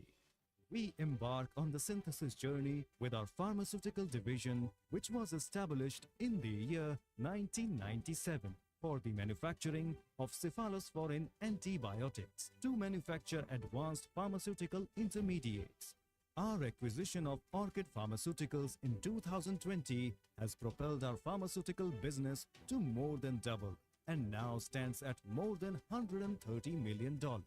Now, Orchid is setting up a 7 ACA manufacturing facility which would make Orchid the only company in the world to be fully backward integrated and will allow the world to have a new source of antibiotics to cater for the global market need. We have recently commenced a state-of-the-art chemical synthesis plant in Dahej, Gujarat, where we plan to manufacture specialty chemicals, intermediates, and agrochemical technicals. Dhanuka team possesses the necessary expertise to carry out a multitude of more complex reactions such as halogenation, hydrogenation, ammonolysis, esterification, nitration, and many more. With a rich legacy of long-term partnerships, we want to create new collaborations and drive innovation and work towards a brighter tomorrow. We are transforming India through agriculture. We are Dhanuka.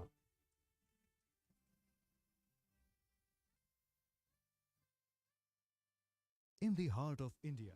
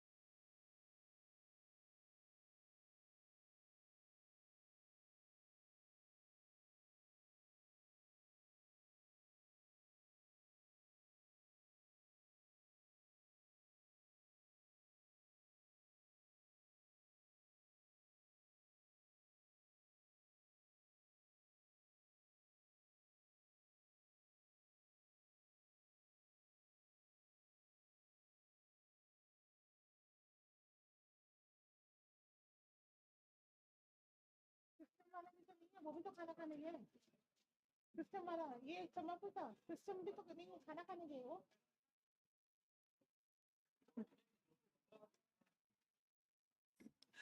Pratap बाहर से लोगों को बोलो कि आ जाए अंदर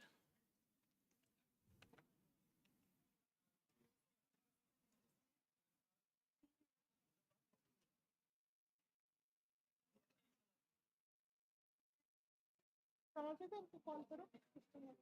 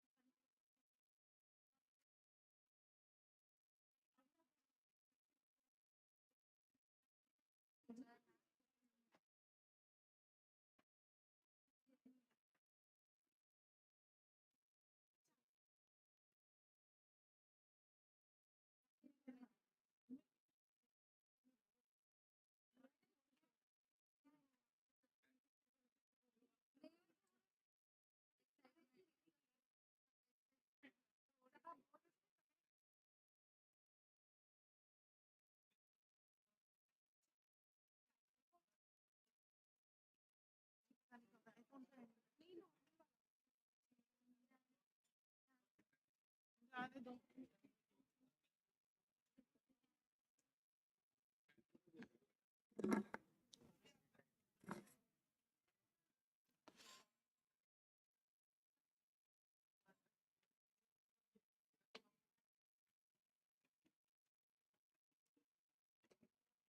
अरे समर्पिता you have to start the session it's already 3:15 यार it's already 3:15 3:15 हो रहे हैं I, I request all the guests to please take your seats so that we can start the session. It's already 3:10 now.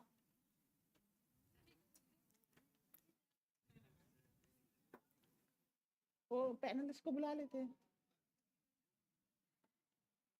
नहीं इसमें panelist नहीं है ना Ashwin sir Subhash and बाबू राय कपाल so I suppose we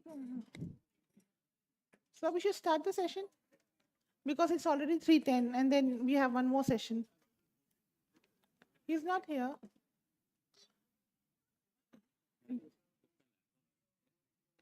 Yeah. Yes, there is the. I'll just try it. Yeah.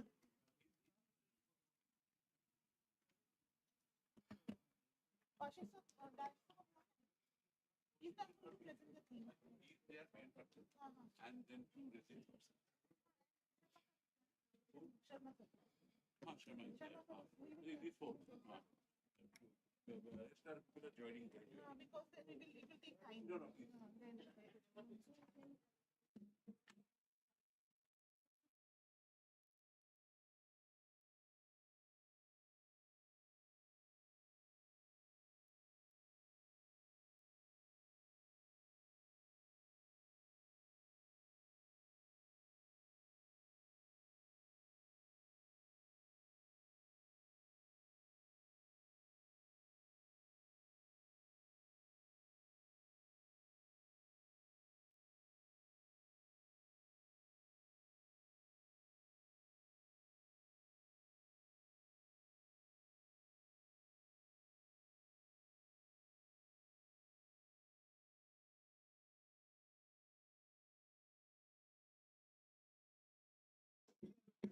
Okay, so you need time.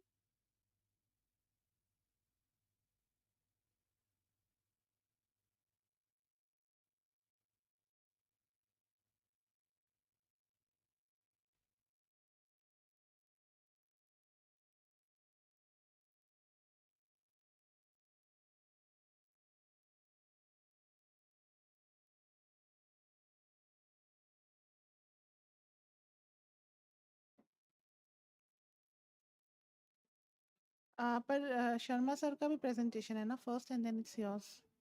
Okay. Yeah.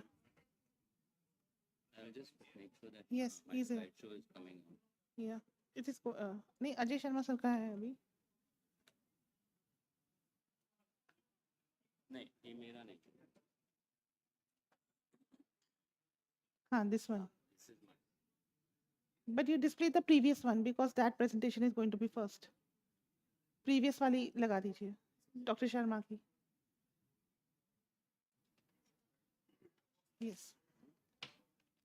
So let it be here. I'll just present. I'll just.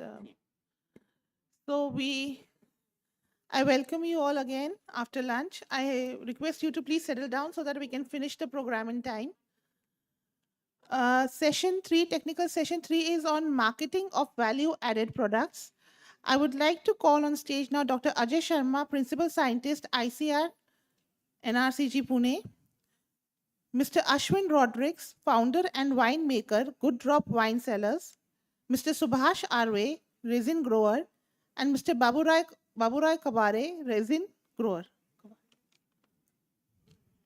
I request you to please come on the stage.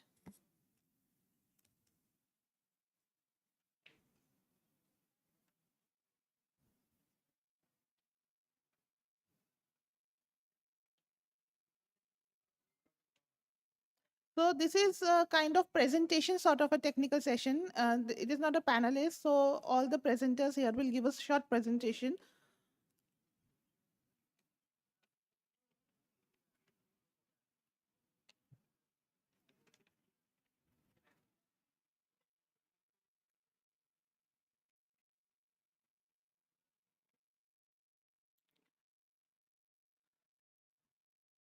So starting with the session, I request Dr. Sharma to kindly give the theme presentation on marketing of value-added products.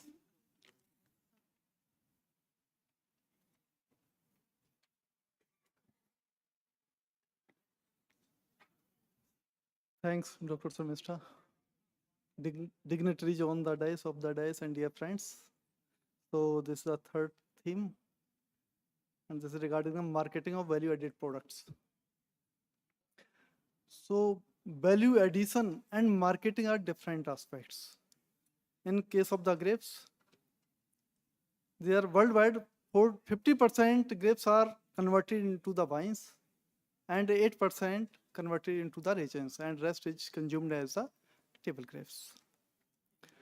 So there are different type wines are available in the market, like the generally red wines, white wines, after the sparkling wines, special wine, dessert wines. So different type wines are available in the market.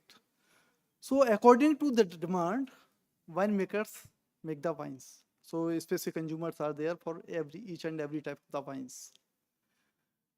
Same the raisins. There is the black raisins and the black raisins made by from the black grapes and white raisins from the white grapes only. And there is India is also growing making the resins, and about 30% of total grape production is converted into the resins. And after that, juice, very limited scope for the grape juice, because different type juices are available in the market whenever you visit. But grape juice, very limited brands are making the grape juice, because juice is converted into the wines. So other than, there are other products also, like jam, jelly, very small market. There is word juice is also a product from the grapes only. So when we talk about the marketing,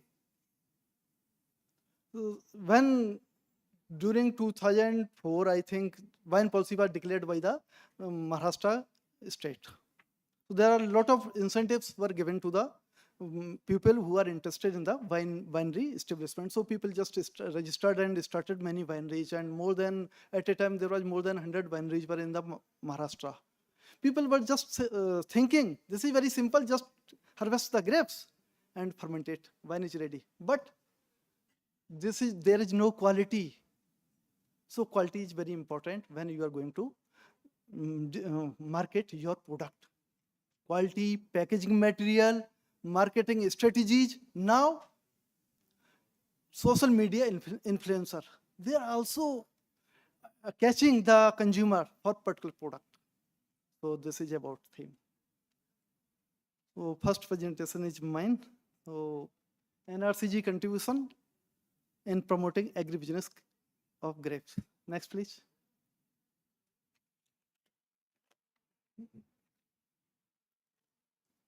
Okay, so grapes in India, actually mainly Maharashtra, followed by Karnataka, Andhra Pradesh also.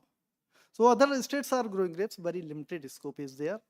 When we say about the area and production, there is tremendous growth in the grape production. And now this is about 3.8, 3.9 million tons of grapes are produced from the India, and the area is 175,000 hectare.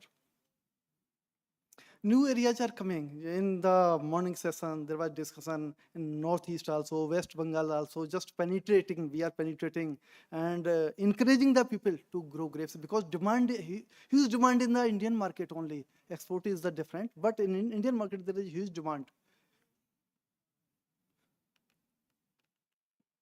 So this are the main grape processing products, wines, and there's the dried grapes, juices, and small products. So I have already discussed about these products.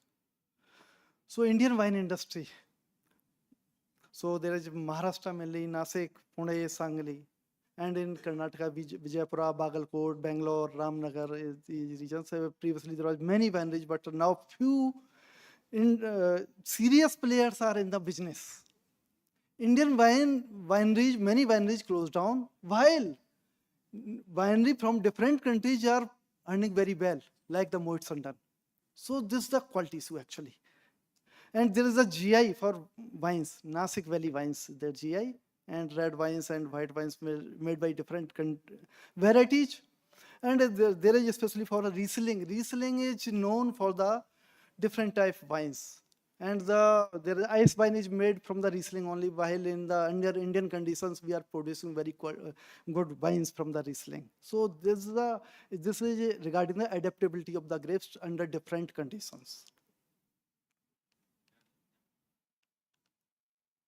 So I will come to the point. Wine, and when we are making the wine and juice, there are a lot of wastage generated, like pomace, lees, stock. There is different red wines and white wines. There is quantity is also different. There are a lot of possible. Actually, in advanced countries, not more than the 20 or 30% is being utilized for different purposes. In India, there is very limited utilization of the waste generated by the wine industry. Where we can utilize alcohol making, we again ferment it and make the ethanol. There is a lot of demand of ethanol.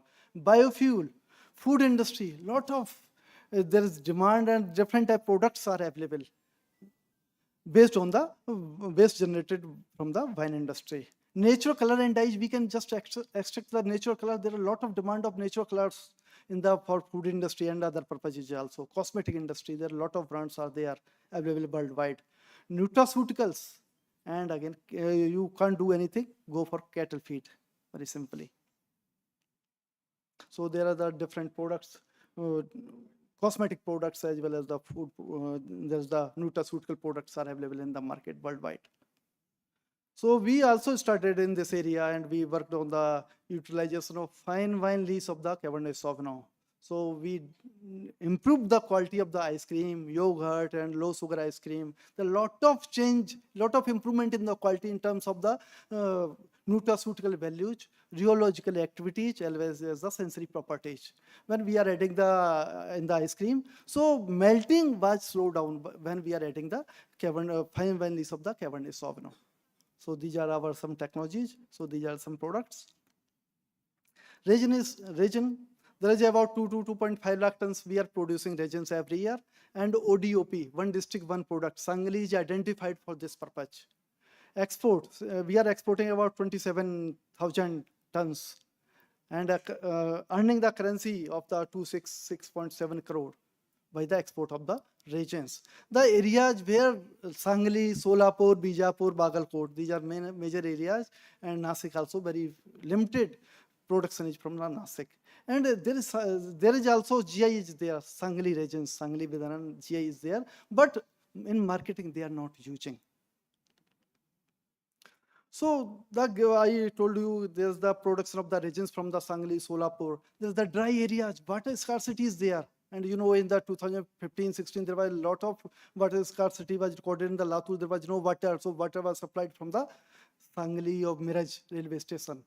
So there is that idea. So ethyl and potassium carbonate to create microcracks on the grape surface. So how we can save the water? And there is a lot of utilization of the chemicals, dipping oil as well as the potassium carbonate.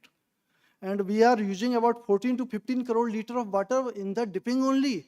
After that, after dipping and peppering of resin, again we are washing, so that is not included. So a lot of water is utilized from the areas where water scarcity is there. So we thought we can we create the abrasion on the grape berries? Actually, by dipping, there is the abrasion microcracks are developed. So with there is our sister institute at the CIA, the Bhopal Central Institute of Agriculture Engineering. By their help, we developed the 2 machines. So in one machine, there is the just debunching, berries are just removed from the bunch, and second machine, the abrasion is created. So this is the status of the technology. Technology demonstrated very well, patent in process, and license released by ICR. License is given to a company in the Sangli. Machinery purchased by a group of Tamil Nadu growers. Data, we have generated the data. There is a lot of improvement in the benefit. Acceptable resin quality was produced, and produced resin were available in the market. So you can see like this. They are not producing like the Sangli and Solapur, but they are under dryer, they are producing the resins, but they are promoting as a naturally dried grapes. Actually, when we are not giving the any treatment of the ethylolate or potassium carbonate. These are the chemicals. So without chemical, they are producing the resins and supplying in the market. So same time there was demand from the industry. Few people just visited. They want so diversification in the product. So how we can diversify it in the snacks sector only. So we developed the technology. There's the resins were coated by the chocolate, and same time we infused the rose petals. So there is the chocolate, so nutraceutical activities were improved, and same time there was different aroma of rose aroma was there. So this technology is ready. So how we can create the value from the waste again? So in the process of increasing the quality of the grapes, the farmers just thinned out the berries 2 times, thinning out the berries. So these berries we have utilized in the making of the word juice. So this technology is already, our one incubator is working, Rajyog industry. So for the bird juice utilizes in many sectors, food industry also, and as well as the drink, you can take drink also. So Manjari Medica variety is the game-changing variety. This is the there is a fruitfulness which is very good. There is low disease pressure is there, or juice recovery is more than 70%. And with this data is generated different parts of the India, like the Tamil Nadu, Maharashtra, Karnataka. Okay. So actually, this is a tensionate type variety. In other grapes, there is the color in the skin only, but in this grape, color in the juice also. So very dark juice. And this is suitable for the zero waste processing. So what is the zero waste processing? So Manjari may just take the grapes, juice it. So high quality juice, you can supply in the market high quality juice, or just blend with the normal juice. So quality of that juice will also improve. And after juicing, there is the pomace. So pomace, you can just process it, dye it again, and skin powder can be utilized in different products, dairy powder, bakery products, and other food products also. And grapeseed oil, high quality grapeseed oil is there. So there is the seed oil and same time seed extract. So one patent of grapeseed oil is with us. And same time, you can directly extract the anthocyanins. So 5 to 6 gram per kg of the grapes anthocyanins are available, and you can utilize in producing different products. So these are some technologies we have generated from the Manjari Medica grapes. So now about the business. So these are the product and technology. These are also attracting the business. At the same time, we have the Agri Business Incubation Center at ICR NRC Grapes, and this was established in 2020. So we are nurturing the innovative ideas, supporting the agri business. We have the office space, lab space, and high-end analytical facilities. We are mentoring and capacity building activities. Scientific service, business facilitation. We have the connection with the industries and the business supporters. Industrial connect for business development support. Meeting and conference halls. So these are facilities are available with us. So these are regarding who are our stakeholders, like grape growers, exporters, resin makers, wineries, government functionaries, testing laboratories, inputs, producers or suppliers. So the ABI Draksha is supporting in different ways, like the mentoring, scientific knowledge, startup ideas, and government policies. So these are, I am giving some examples of some startups who are working with us, like the Agriotics Technologies Private Limited.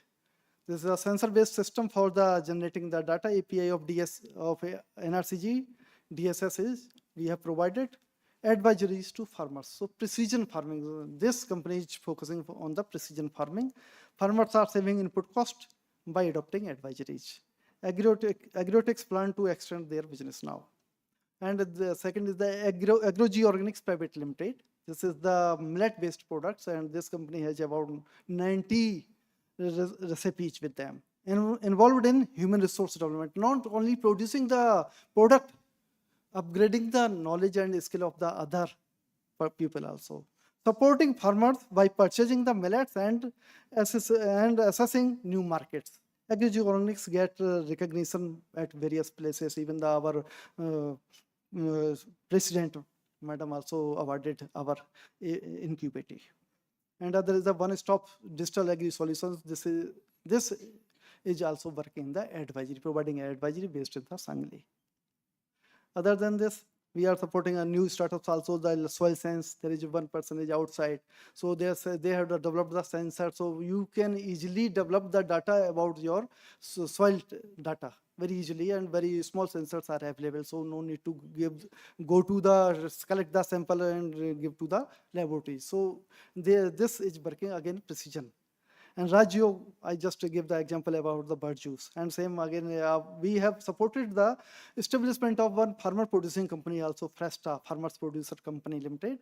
And they are utilizing the waste material in the form of the resins as well as the juice, and same time involved in the microbial culture production.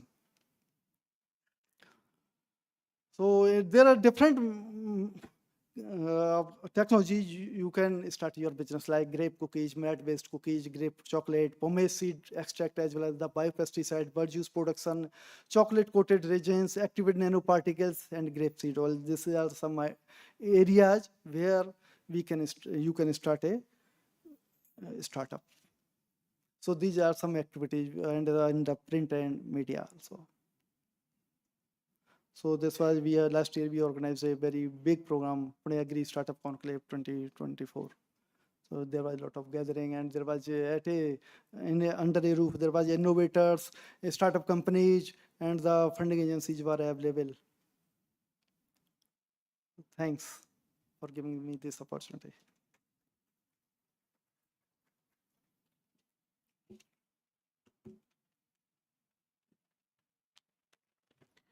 Thank you, sir. Now I request Mr. Ashwin to please come up on the stage and present his presentation.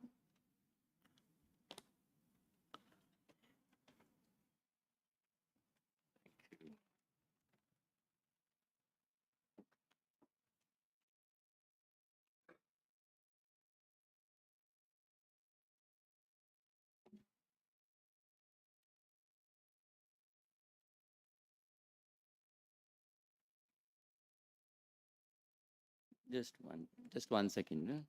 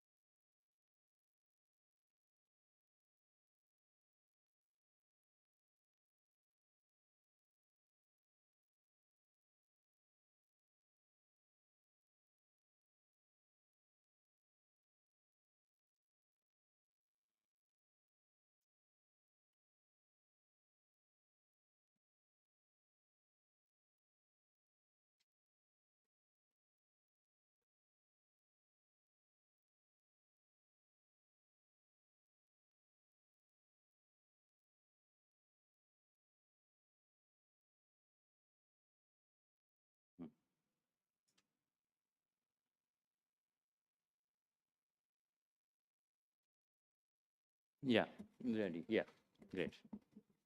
Yeah, good afternoon, everybody. I'm Ashwin Rodrigues, winemaker and owner of Good Drop Wine Cellars, and also secretary of Wine Growers Association of India.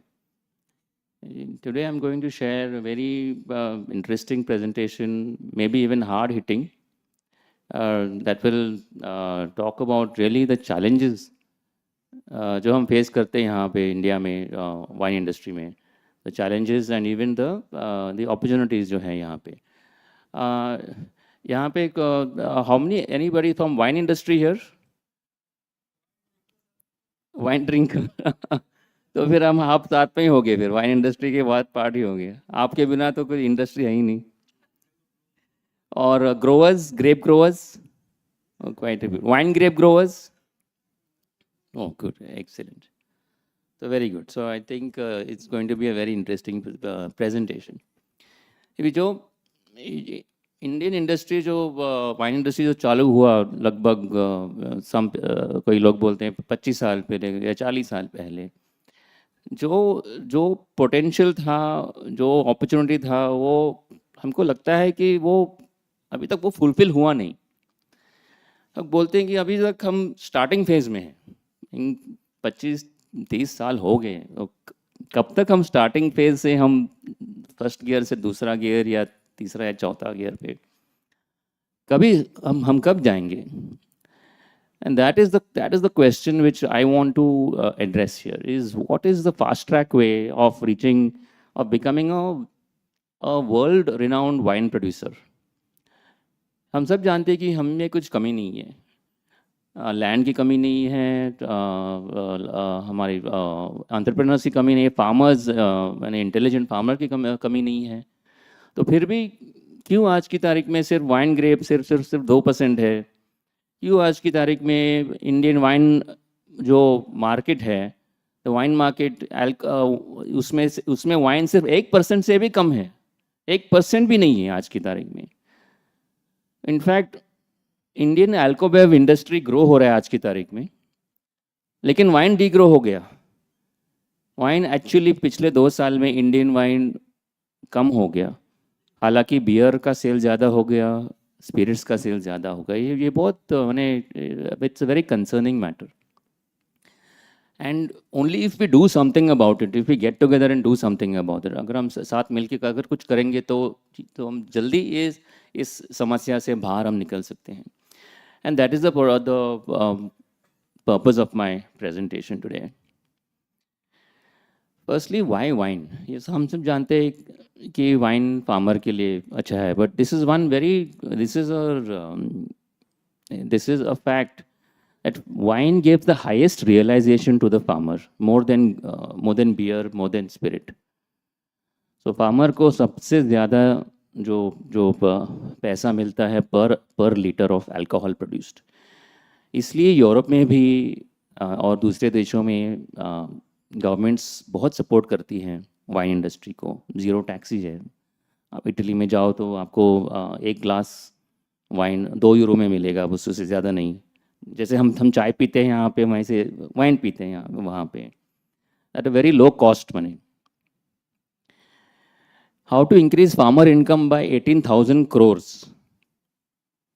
ये हो सकता है actually, क्योंकि आज की तारीख में mostly जो हमारे स्पिरिट्स जो कंज्यूम होते हैं इंडिया में, वो ज़्यादातर मोलासिस स्पिरिट से बनता है.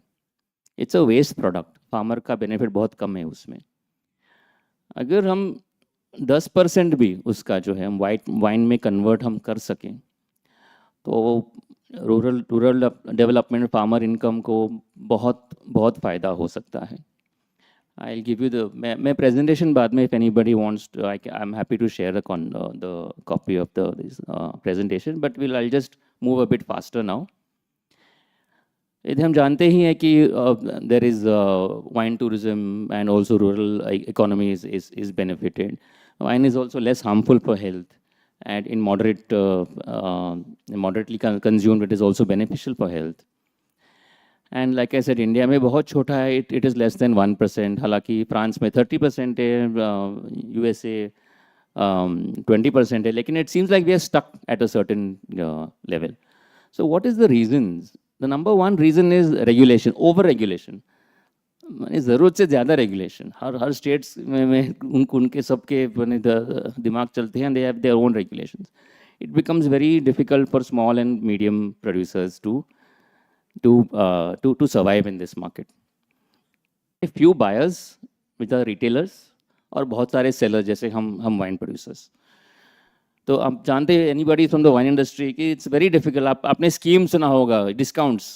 बहुत सारे हमको डिस्काउंट्स देना पड़ता है क्योंकि the retailers, they demand schemes because they are dictating terms, because there are very few retailers. उनके हाथ में पावर है, तो we have to give more discounts. और जब भी हम डिस्काउंट ज़्यादा देते हैं तो मार्केटिंग के लिए, कंज्यूमर के लिए कम होता है. The spend on consumer, awareness, education, वो सब कम होता है. और this is one of the main reasons why wine industry is not growing in India.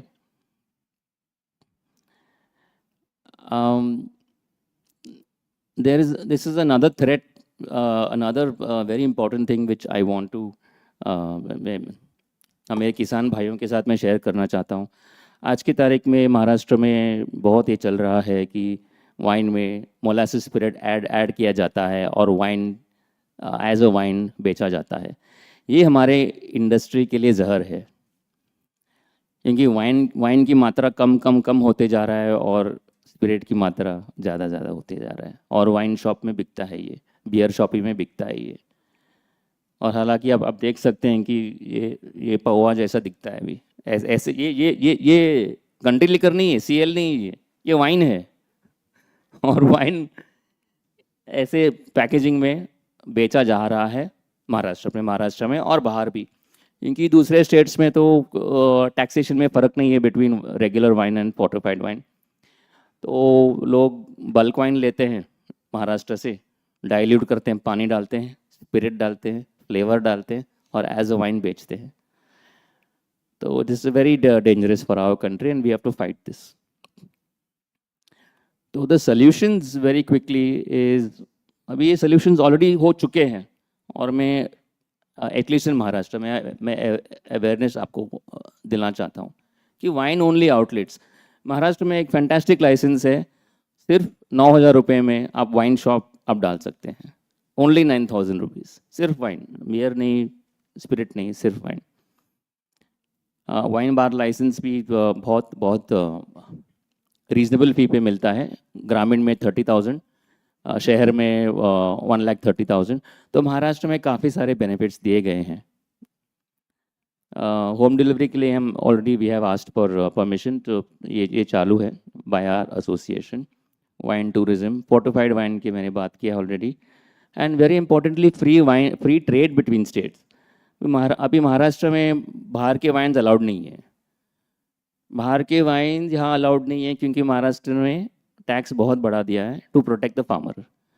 लेकिन ये देखिए अभी दूसरे स्टेट्स में भी ये सेम हो रहा है, उनके यहाँ पे भी वाइन बन रहा है, और वो लोग भी ऐसे बोल रहे हैं अगर महाराष्ट्र गवर्नमेंट ऐसा करती है तो हम भी अपने फार्मर्स को प्रोटेक्ट करेंगे। तो महाराष्ट्र का वाइन हमारे राज्य में नहीं आना चाहिए, और ये हो रहा है आज की तारीख में। पिछले महीने यूपी स्टेट ने टैक्स बढ़ा दिए वाइन, महाराष्ट्र वाइन के ऊपर, माने बाहर के वाइन के ऊपर, क्योंकि यूपी में भी आज भी वाइन का प्रोडक्शन हो रहा है। तो what is the solution? Solution is free, they should be movement, lower taxes all states, because फिर हमको मिलेगा पूरा India as a market, not just Maharashtra as a market. Quickly I will go to another part of my presentation.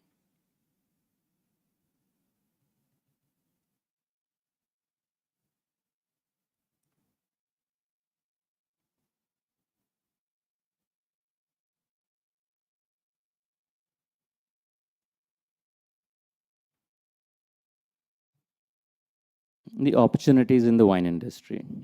ये जो हमारी association है, wine growers association of India, made up of small and medium producers, क्योंकि हमारी सोच बड़ी कंपनियों से अलग है।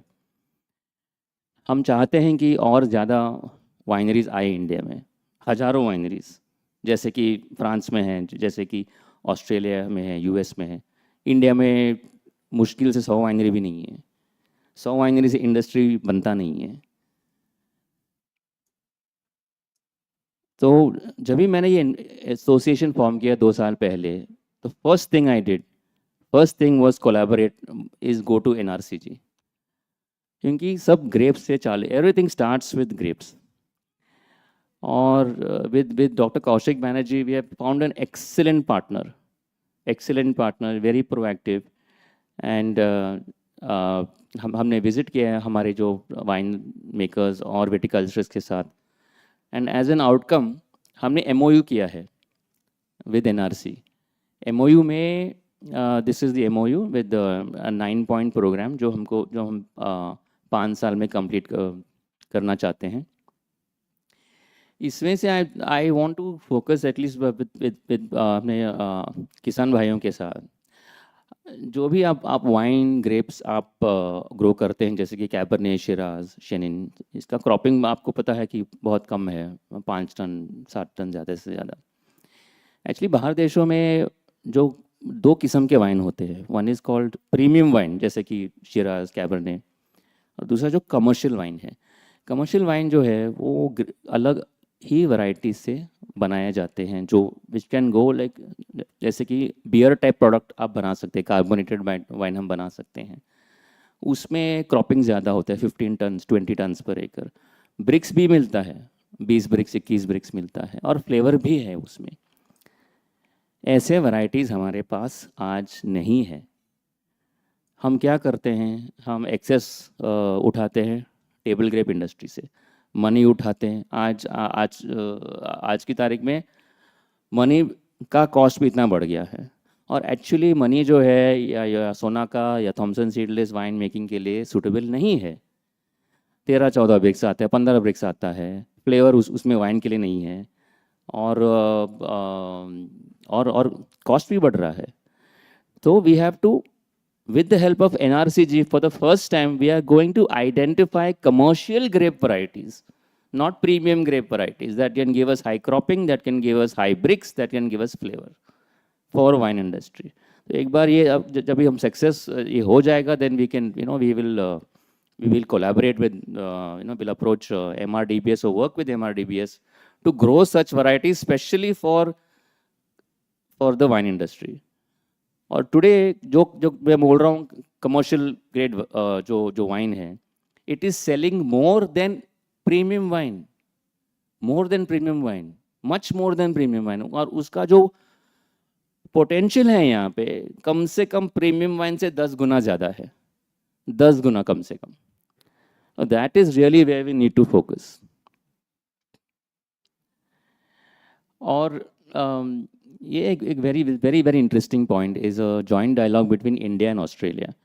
तो जो ऑस्ट्रेलिया के साथ फ्री ट्रेड एग्रीमेंट हुआ है हाल ही में 2 साल पहले, हमारे फॉरेन मिनिस्टर हमारे external commerce minister Shri Piyush Goyal और उनके कॉमर्स मिनिस्टर ने वाइन के ऊपर साइड लेटर साइन किए हैं as part of the agreement to collaborate on wine, जहाँ पे ऑस्ट्रेलिया से हमको टेक्निकल नो हाउ मिलेगा और हम भी उनको हेल्प करते हैं, हेल्प करेंगे।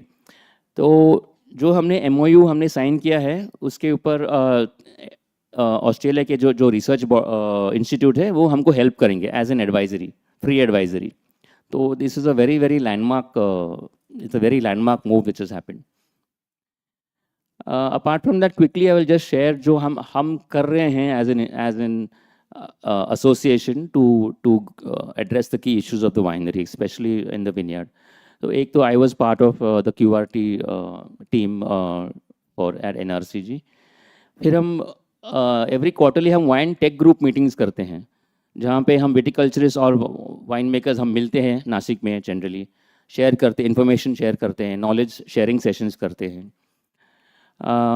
FSSAI के साथ भी हमने वर्कशॉप किया है for rules and regulations for better understanding. This is coming to the very very interesting point which is wine Maharashtra excise licence fee. तो अगर आप वाइनरी डालना चाह रहे हैं, जैसे आई थिंक हमारे भाई ने डाला है कि नहीं विजय भाई, वाइनरी एक small winery. So the fees are very very low, as you can see. Minimum fees is as low as 6,000 rupees per year, बस उतना ही है अगर आपको वाइनरी डालना है। FLW2 फॉर्म जो यहाँ पे, ये जो FLW2 जो दूसरा आइटम है यहाँ पे वाइन शॉप का, ओनली 9,200 रुपीज़ पर ईयर। और E2 लाइसेंस जो मैंने बताया, that is the wine bar licence, starting from 30,000 rupees. उसके अलावा जो बेनिफिट्स दिए गए हैं by Maharashtra government, which I want to, which everybody should know. Maharashtra tourism policy last year release हुआ है, उसमें up 20% अगर आप होटल करेंगे, फॉर एग्जांपल वाइनरी के साथ आप रूम्स भी डालेंगे, तो up to 15% of capital investment subsidy दिया जाएगा, 75% of GST refund, electricity exemption, tariff refund, interest subvention भी है। और उसके अलावा 2020 में Maharashtra tourism DOT, Maharashtra tourism department ने एग्री टूरिज्म पॉलिसी निकाला है, जिसमें आप अप टू मैक्सिमम आप maximum 6 rooms, 8 rooms plus dormitory आप डाल सकते हैं, और उसमें बिल्डिंग परमिशन की ज़रूरत नहीं है फ्रॉम NMRDA। Application is treated as permission. तो ये सब बेनिफिट्स दिए गए हैं एक्चुअली फॉर अगर आपको रूम्स वाइन टूरिज्म अगर आपको करना है तो वाइन टूरिज्म में एक्चुअली मैं हाईली रिकमेंड करता हूँ।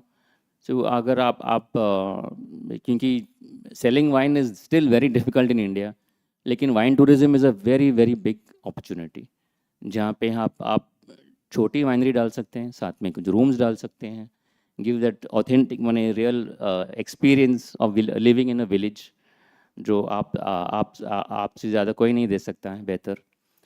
And finally I will say any help required from our association, we advise for free. अगर आपको वाइनरी डालना है, we will give full free consultancy on how to set up a winery. ये तो ये project report है, but this is quite standard. I send you a copy. अगर किसी को कॉपी चाहिए मैं भेज सकता हूँ आपको. And with that, I will end my presentation saying that yes, challenges हम face कर रहे हैं आज वाइनरी इंडस्ट्री में, लेकिन स्कोप बहुत है, पोटेंशियल बहुत है. अगर हम साथ में कोऑपरेट करेंगे, गवर्नमेंट के साथ कोऑपरेट करेंगे, कोलैबोरेट करेंगे, गवर्नमेंट इंस्टीट्यूशंस जैसे कि एनआरसीजी के साथ कोलैबोरेट करेंगे और वर्क करेंगे, तो really sky is the limit. Thank you.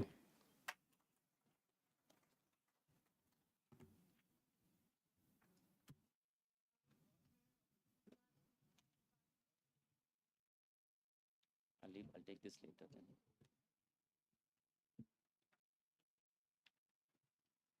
Thank you sir. Question answers हम बाद में लेंगे सो दैट प्रेजेंटेशन एक बार ही खत्म हो जाए. सुभाष आर्वे सर, आप रेजिन ग्रोअर है सर, वो प्रेजेंटेशन देंगे अब. नहीं, अच्छा प्रेजेंटेशन ऐसे ही है. ओके.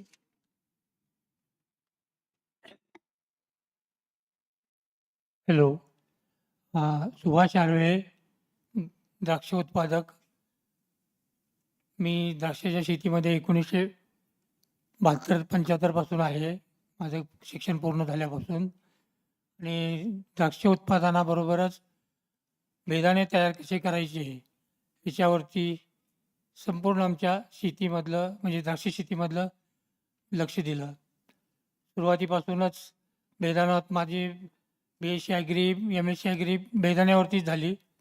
तेव्हापासून आम्ही बेदाणे कसे करायचे हे स्वतः आणि आसपासच्या शेतकऱ्यांना आपण मार्गदर्शन करत असतो. आज सरांनी जे ते इंग्लिशमध्ये सांगितलं म्हणून मी इंग्लिशमध्ये जास्त बोलणार नाही. कारण जे पहिले बेदाणे आपण करत होतो गरम पाण्यातून कॉस्टिक सोडा वापरून आणि सल्फरची धुरी देऊन करत होतो. ती टेस्टला बरोबर लागत नव्हतं म्हणून ऑस्ट्रेलियन मेथडनी आपण वापरायला लागलं 1980 पासून.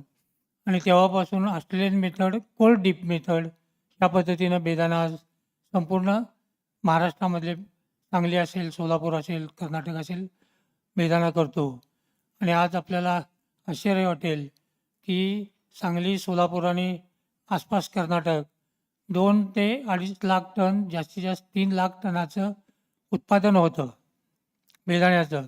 आणि त्याचं सर्व मार्केट हे सांगली, तासगाव आणि पंढरपूर या ठिकाणी ओपन होलसेल मार्केट झालेलं आहे. शेतकरी त्याचा माल जे काय आमच्या सांगली, पंढरपूर भागामध्ये किंवा मिरज भागामध्ये कोल्ड स्टोरेज फक्त बेदाण्यासाठी जवळजवळ 120 कोल्ड स्टोरेज आहेत. त्या ठिकाणी ते ठेवतात. ज्यावेळी रेट चांगले वाटतील त्यांना त्यावेळी ते मार्केटमध्ये आणतात आणि त्याप्रमाणे सेल करतात. सेलची ऑक्शन झाल्यापासून साधारणपणे 12 ते 15 दिवस, जास्तीत जास्त 3 आठवड्यापर्यंत तुम्हाला गॅरंटीनं पेमेंट शेतकऱ्यांना मिळत असतं. आणि ही पद्धत 1994-95 पासून ओपन मार्केट जेव्हापासून चालू झाले तेव्हापासून तासगाव, सांगली आणि पंढरपूर भागामध्ये चालू आहे. नाशिक भागामध्ये एक्सपोर्टच्या द्राक्षातून जे काही ड्रॉपिंग म्हणायचं होतं त्याच्यापासून पिवळा बेदाणा होतो, हिरवा होत नाही कारण ड्राईंगला वेळ लागतो. आता हे सर्व एक्सपोर्टला लिमिटेशन आले. एक्सपोर्ट मार्केट 2 महिने, जास्तीत जास्त आणि युरोप मार्केट, मिडल ईस्टला प्रॉब्लेम यायला लागले. आणि ह्याच्यातून शेतकऱ्यांनी पर्याय शोधला की आपल्याला बाकीचं न काय बघता बेदाणा आपल्या स्वतःच्या शेतावरती आपण करू शकतो. आणि त्याप्रमाणे जवळजवळ जर तुम्ही आमच्या सांगली, सोलापूर जिल्ह्यात पाहिलं तर प्रत्येकाच्या शेतावरती ड्राईंग शेड आहे. ड्राईंग झाल्यानंतर मग एका ठिकाणी कुठेतरी डिस्टेमिंग असेल, कलर सॉर्टिंग मशीन आलेली आहेत, पूर्वी नव्हती. आणि स्टोरेज फॅसिलिटी तर उपलब्ध झालेलीच आहे. आणि हे करत असताना पूर्वी जे सॉर्टिंग करण्यासाठी लेबर लागायचे त्याच्याऐवजी आता मशिनरी सॉर्टिंग साधारणपणे तासामध्ये अर्धा टन ते 1 टन वेगळ्या कलरचे बेदाणे सॉर्ट होतात, पॅकिंग होतात आणि कोल्ड स्टोरेजला ठेवला जातो. आता फक्त अडचणी एवढ्या आलेत की 3 नंबरचा बेदाणा आहे, तो सध्या एक्सपोर्टला चांगल्या प्रमाणात जातो. ते जर रेट वाढले, ते साधारणपणे 25 ते 30 रुपये असतात. एक्सपोर्टला तो साधारणपणे व्यापारी 50 ते 60, 70, 80 रुपयेला घेतात.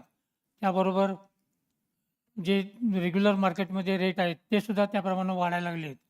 आज यावर्षी मालाचं म्हणजे बेदाण्याचं शॉर्टेज असल्यामुळं आज कमीत कमी 200 रुपये, जास्तीत जास्त 400 रुपये रेट चांगल्या मालाचे रेट मार्केटमध्ये, ओपन मार्केटमध्ये आहेत.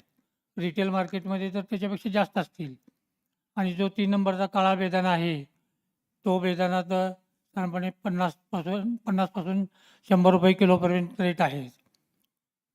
सरकारनं आम्ही विनंती केलेली आहे, की पोषण आहारामध्ये मराठी शाळेमध्ये ठराविक वयापर्यंतच्या मुलांना साधारणपणे 50 ग्रॅम बेदाणा आठवड्यातून एक वेळ तुम्ही अंडी किंवा बाकीची फळं देत आहे. त्याच्यापेक्षा हा जर दिला बेदाणा, तर त्याचं एक चांगले मार्केटिंग आणि शेतकऱ्यांच्या दृष्टीनं माल संपण्याच्या दृष्टीने पुढच्या वर्षाच्या बेदाण्याच्या दृष्टीने चांगलं होईल.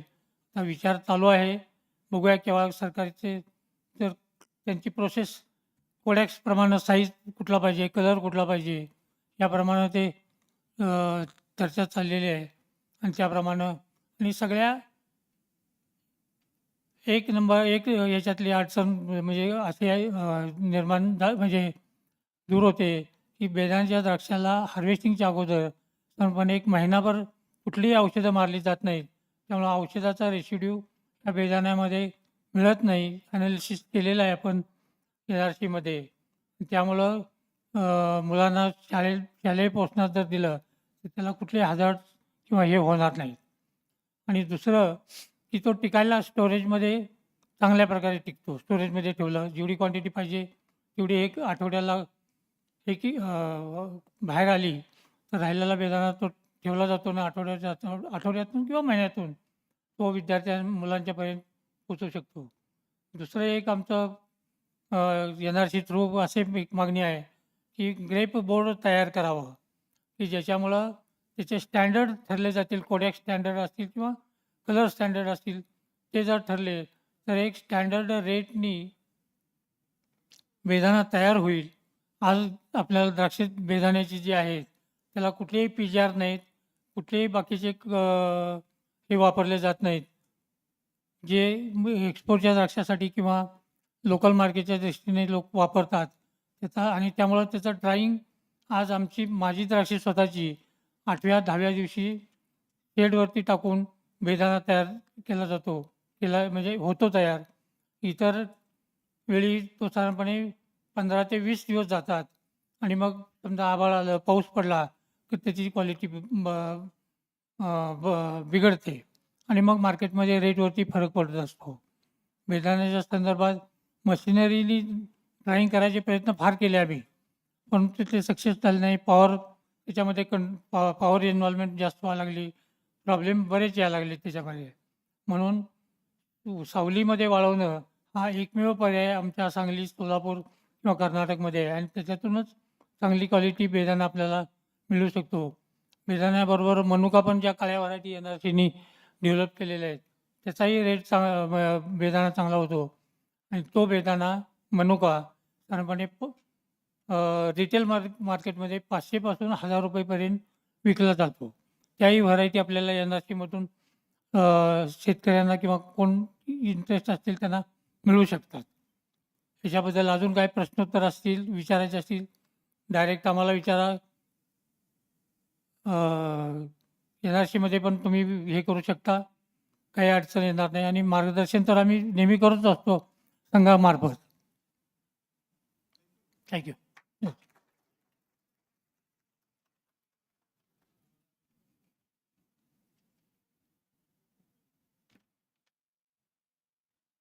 Thank you, RV sir.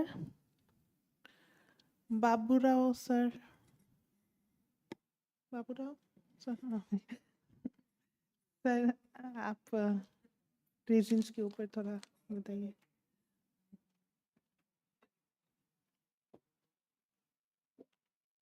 नमस्कार, माझं नाव बाबूराव अण्णा कबाडे. मुक्काम मालगाव, तालुका मिरज, जिल्हा सांगली. मी आज जवळजवळ 1972 पासून द्राक्षे ग्रो करतो आणि बेजाण्यासाठी सुद्धा द्राक्षे ग्रो करतो. आता आमचे मित्र सुभाष आर्वेनी बरेच मुद्दे कव्हर केलेले आहेत. फक्त एक मुद्दा मला या ठिकाणी उपस्थित करायचा आहे की बेजाणी तयार करण्यासाठी जे आता आपल्याला बराचसा खर्च येतो, तो अंडरशेडमध्ये बेजाना वाळावा लागत असल्यामुळं त्याच्यामध्ये ओव्हरहेड्स वाढतात आणि क्लायमेटिक चेंज झाले तर त्याला सल्फरचं ट्रीटमेंट द्यावं लागतं. आणि आज जवळजवळ आपला 2 लाख ते 3 लाखापर्यंतचं जे काय उत्पादन आहे हे सगळं प्रोसेसिंगसाठी बाय प्रोडक्ट म्हणून वापरला जातो. म्हणजे तो ह्याच्यामध्ये आईस्क्रीममध्ये वापरला जातो किंवा रेसिपीमध्ये वापरला जातो. तर ह्या सगळे आज जवळजवळ जे काय 2 ते 3 लाखाचं उत्पादन आहे बेजाण्याचं, हे सगळं प्रोसेसिंगमध्ये वापरलं गेल्यामुळं अजून आपल्याला बेदाणाचं उत्पादन वाढवायला स्कोप आहे. ते यासाठी की आपण डायरेक्ट उन्हामध्ये टाकून तो जर द्राक्षे वाळवले, त्याला कुठलीही ट्रीटमेंट न देता तो बेदाणा जर आपण डायरेक्ट टेबल कन्झम्पशन म्हणून जर आपण वापरलो तर आहे ह्याच्यापेक्षा दुप्पट क्षेत्र जरी द्राक्षाचं वाढलं तर आपल्याला त्याच्यापासून शेतकऱ्यांना 4 पैसे मिळायची शक्यता आहे. दुसरी गोष्ट, आता आर्वे साहेबांनी सांगितली की रेजिन बोर्ड आपल्याला आवश्यक काय आहे. तर रेजिन बोर्ड जर आपण स्थापन केला तर आपल्याला रिसर्चसाठी म्हणून आपल्याला बजेटरी प्रोव्हिजन आपल्याला मिळेल सरकारकडून आणि त्या पैशातून आपण रिसर्च करू शकू. रिसर्च या गोष्टीचा करायचा आपल्याला पाहिजे, आवश्यकता आहे की आपल्याला व्हरायटी अजून कुठल्या कुठल्या आपण यूज करू शकू, ह्याच्यासाठी रिसर्च झाला पाहिजे. आता आपण फक्त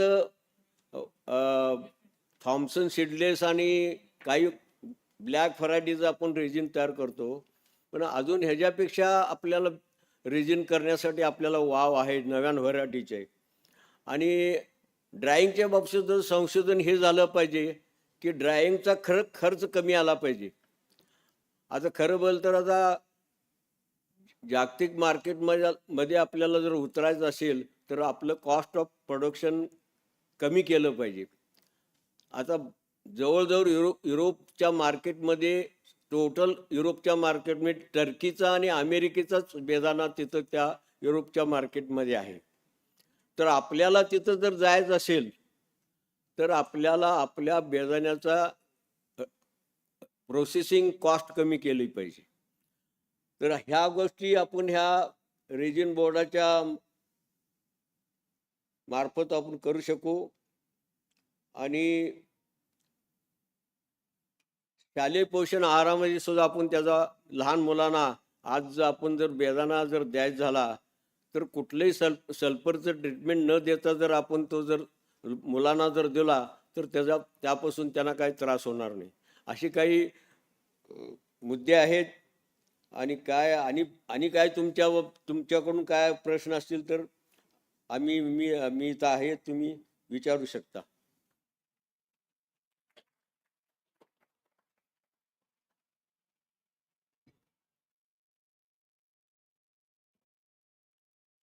धन्यवाद सर. क्वेश्चंस है किसी के? ये माइक दे दो.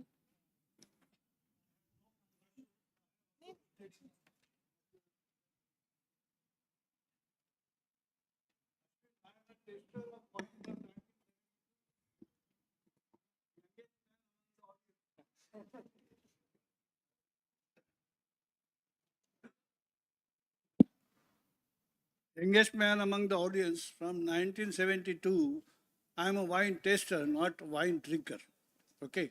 Since I was working with the European companies, I used to treat them with, they used to treat me with the wine, but when they landed in India, I gave them Champagne India, Grover's wine, and Golconda wine. So I'm with you. My observation is, see, it's a mindset of the people not to take the wine in the home because ladies don't allow wine in the home. You can drink buttermilk but not wine. ये महाकुंभ का मेला है. My suggestion to you, you should appoint Patanjali as your distributor and change your name as a Draksha Sav. See, I am basically a marketing man. I am not R&D man. But I am associated with IHR Bangalore from 1972 and I am colleague of Dr. Shikhamani. So from the establishment of NRC, I am associated. But I have made a recommendation to them that always in viticulture, I have been linked with UC Davis. Okay. So there is a viticulture and enology. There is no grape research. It's a viticulture and enology. The enology is missing in the NRC. They say there is a department, but there is no on the head. So we please convince Kaushik. I call him Kaushik from the day he joined. Okay. Convince him, make a recommendation to DDG ICR and DG ICR to change or add the name of grape and enology research. ठीक है, number one. Number two, very, very important is you should join hands with Swiggy, Zomato, Zepto, and the grocery suppliers in urban areas. Because I stay in Pune, we don't go to grocery shop. We are senior citizens. Okay. So unless until we make the provision of getting things, because जब हमारी wife मायके जाएगी तो हम wine order करेंगे. See, basically I am a marketing man. मुझे इतना ही मालूम है, strategy makes business. और इसमें सबसे important thing है, all our young people, everybody want to work hard and drink smart. So better you be smart to market your wine, right? Thank you. Thank you, sir. Any more questions? If I can just quickly just respond to that. Yeah, sure. तो sir लगते हैं आप ज्योतिष हैं, क्योंकि इसलिए हमारा जो पिछली बार QRT मीटिंग हुआ था जस्ट लास्ट ईयर में, उसमें एक सजेशन दिया गया to rename, if I can share, it is of course proposed, nothing is final, but it is there in the report to rename. First is the recommendation is made to upgrade NRC from a research center to an institute level. So that is a larger setup, larger, more funding, etc. National Institute. And to rename it the National Institute for Viticulture and Enology, isn't it? Yes. So exactly what you're saying is 100%. I hope it comes true.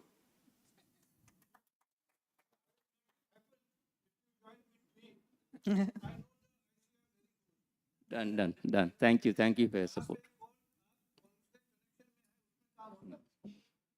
And then we need your help for the next thing, which is जो आपने बताया कि जब भी aunty जाएंगे मायके तो हाँ, तो वहाँ पे भी हमारा काम चालू है. We talking with the Maharashtra government to allow home delivery, और बात काफ़ी आगे पहुँच गई है. So hopefully that also will happen soon. तो आप आंटी को बोल दीजिए थोड़ा सा टिकट बुक करने के लिए.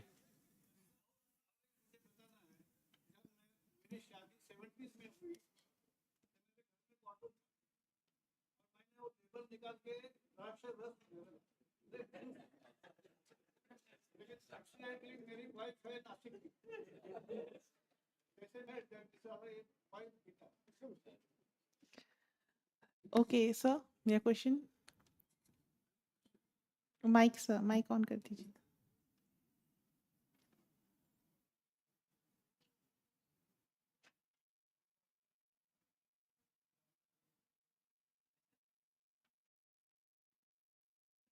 Hello, hello.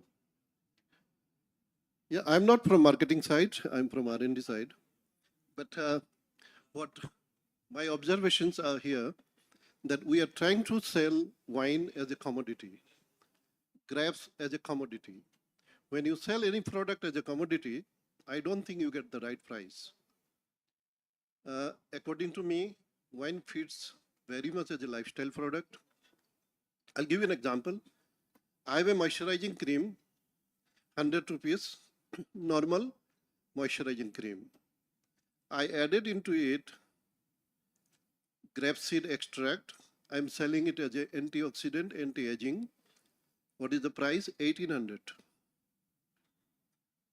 So we'll have to collectively think the value addition is a hoop concept people pay for, and that makes industry viable. Out of 100 products I have, believe me, 50 of them make losses, but 2 of them will make enough profit, collectively makes the company profitable. And this is the case, my working experience with Britannia, Godrej, is the few product, premium product, lifestyle product, people pay for hope. And in the case of wine, incorporating wine, like I have a bathing solution where I add red wine, only 100 ml. Rest is salt. I sell it at 950 rupees. Basically, I'm selling salt is free, 100 ml of wine at 950 rupees. So I believe, the association, Mr. Rodriguez, you need to bring people from various industries, not only from wine, and evaluate various concepts to make this industry viable. Unless until it is profitable, I don't think, you live a good life. And farmers to entrepreneur will all have the right to live good life. And there is nothing is harmful about wine.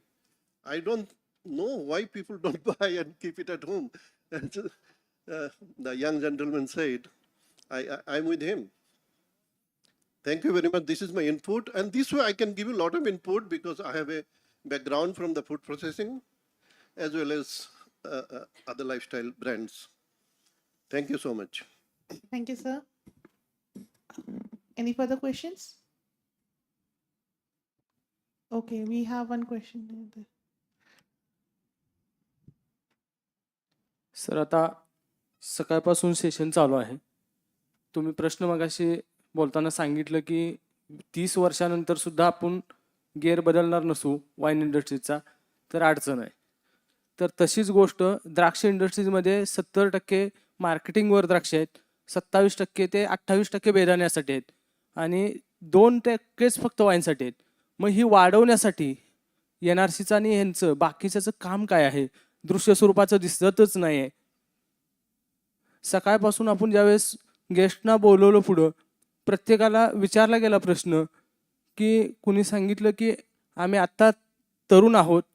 कोर्टिवासारखी company म्हणते आम्ही तरुण आहोत. फ्रान्समध्ये आम्ही नवीन कंपन्या हे केलेत, एकत्रित आणलेत.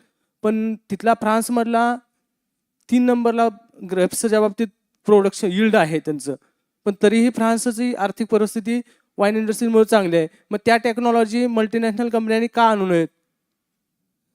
भोसले सरांनी सांगितलं CSR फंड येत नाही, पण अफगाणमधला बेदाणा, इराणमधला बेदाणा इथं चालत असेल तर तशा स्वरूपाच्या नवनवीन टेक्नॉलॉजी NRCनं का आणू नयेत? आणि त्या दृष्टीनं तुम्ही 27%चं वाटचाल ही 47%कडे का नेऊ शकत नाही आहे? त्या दृष्टीनं काय काम आहे? थँक्स.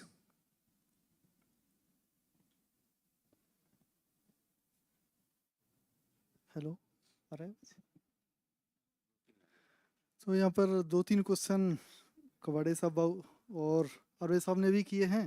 एक तो बोर्ड की बात है, बेदाना बोर्ड होना चाहिए. 2010-11 में इंडियन ग्रेप प्रोसेसिंग बोर्ड बनाया गया था. लेकिन वो धीरे धीरे ख़त्म हो गया। और एनआरसी ग्रेप का जो काम है, जैसे कि कबाड़ी साहब ने कहा कि वैरायटी वर्ल्ड वाइड 70% जो बेदाना है, सुल्ताना का हो, सुल्तानिना का हो, थॉमसन सीडलेस का हो, उसी से बनाया जाता है। ठीक है ना। वो हमारे यहाँ भी वैरायटीज हैं, जैसे तासे गणेश है, माणिक चमन है, सोना का है, हमारा थॉमसन सीडलेस है, उससे बना रहे हैं। काली वैरायटीज में हमने संशोधन किया है, उसमें वैरायटी आइडेंटिफाइड की हैं। तो देखिए उदाहरण के तौर पर बताऊंगा कि दत्तात्रेय काले साहब हैं, बहुत अच्छा, केवल काली वैरायटी से बेदाना बना के बहुत अच्छा उनका व्यापार बढ़ रहा है तेजी से, केवल काली वैरायटी का ही करते हैं। तो इसलिए अपॉर्चुनिटीज बहुत हैं। दूसरी बात आई कि वहाँ की कि ड्राइंग स्ट्रक्चर जो हम बात करते हैं, जैसे कबाड़े साहब बोल रहे थे कि टर्की में बहुत अच्छा प्रोडक्शन है, या अमेरिका की हम बात करते हैं, तो वहाँ पर जो है नेचुरल ड्राइंग होता है मैक्सिमम। हमारा जो डिपिंग का जो है ना, हम कहते हैं कि हमें सल्फर डाइऑक्साइड में जलाना है, सल्फर जला के बनाना बेदाना, कोई सल्फर का प्रयोग नहीं करता है। नेचुरल ड्राई करते हैं, ज़मीन पर सुखा देते हैं। उसके बाद की जो प्रक्रिया है, कबाड़े साहब के पास अपने पास है अपनी cleaning, washing, grading, packing, online system होते हैं। और कबाड़े साहब 2010 में या 11 में गए थे टर्की में, वहाँ से पूरा सिस्टम देख के आए और फिर इन्होंने अपने लगाया, फिर अपना पर्सनल भी लगाया। इन्होंने सब सिस्टम डेवलप किया है। लेकिन मेन समस्या हमारी कहाँ पर आती है कि जो बेदाना को हम कहते हैं स्नैक्स की तरह खाएंगे, और साथ में हम सल्फर डाइऑक्साइड का एप्लीकेशन भी देते हैं, जिससे कि परेशानी होती है। तो नेचुरली ड्राइड बेदाना बनाने में हमें कोई हार्म नहीं है, केवल कलर के पीछे हम क्यों जाते हैं, पहली तो बात ये है। ठीक है ना। कलर हमें चाहिए, येलो चाहिए। येलो क्यों चाहिए? फूड इंडस्ट्री में जाता है, जैसे आइसक्रीम में यूज होना है या बेकरी इंडस्ट्री में यूज होना है, छोटे साइज का है, काला है, येलो है, ग्रीन है, कोई वैल्यू नहीं रखता, सब चॉपिंग होगा और यूज हो जाएगा। ठीक है ना। तो हमारे सामने है समस्या कि फूड इंडस्ट्री को आगे बढ़ना है, जो कि बेदाना का परचेज बड़े लेवल पर करे। ठीक है ना। और जो कहते हैं, दूसरी बात आएगी कि कहेंगे माइक्रोवेव लोड आएगा। ठीक है ना। माइक्रोवेव लोड के लिए भी हमारे पास सॉल्यूशंस हैं, जैसे आपका हाइड्रोजन पेरोक्साइड है, क्लोरीन डाइऑक्साइड है, उनके भी प्रयोग करके हम माइक्रोबियल लोड को भी खत्म कर सकते हैं।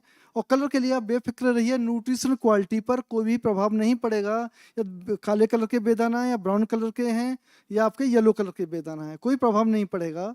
तो एनआरसी ग्रेप आप सभी के साथ में है, जो भी समस्याएं होंगी उस पर हम काम करेंगे। और हमारे पास में हर तरह की पहले से ही टेक्नोलॉजी है और हम आप लोगों का साथ देने के लिए तैयार हैं। धन्यवाद।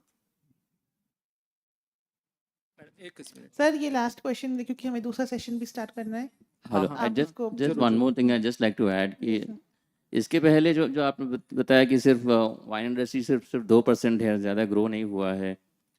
एक वजह हम इंडस्ट्री, क्योंकि हमने एक्चुअली ये प्रयत्न नहीं किया इतना कि हम गवर्नमेंट और गवर्नमेंट एजेंसीज़ के साथ काम करें। अब ये पहली बार है ये 30 साल में जहाँ पे MOU हुआ है रिसर्च के लिए विद NRCG। इसके पहले कंपनीज खुद का रिसर्च करती थी, थोड़ा बहुत सूला, थोड़ा बहुत इंदेज, थोड़ा बहुत फर्टाली ग्रोर, जो भी है थोड़ा थोड़ा कुछ जॉइंट एफर्ट्स नहीं थे इसके पहले। ये पहली बार हो रहा है ये। और ये तो ये जो चलो हमारे एसोसिएशन ने तो लिया इनिशिएटिव, लेकिन मैं अप्रिशिएट करना चाहता हूँ। आई फॉरगॉट वन थिंग जब मैं बात कर रहा था कि not only doctor Banerjee but his team, doctor Banerjee की टीम, NRCG की टीम बहुत ही कोऑपरेटिव तरह से हमारे साथ काम कर रहे हैं। And I am sure that with this, ये जो हमारे जो एफर्ट्स हैं, हमारा जो वाइन का क्वालिटी है वो बढ़ेगा और international quality it will come closer and closer to international quality, up to the level or if not better than international quality. It is just, I think it is a matter of time, it is a matter of cooperation and planning and patience. Yeah, thanks. Sir, so we'll move with our next technical session. Before that, I'll invite Mr. Jayanta Chakraborty sir to please come on the stage and give token of thanks to our panelists, to our presenters.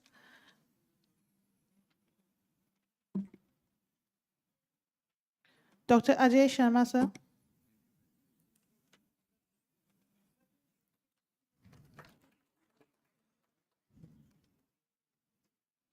Mr. Ashwin Rodrigues.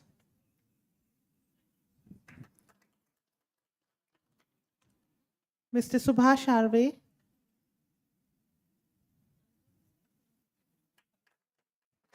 Mr. Babu Rao.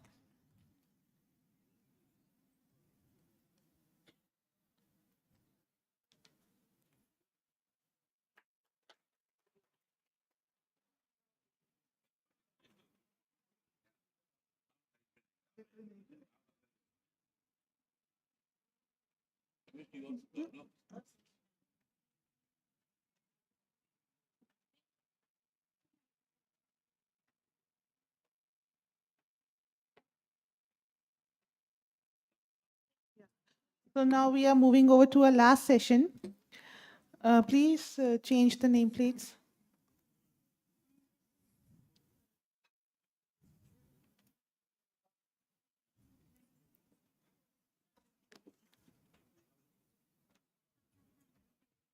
Samarpita.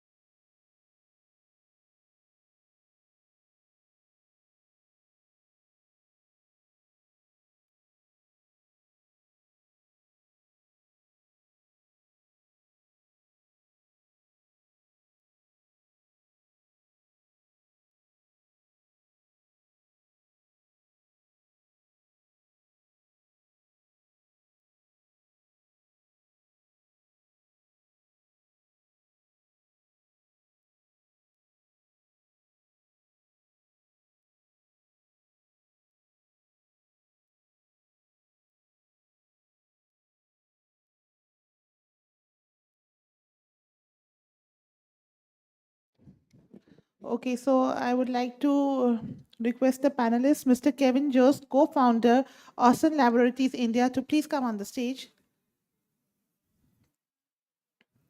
Mr. Abed Ajoria, General Manager, Sula Wines.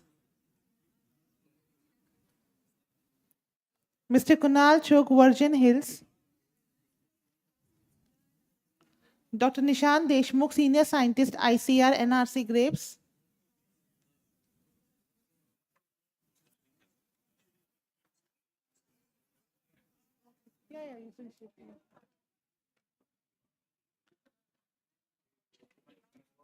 Ms. Shraddha More, Enologist, VM Agrosoft Wines, Silo Wines.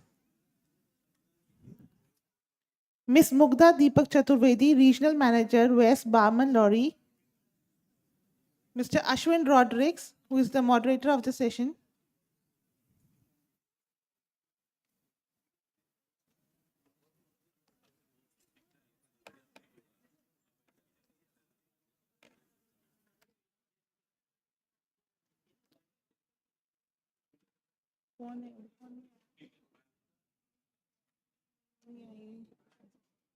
Ashwin sir? Yeah. Abir Ajoria, Mr. Abir Ajoria. Mr. Kunal Chugh.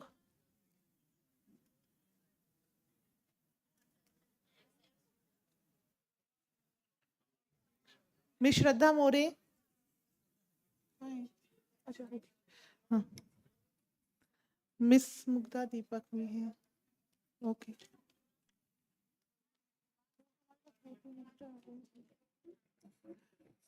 जो नहीं है फिर उनका हटा दो वहाँ से.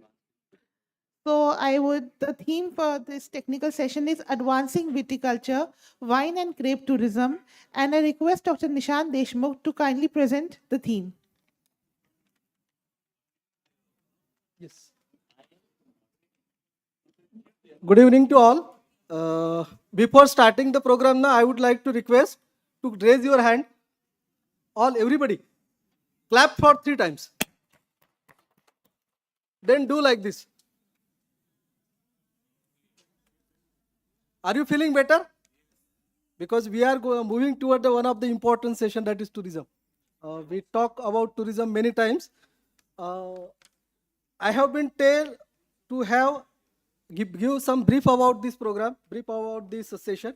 I have two, three figures for you, which I would like to attract your attention. One is 1731 million domestic tourists and 9.6 million foreign tourists every year visit to country. हमारे देश में भारत में 1731 मिलियन और 9.6 मिलियन फॉरेन टूरिस्ट हर साल आते हैं. दूसरी figure आप पढ़िए, contribution of tourism and hospitality industry to Indian GDP. We always talk about Vasudev Kutumbam. We always talk about export. We always talk about our GDP. 231 billion US dollar has been contributed through tourism. I'm talking about the whole tourism. And then there is a one estimate. This 234 will be going to be double, and it may be 532 billion. So this is a kind of industry, tourism industry, we are expected in near future. Another important point I would like to attract, this tourism industry not just earn money, it gives employment. ये tourism जो है ना, सिर्फ पैसा नहीं कमाता है, लोगों को एम्प्लॉयमेंट भी देता है. तो पता है हर साल कितना एम्प्लॉयमेंट आता है? 42 मिलियन पीपल इन 2023 का फिगर है. सो सी की ऑर्गेनाइज अनऑर्गेनाइज अलग अलग सेक्टर में से कितने लोगों को डायरेक्टली और इनडायरेक्टली ये टूरिज्म से एम्प्लॉयमेंट जनरेट होता है. एक और एक फिगर है, इंटरेस्टिंग फिगर है, ज्यादा बता रहा हूं लेकिन लास्ट फिगर है, इसके आगे नहीं बताऊंगा. The value of travel market in India was estimated 78 billion US dollar in 2023, and which is going to be 131 US billion dollar by 2030. We are looking toward Vikasit Bharat, goal of Vikasit Bharat. We wanted to be a developed nation, and because of that developed nation, we are organizing a national Grape Summit and all these programs. Before setting this program, when I think on it, advancing viticulture, grape wine tourism, I had a 3 point in my mind. One is wine tourism, grape tourism, vineyard tourism must focus on 3 points. That is economic sustainability, social sustainability, and environmental sustainability. To the esteemed guest, esteemed panelists, this is my request. We need to achieve all these 3 targets. We need economically sustainable, socially sustainable, and environmentally sustainable. Before reaching to this program, I had a talk with my family and some of my friends to take what is the pulse of tourists. They wanted short-term tours. They have done lot of beaches. Now they wanted some outbeat destination so they can be calm, quiet, and this type of tourist has been increasing significantly. And in the last, I will tell one thing only. In the name of tourist, if you go to the northeastern hill ecosystem region or northeast India, there is a trust shop. Trust shop meant is a shop where all product has been kept, but there is a no seller. It is a just price has been quoted on the shop, quoted on the product, which is kept online. People come, they purchase, they put a money in a box, and they take it. So we need to develop trust. We need to develop trust among ourselves, trust among our nation, and trust for the future viticulture business in the country. With this background, I would like to hand over the mic to moderator Ashwin sir, so that he can take up the program ahead. Thank you.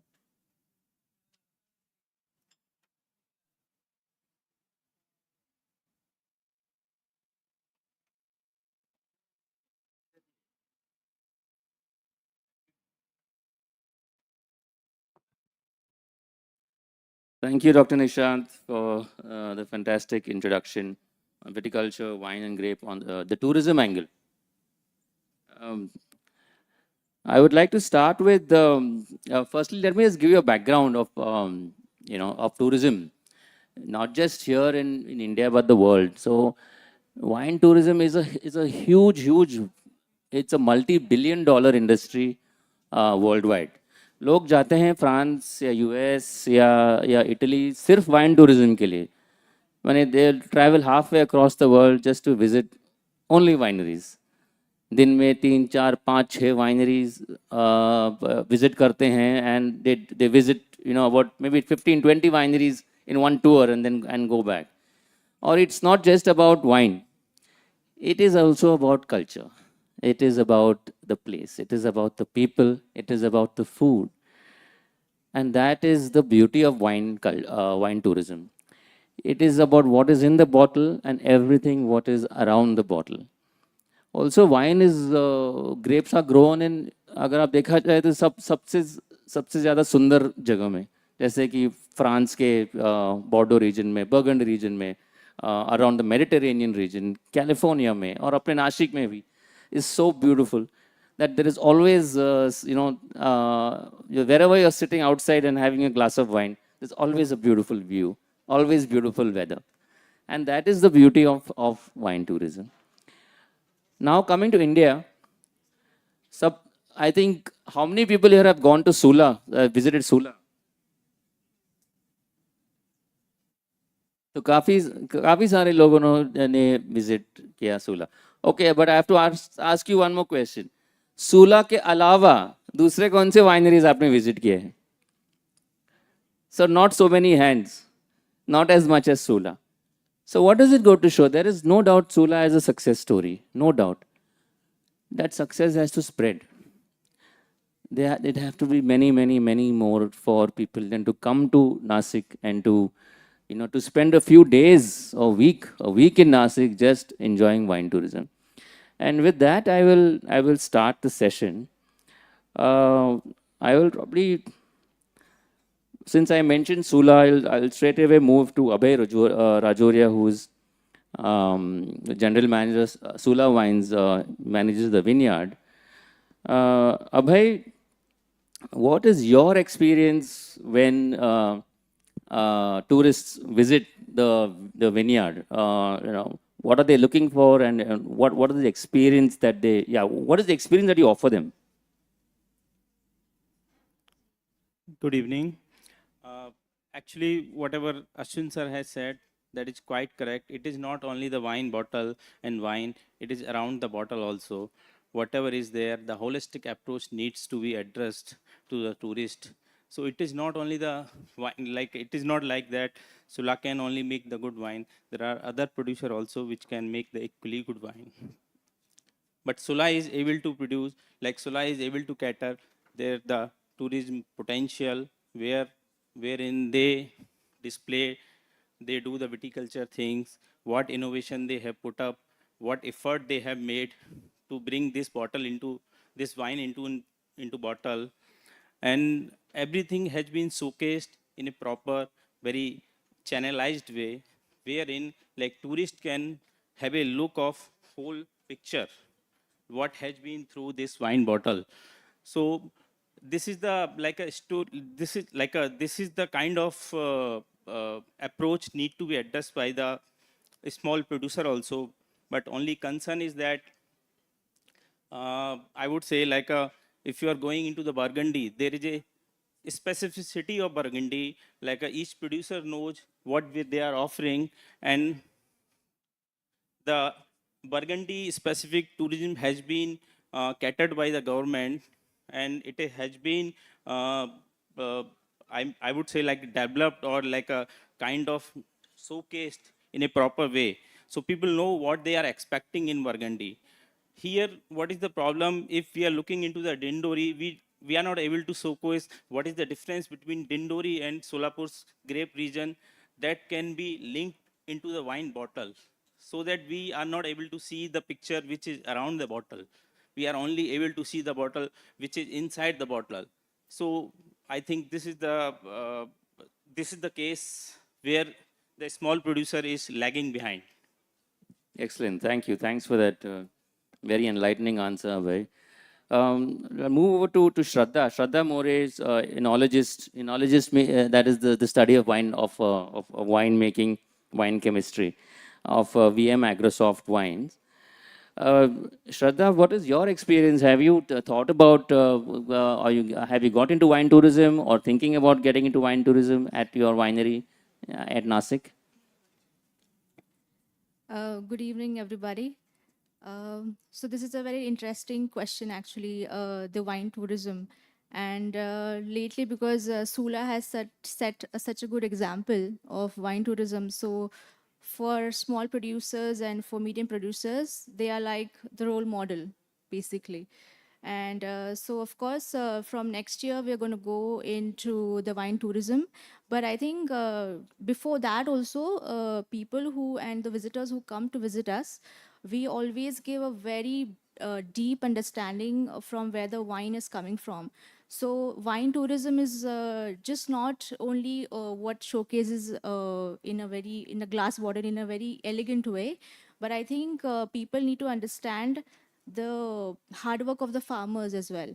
So unless and until the wine tourism is not related or connected to the farmers directly, it will not be sustainable in India. That's what I think. So for me, as a winemaker and as a grape grower, I always connect with the farmers first, even for wine tourism. So when a tourist comes or when a visitor comes to my winery, I always tell them, okay, these are the producer, and that's how the soil was from that farmer's vineyard, or how is the viticulture setting, what is the trellis system, what is the canopy management. So they need to really understand where the wine is coming from. So a wine bottle always tells a story behind it, and you need to tell it so eloquently that they fall in love with it. That's how the wine industry is going to grow, and that model will be very successful. And thankfully, I'm the third generation in my family, and it was my grandfather's dream that every farmer with a grape should have a winery. And मी शेतकऱ्याची मुलगी आहे, so as a farmer's daughter, I would be proudly carrying forward this legacy of my grandfather. And I hope that we always incorporate the importance of farmers in our wine tourism. So the wine tourism is not only for the wine industry itself, but also give equal or even more importance to the farmers. That's how it will be sustainable in India, and that's how I look forward for my winery to grow in the future. Yeah, so well said, Shraddha. It is said that wine is made in the vineyard. Means 70% of really the wine, 80, I think or 80, 80%, okay, yeah. let's make it 85. 85% of the wine is made really is depending on the quality of grapes. And really the job in the winery is just to capture those flavors that are already there in the grapes. And yeah, there's nothing like, as Shraddha said, is educating visitors on how grapes are grown also, and for the purpose of making wine. With that, I'll move to Mugdha. Um, so Mugdha is part of is from the Bamalori regional manager West, and you're handling the tourism, isn't it? Yes. So I'd like to ask you, do you get inquiries? What is the demand for wine tourism, whether overseas or also India? Um, Firstly, Ashwin, globally, there's a lot of demand. Apart from group tours and international movements, a lot of people are willing to pay extra to have the wine tour experience. If you be it in Vienna, be it in France, be it in the Napa Valley in California. But within India right now, there are very few people, a very smaller ratio that's interested or very keen to, experience the wine tourism. Within Maharashtra, yes, but beyond Maharashtra, it takes a time because when we do meetings and events, we try to push a lot of clients that, please try and experience this. But it takes them some time because when it comes to Maharashtra, they start with Lonavala, Khandala, Mahabaleshwar, and then comes Nasik. So somewhere what we are trying to do is we have been creating a circuit. If they can go to Igatpuri, have a wine tour nearby, which is the nearest excursion, or have a stay in Nasik and then have an experience of wine tour along as well. So that's all. That's great. Yeah, that'll really help the help the industry is collaborating with tour operators like yourselves, and uncovering these hidden gems that we have. There is more to life than Lonavala in Maharashtra. I'd also like to add one point. If you see most of the celebrities, they like to go to niche places. And most of the times they go to Italy, which is a very big hub of vineyards. If you see Virat Kohli and Anushka's wedding, it was in Tuscany, which is a very big place for, wine tourism. Yeah, So in a why vineyard. not It was in a India? vineyard. Actually. Yeah, yeah. So माने that वो was- लोग वहाँ गए शादी करने के लिए vineyard. जब भी नासिक में भी vineyards हैं. Absolutely. So at least even in India, if we think that beaches के अलावा आप थोड़ा vineyard पे भी थोड़ा सा wedding देखें, तो it will be very exclusive. Thank you. Thank you, thank you. If I can move to to Kevin. Kevin is the co-founder of Ozen Laboratories. That's an Australian company, and also and sells their products in India. And I was just having a chat with Kevin earlier on how his products, which can be used which are used in vineyards, is on the sustainability angle. Is really how can we is how important really firstly is growing grapes in a sustainable manner, and how can we use also the sustainability tag to our advantage in wine tourism? That's a really good question, actually. I think you mentioned sustainability of the ecology, sustainability of the environment, which is ecology, I guess. The one thing that's always left out of sustainability is sustainability of the farmer's income. So profitability needs to be sustained in all of this. You can spend a great deal of money trying to be sustainable, trying to use different chemicals to grow wine. But sustainability really starts, there's a movement going around the world at the moment called regenerative farming. You can put up your hands, don't be shy if you've heard of regenerative farming. Nobody? Yes, somebody's there. Regenerative farming. Anybody's heard? Yeah. So regen farming, sorry, I've got this really thick Australian accent, so if you don't understand me, watch the cricket tonight. I'll use my little demo bunch here. It's a silly question, really, but if you think about it, what made that? It grew on a vine, but it's made from nutrients. It's made from sugar. It's made from water. So the very beginning of it is actually carbon dioxide, water, and sunlight, which is photosynthesis creates glucose, and the glucose is the sugar molecule that starts it all. And if you can actually improve the way each vine can metabolize that nutrient, which is a segue into my product, that's what my product does, is helps metabolism. But you can start the reaction between the soil and the soil health and the plant's health. So in growing value in wine in India, I think the big thing is really it's awards. And somebody told me earlier that there are some vineyards in India who have won world awards. They've won awards on the world stage. So by winning awards, by being able to put those little gold stickers on your labels, that improves the value of the wine. And I'll throw in a comment about wine tourism, since that's part of this comment. I think wine regions are some of the most beautiful regions in the world, and people would like to go there. The climates are nice. It's usually very green. And India has something quite unique anywhere else in the world, is that you actually have a culture as well. So you can join that culture to your wine tourism, and people will come from all over the world to experience the culture and experience the way you grow wine. Excellent. Thank you. Thanks for that insight, Kevin. Dr. Nishant, I've just been talking about Nasik and Maharashtra, but Maharashtra के बाहर भी आपको लगता है कि wine tourism हो सकता है, और अगर हो सकता है तो कहाँ भी?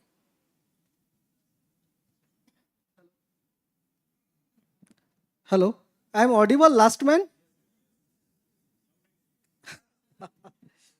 So it's a very nice question that he has asked.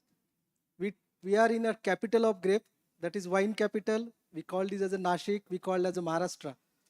And other than Maharashtra, from I think last 10 years, NRC Grapes is striving hard to establish grapes in other parts of the country. And last 2 to 3 years, the work establishment of new vineyards, establishment of variety has been intensified in a larger way. I will tell you one example. I am telling the name of the state in last. During 2019, there was agitation from the farmer in that state, so to give us opportunity to sell wine. Till that, government has no licensing, no opportunity for selling of the wines. Many of maybe understand this is Mizoram, and I am talking about Champai wine. Champai is a village, that is a district block, and wine is growing there. And as Ashwin may correct me, if you go to the hills, wine quality will improve. This is a one say, and in that area, they are now commercially producing the wines, and the vineyards are in the mid hills, high hills altitude. It a picture queue appearance when you visit that place, and this will be the probably the next place in the country where the wine tourism can be explored. And I am sure one message I got from the Mizoram state government, they are also planning to organize similar events where we can invite all of you to taste the wine in their vineyard at Mizoram. Thank you. Doctor Nishant I think तो आप बताइए ticket कभी book करें मिजोरम की Within next year probably. next year. Very good. And last but not the least, let's have have the woman have the final word. Doctor, none other than Dr. Sharmishta, who's a research scientist, I think, and she's told me many times what she does, but I don't remember. but I know she's working on Mary STEM culture for one, and other things. And recently, for the first time, Dr. Sharmishta Nasik I, and we took them on a winery tour, including Sula. So I have two questions for you, Dr. Sharmishta. The first is, as a consumer, what was your experience when you visited a winery and some wineries? And secondly is, as a scientist, research scientist, what do you think, how can, you or NRCG contribute to that? What is your thinking? When you went there, you must have said, मुझे कुछ करना है इसके लिए. Maybe, I don't know. So what was your feelings? Okay, and I'll add one more question, but after giving you answers of two questions. First is when I visited Nasik for the first time. So the first thing was that it was a great hospitality, thanks to you, Sula, and all. But what I saw in Sula, specifically in Sula, there was a huge masses. And what there was vineyard, it was meticulously planned. They showed that they have a vineyard, they have a place to sit, and then they shown how the wine is made, prepared, and then they did the testing. So this was like step-to-step process. Now it's very, we are doing this day-to-day thing, so हमारे लिए ये अलग नहीं है. But imagine a person who is sitting in a cabin, और जो IT के लोग होते हैं, उनके लिए ये एक बहुत ही अलग चीज़ होती है. उनके लिए एक entertainment है, एक तरह का freshness है. So these things, I suppose, हर एक के पास एक vineyard तो होता ही है, जहाँ पर winery है, साथ में vineyard होता ही है. So this can be actually, utilized. So आपके यहाँ पर भी गए, you have shown that wooden barrels and all. These things were very exciting, for the first time to see all these things. It's quite exciting for a person. So it was very meticulously planned, and Sulaka, one thing, its marketing strategy is very fine. So that, I suppose, can be adopted by different wineries. Strategically, as a scientist, we do research. Research part is different, but here, if we stick to tourism part, as Nishant sir said, and quoted, unquoted, we have visited Kashmir, we have visited Himachal, and we have visited Ladakh. And अगर आप north east की बात करें, there is this one bridge जो wooden bridge बोलते हैं, जो roots से बना है. So when you go to make my trip and you see a package for Northeast, you will see in package there is this wooden, वो जो roots का bridge है, that is put into their package system. 59,000 rupees का package है. It's just roots. Roots का एक bridge बना है, and that is the marketing strategy of that Northeast people. So just imagine अगर हमारे make my trip Goa, Ibibo, Barman Lorry में एक vineyard visit हो जाए. एक vineyard visit in Nasik, vineyard visit in Himachal, vineyard visit in Kashmir, which is already there. वहाँ पर homestays भी है. You just have to have that marketing thing in it. And अभी जैसे हिमाचल में they are working with the government of Himachal, and they are doing this कि they are preparing vineyard and hotels, like पीछे vineyard होगा, wines होगी, and it's a tourism thing. It is for the first time this is happening. So the government of Himachal is already with us. They are signing an MOU and all for this kind of wine tourism in hill areas. Similarly for Northeast. So if we see this tourism, and second है कि आपका जब आप लोग हम when we order something, for example, now wine का एक taboo होता है. There is a taboo of wine, as I was discussing with him also earlier. If you go to any places, people will prefer beer. as compared to wine. Why? Because beer आपका 300 rupees में एक mug आ जाएगा, wine 700 rupees, 1800 rupees. So this is a taboo which is going on. Second taboo होता है कि ladies cannot drink because or maybe the society barriers होते हैं. So this taboo has to be removed. Until and unless you will not remove these taboos, wine industry को थोड़ा मुश्किल तो होगा. लेकिन if you start meticulously thinking about it and start incorporating these platforms, social platforms, insta platform, your insta से याद आया that lady जो आप बोल रहे थे, she's very famous wine person. Yes. So her Insta, if you open her, she only tells about wines and all. And everyone is following her, whether he's a viticulturist or not. So this kind of, marketing is required for wine tourism. Yeah, thanks for that sharing, Dr. Sharmishta. And yeah, I think we've kind of yeah, we're running out of time, isn't it? So we can. Sorry. Yes, yes. Yeah. So, does anybody have any questions here?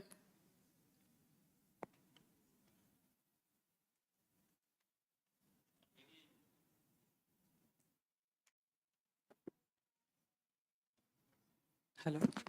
Do you have any awareness program for the wine? As we haven't awareness in our society for the wine. Awareness for wine. Do we have any awareness programs, right? So I think I can quickly answer that. One is yes, we do awareness programs both as individual wineries. They have their wine education, wine awareness in major cities, and as well as when you visit the winery. And secondly, also from an association level, we also do activities. 2 weeks ago, we did a major wine festival in Bandra, Mumbai, and where we had 1,800 people coming. And where the wine was in the center of everything, we gave a platform where winemakers could tell their stories. So it's not just, like I said, not just what is in the glass, but really how they started, what got them to start a winery, to get into this industry. There was food and wine, cooking with wine. There was a blind tasting competition. There was grape stomping. So all these different activities, that got people, excited, interested about wine, and wanted to learn also, more about wine. It makes also you more comfortable to order wine in a restaurant. It's always a little confusing. So we try to make that, a lot easier for that. Yeah. Questions? Anybody?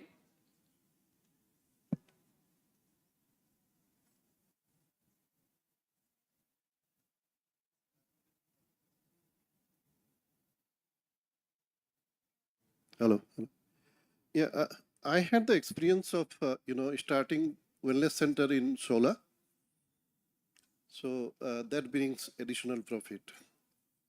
So all vineyard, you can think of adding wellness centers. That will add additional revenue to you.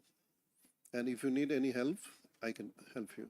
Because I was associated from very beginning with Sola for their wellness, various treatments, product they use. No, for Sula, is it? Yeah. Oh, great. Okay. Yeah. Oh, excellent. Shraddha, I hope you got that. Yeah, designing treatment and the products required. Okay. All this. Oh, great. Thank you. Thank you for that. That Yeah, will yeah. add good amount of revenue. Yeah, yeah, and we can, because what I can do is I can disseminate that information among all our members.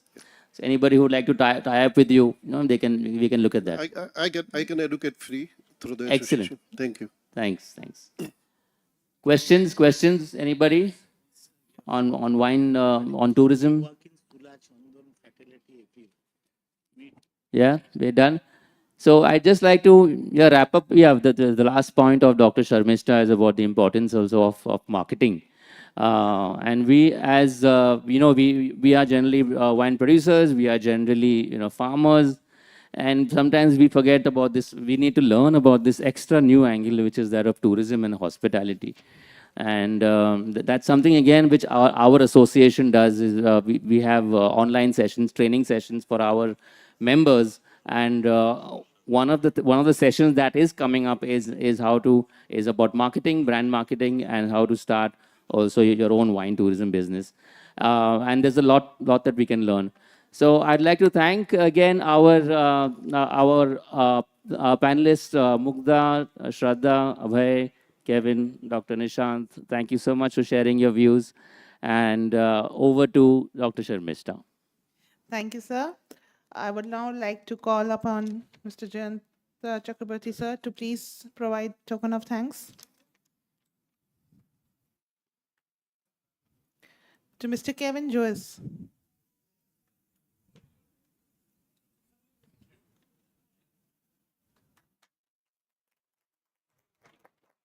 Mr. Abhay Rajoria.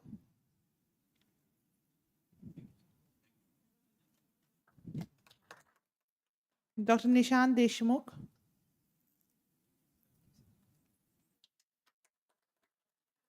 Ms. Shraddha More.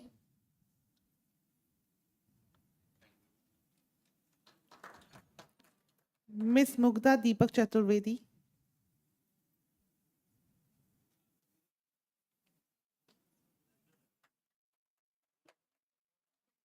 That's all.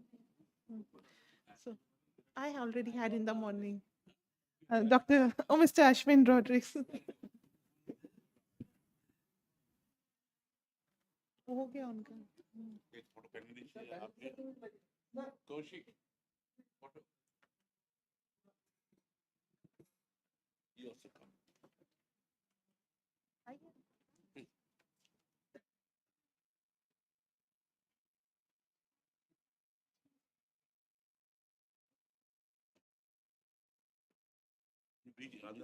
Side में नहीं होता है नहीं director cannot be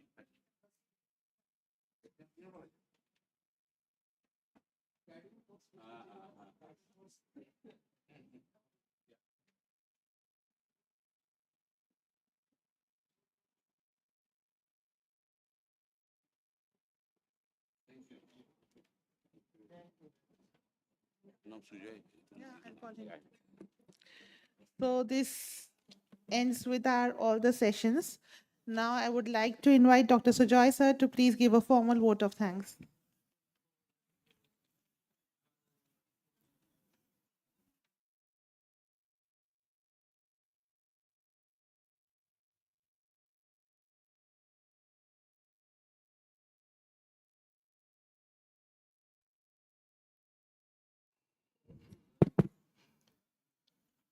Good evening, everybody.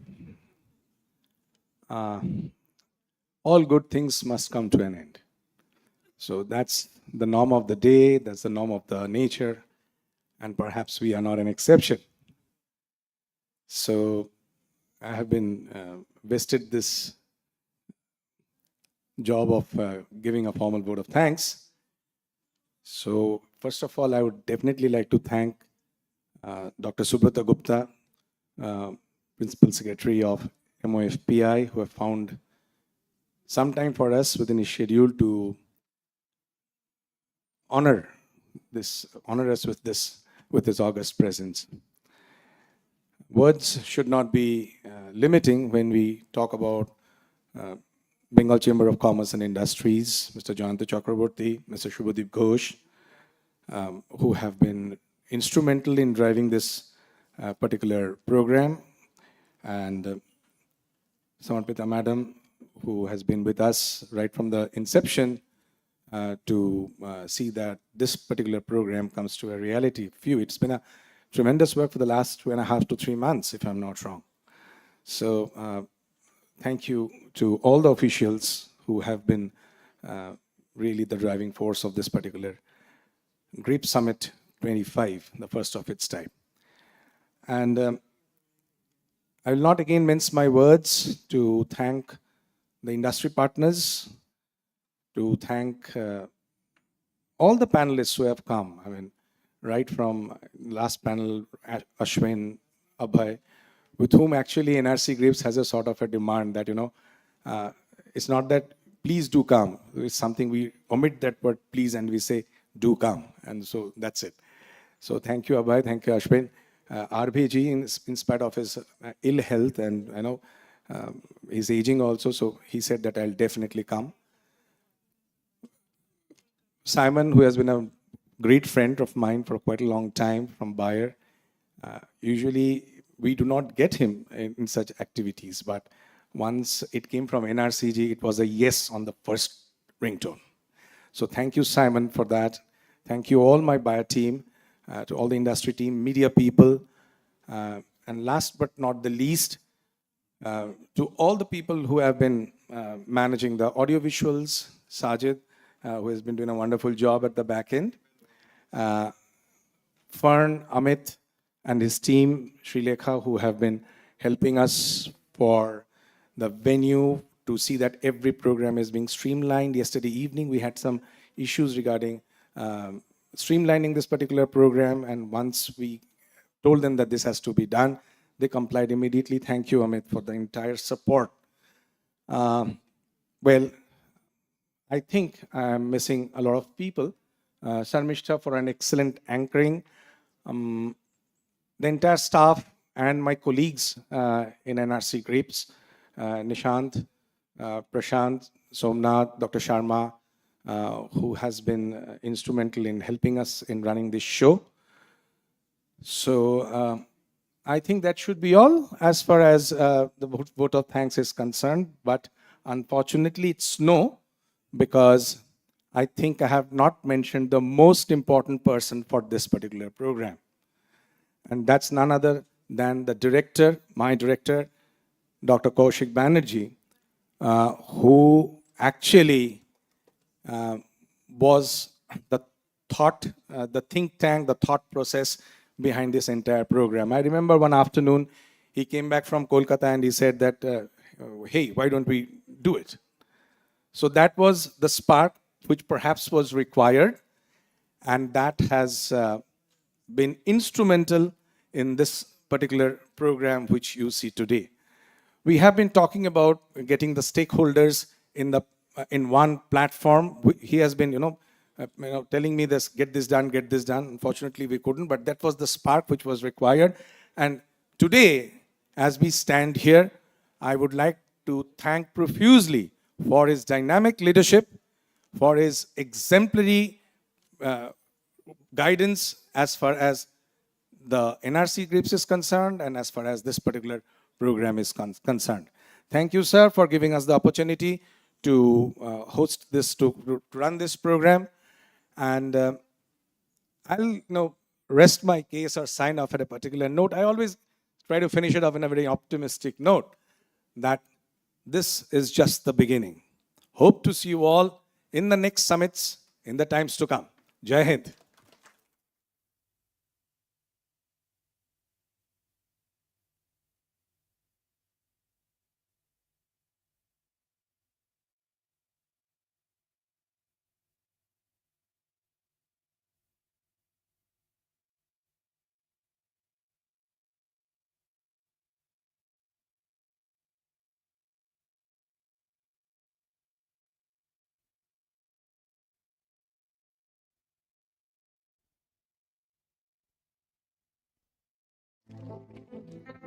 Long before the sun's rays touch the Earth's horizon, they begin their day in the embrace of silence.